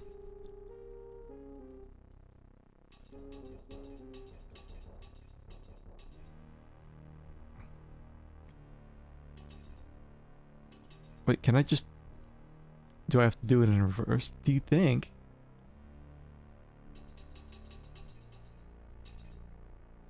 It's one of those, as soon, if you beat the puzzle once, it turns everything off. Alexander feels that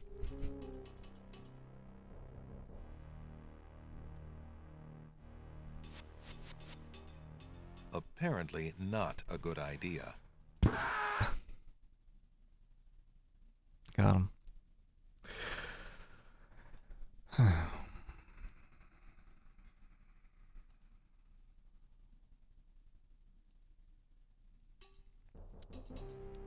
Alright.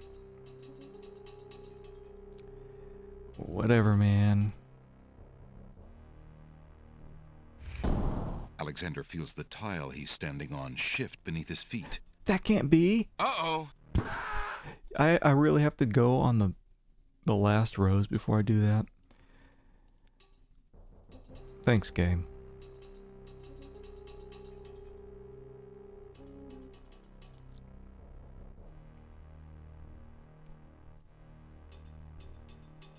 Alright, well, that's that.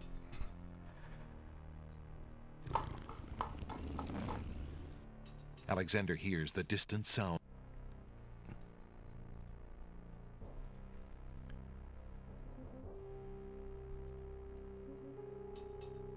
I think all I need now is a skull. There we go. Is there other crap too? Remains of several unfortunate souls haunt the room. These bones seem more recent than the ancient catacomb bones that Alexander has seen so far. Perhaps they were victims of the Minotaur, or perhaps they died while wandering lost in the maze. 3 of the skeletons are completely intact. Oh, what I don't get is like their princess or whoever it is stuck in the catacombs here, and no one else is trying to get her out. They mentioned I need a whole bunch of tools and everything to help kill the Minotaur. They didn't give me shit. A lone skull lies on the ground among the skeletons. Where the skull came from is a mystery, since the other remains seem to have their skulls intact. It came from here. This is where it came from. The remains of several unfortunate souls. 3 of the skeletons are completely intact. No, these 2 are, and then this is just some bones, and the skull just kind of rolled a bit.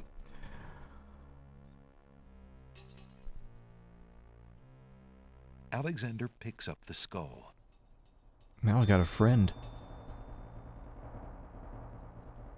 Oh wait, we're bringing this poor tomato guy with us? What do you want from me? A recitation or something? Leave me alone. Yeah.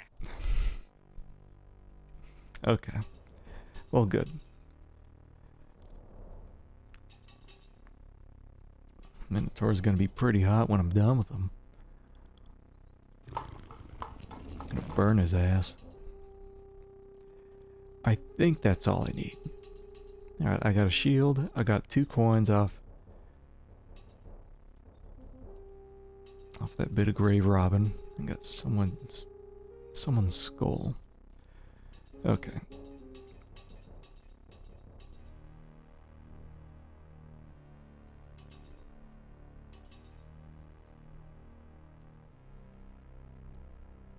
Look at me, like grease lightning.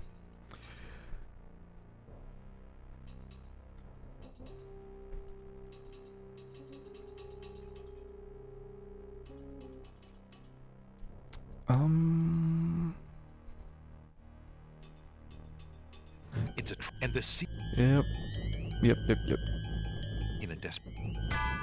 The brick is caught, but the trap... Look at that. Oh. Oop.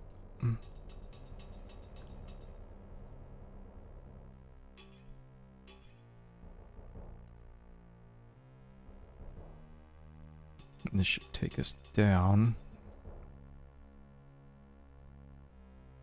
No? Yes. Sounds! A trap floor! Holy shit!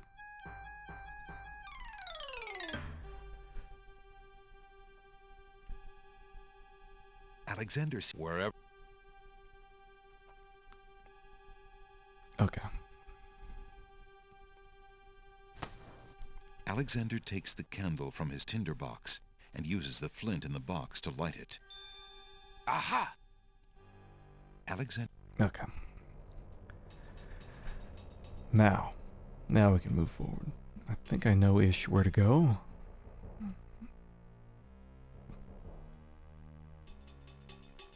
Uh-huh.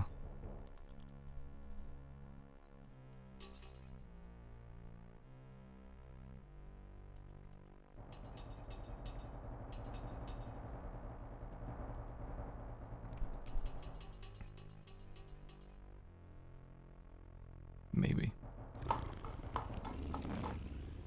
I have something circled. I think I just go down 2 rooms from here. I guess it's required that I use the hole in the wall. I did get points for it, right? This is the room, I believe. Alexander hears the sound of a wild beast again. This time, so loud that the creature itself seems to be in the same room with him. The noises are coming from the other side of the east wall. I don't have graph paper, but what I got working close enough. Alexander puts the hole in the wall on the east wall. The hole in the wall trembles slightly with dread at the clammy feeling of the stones. Feels the way downstairs. Alright. Alexander peers through the hole in the wall and sees just another room in the catacombs. Oh, that's what it was. Aha. Not just another room at all. Yeah. So that's why Alexander couldn't find the Minotaur's lair. At least Alexander now knows the lair exists, somewhere in the maze on the other side of this wall. While Alexander contemplates what he's just seen, the hole in the wall, frightened by the Minotaur, makes a run for it. Yeah, Alexander hopes the little creature finds its way home to the Isle of Wonder. That thing's gonna be stuck in here for the rest of its life. Okay. So I had things mostly mapped out to get me maybe ish to the other side here.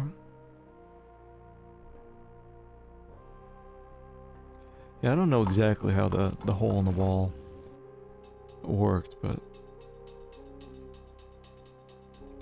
yeah, I guess you could use it for pooping.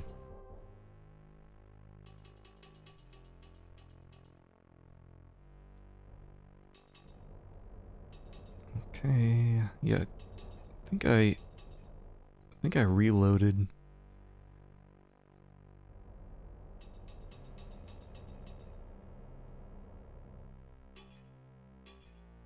Around here. This is where my map stops.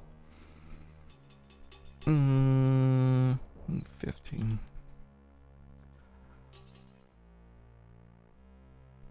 Okay.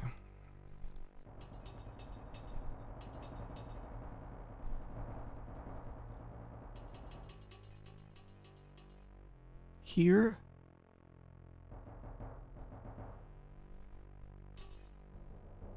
Eh?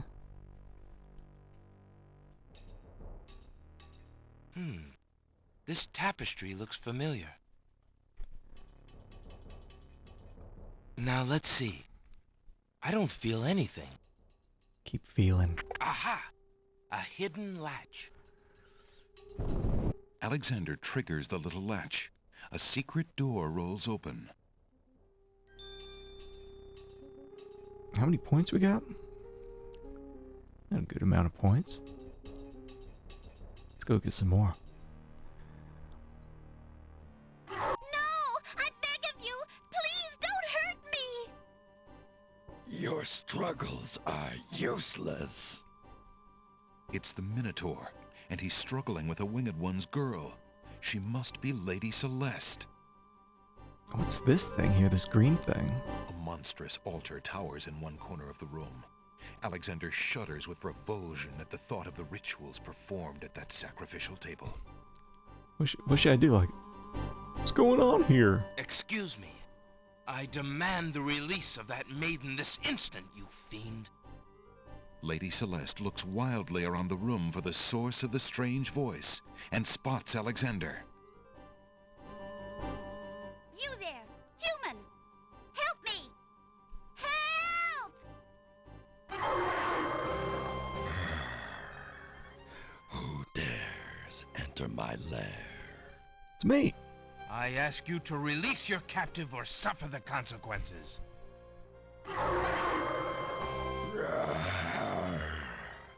Never. You die, human. As the Minotaur advances in attack, Alexander slowly backs away. Until he can back away no more. Oh, wait. Now where to, little man?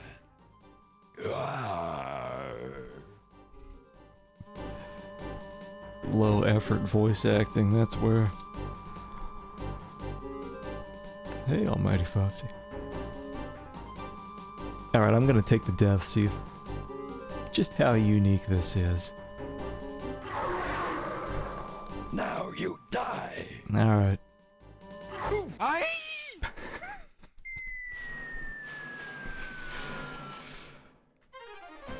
Doing better than Alexander.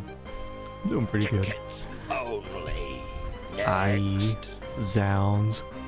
What a There's nerd. something to be said for taking the bull by the horns, Alexander. What a big nerd. Alexander, his back inches from the fiery pit, tempts the Minotaur with the Red Queen's scarf. Look here, you bully. Nice, bright red. Red.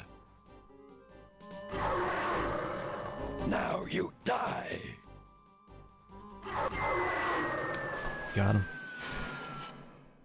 The Minotaur drops from sight amidst the consuming flames. Slowly, his scream fades as well. Yeah. Have you been harmed, Lady Celeste? Are you all right? No, I am not all right. I assume you do not intend to leave me tied up on this vile monstrosity. Of course not. Sorry. Going in the flames too, lady. Let's see. If you'll give me a moment, I'll have these untied in no time.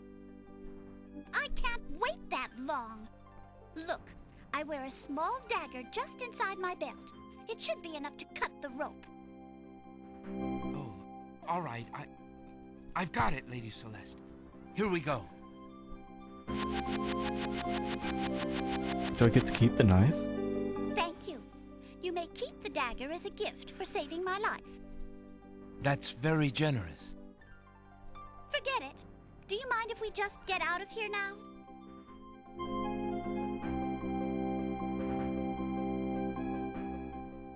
We could have just walked out the whole time. The Winged One's guards, bored with the pointless waiting, are startled by the sound of rock moving against rock.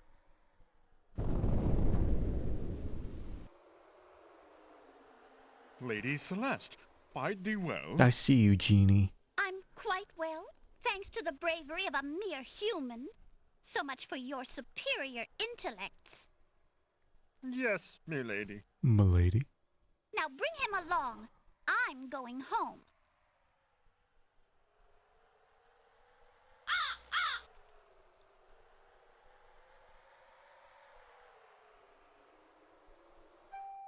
I see you have proven yourself the hero of the prophecy.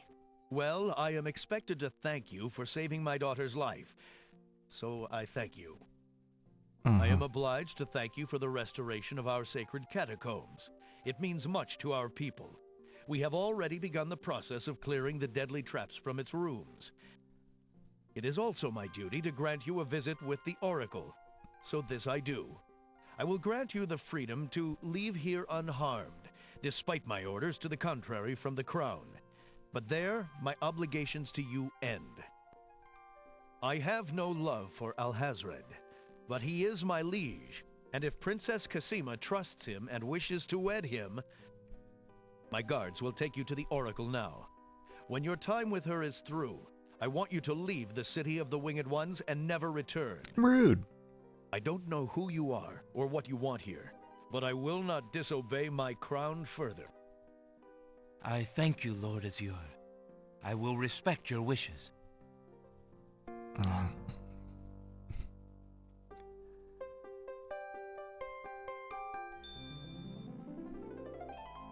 Hail to thee, great oracle. Lord Azure sends you this wingless mail. It appears that he solved the cliffs of logic and... defeated the Minotaur in his lair. So I have seen. So this is the one that haunts my pool of late. Welcome, young seeker. What knowledge do you desire? Princess Cassima, whatever you can tell me, great oracle. Ah, of course, the princess. That explains my images. Let us see what we can see. I see a maiden, lovely and pure, but surrounded by evil. She is a rose set amidst bitter thorns. It is her fate to be the pawn of dark powers, and yours to try to redeem her. How? How do I redeem her? Fate is not like the cut of a blade, young one, but rather like the myriad of paths formed when a hammer cracks ice. I will tell you what I can, but what will actually come to pass is up to you. I see that any attempt to reach the girl will force you into battle, a struggle against a dark force. If you lose, your life will be forfeit.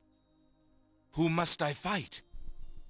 A great darkness surrounds your adversary, preventing me from seeing clearly. I can only make out the shape of a black cloak. Is that the genie? But before this final struggle, I see an infiltration, a dangerous game of hide-and-seek in corridors filled with enemies. The risks are high, but it is the only way to reach the one you seek. There is more than one way into this place. Your choice will dictate much. What else do you see, mighty oracle?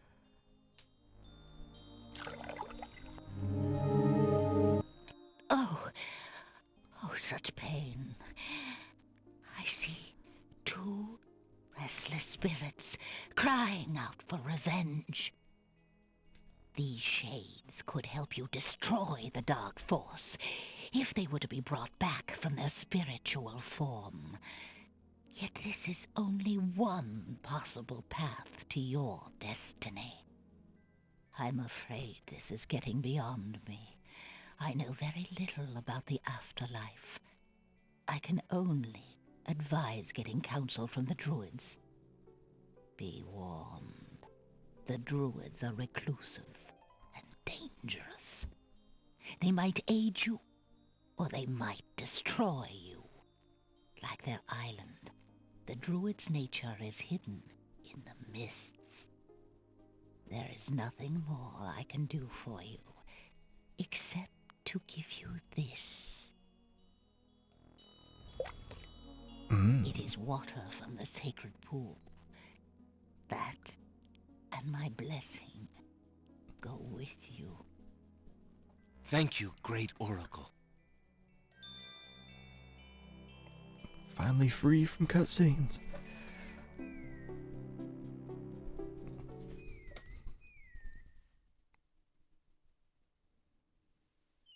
I think we do have to go back there eventually to get the... I think we need Nightshade Bush for something, don't we? It was always weird game logic back then. Like, they could have easily gone in to the catacombs and saved that lady. After meeting her, though, it's kind of clear why they didn't want to do that. Hey, Professor Retro. Welcome on in. Yeah, I had a WoW time in my life. I was playing since the first day it came out for, I don't know, 2 years. All the way up through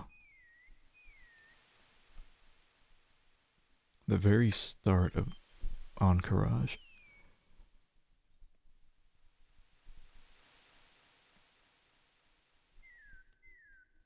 Yeah, I was into it. All the raiding and everything like that until I had to get a job. Yuck.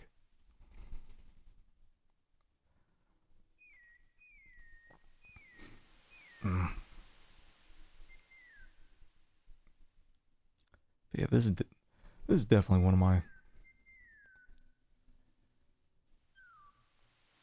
my favorites of this time period. I'm just sad I didn't get to play it at the time. I only had 5 and 7.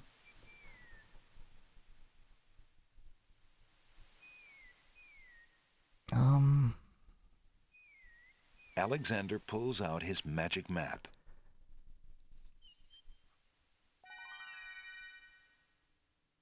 I guess we can go back here. Alexander feels a strange pulling sensation. So I'm gonna have to take off and wrap this up on the next stream.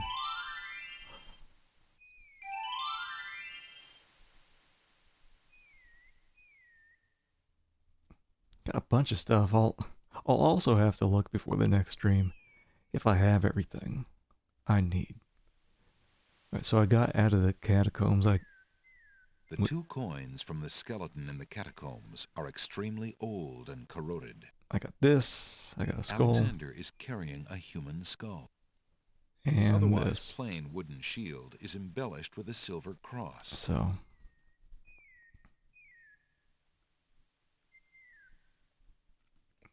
But I'm sure there's darker games from the earlier 90s. Hikaru, but out like some of this stuff.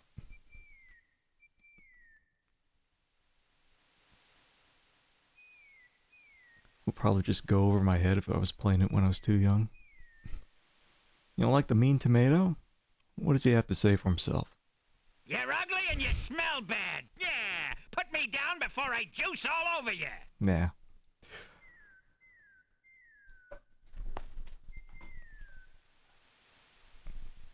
Well, we'll get rid of him soon enough. Okay, well. I don't know what race and class I like the most, but I was a human paladin. I did alright. Mostly just healing.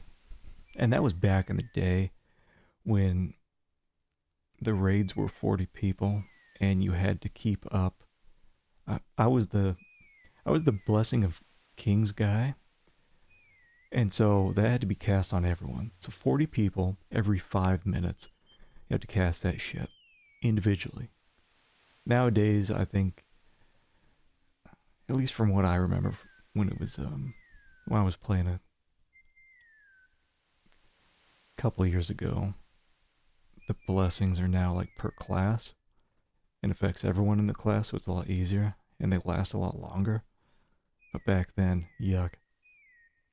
Yeah, I remember doing, what's his name? Ragnaros.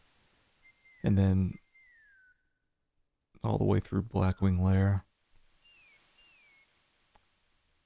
And, yeah, Nixia. Yeah, every couple of years I'll go back in and try some stuff out. But really what made it special was like, you know, grouping up with people and actually talking to them. Not just going through all these instances and raids and whatever. Just for the loot. Yeah, Ventrilo. Yeah. I mean, it's alright. It's alright nowadays, but it's just hard to talk with people compared to back then. You were kind of forced to.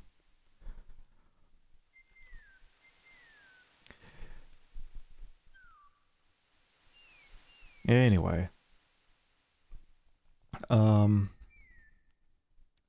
That's it for me today. Next stream we'll go ahead and we'll finish this out. I feel like I'm about halfway through. We'll see. Hopefully I don't have to go back and hopefully I'm not like soft locked. This game's kind of stinky when it comes to that, but this game does have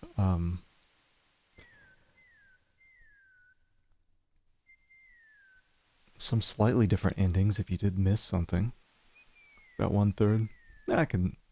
I'll still push myself next time, I think, to get it done. It helps that it's not my first playthrough. I think it's my second. Yeah, I think it's just my second. Or third. I don't know, it's been a while. It's been a while.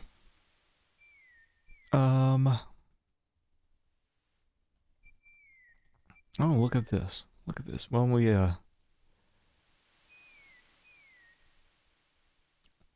raid old Leaky Pipes. Rarely get a chance to raid him. He's playing one of my favorite Super Nintendo games from back when I was a kid, Final Fantasy VI. Yeah, well, thanks for stopping in and watching, Carl. And everyone else. Won't be New Year's here for another 7.5 hours. Anyway, I don't think I'll be here tomorrow. If I'm not, I'll be here probably Saturday.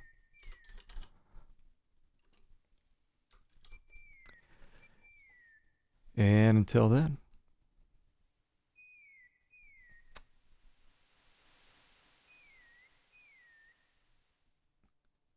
so I'll see you guys later. Last stream of the year. Bye.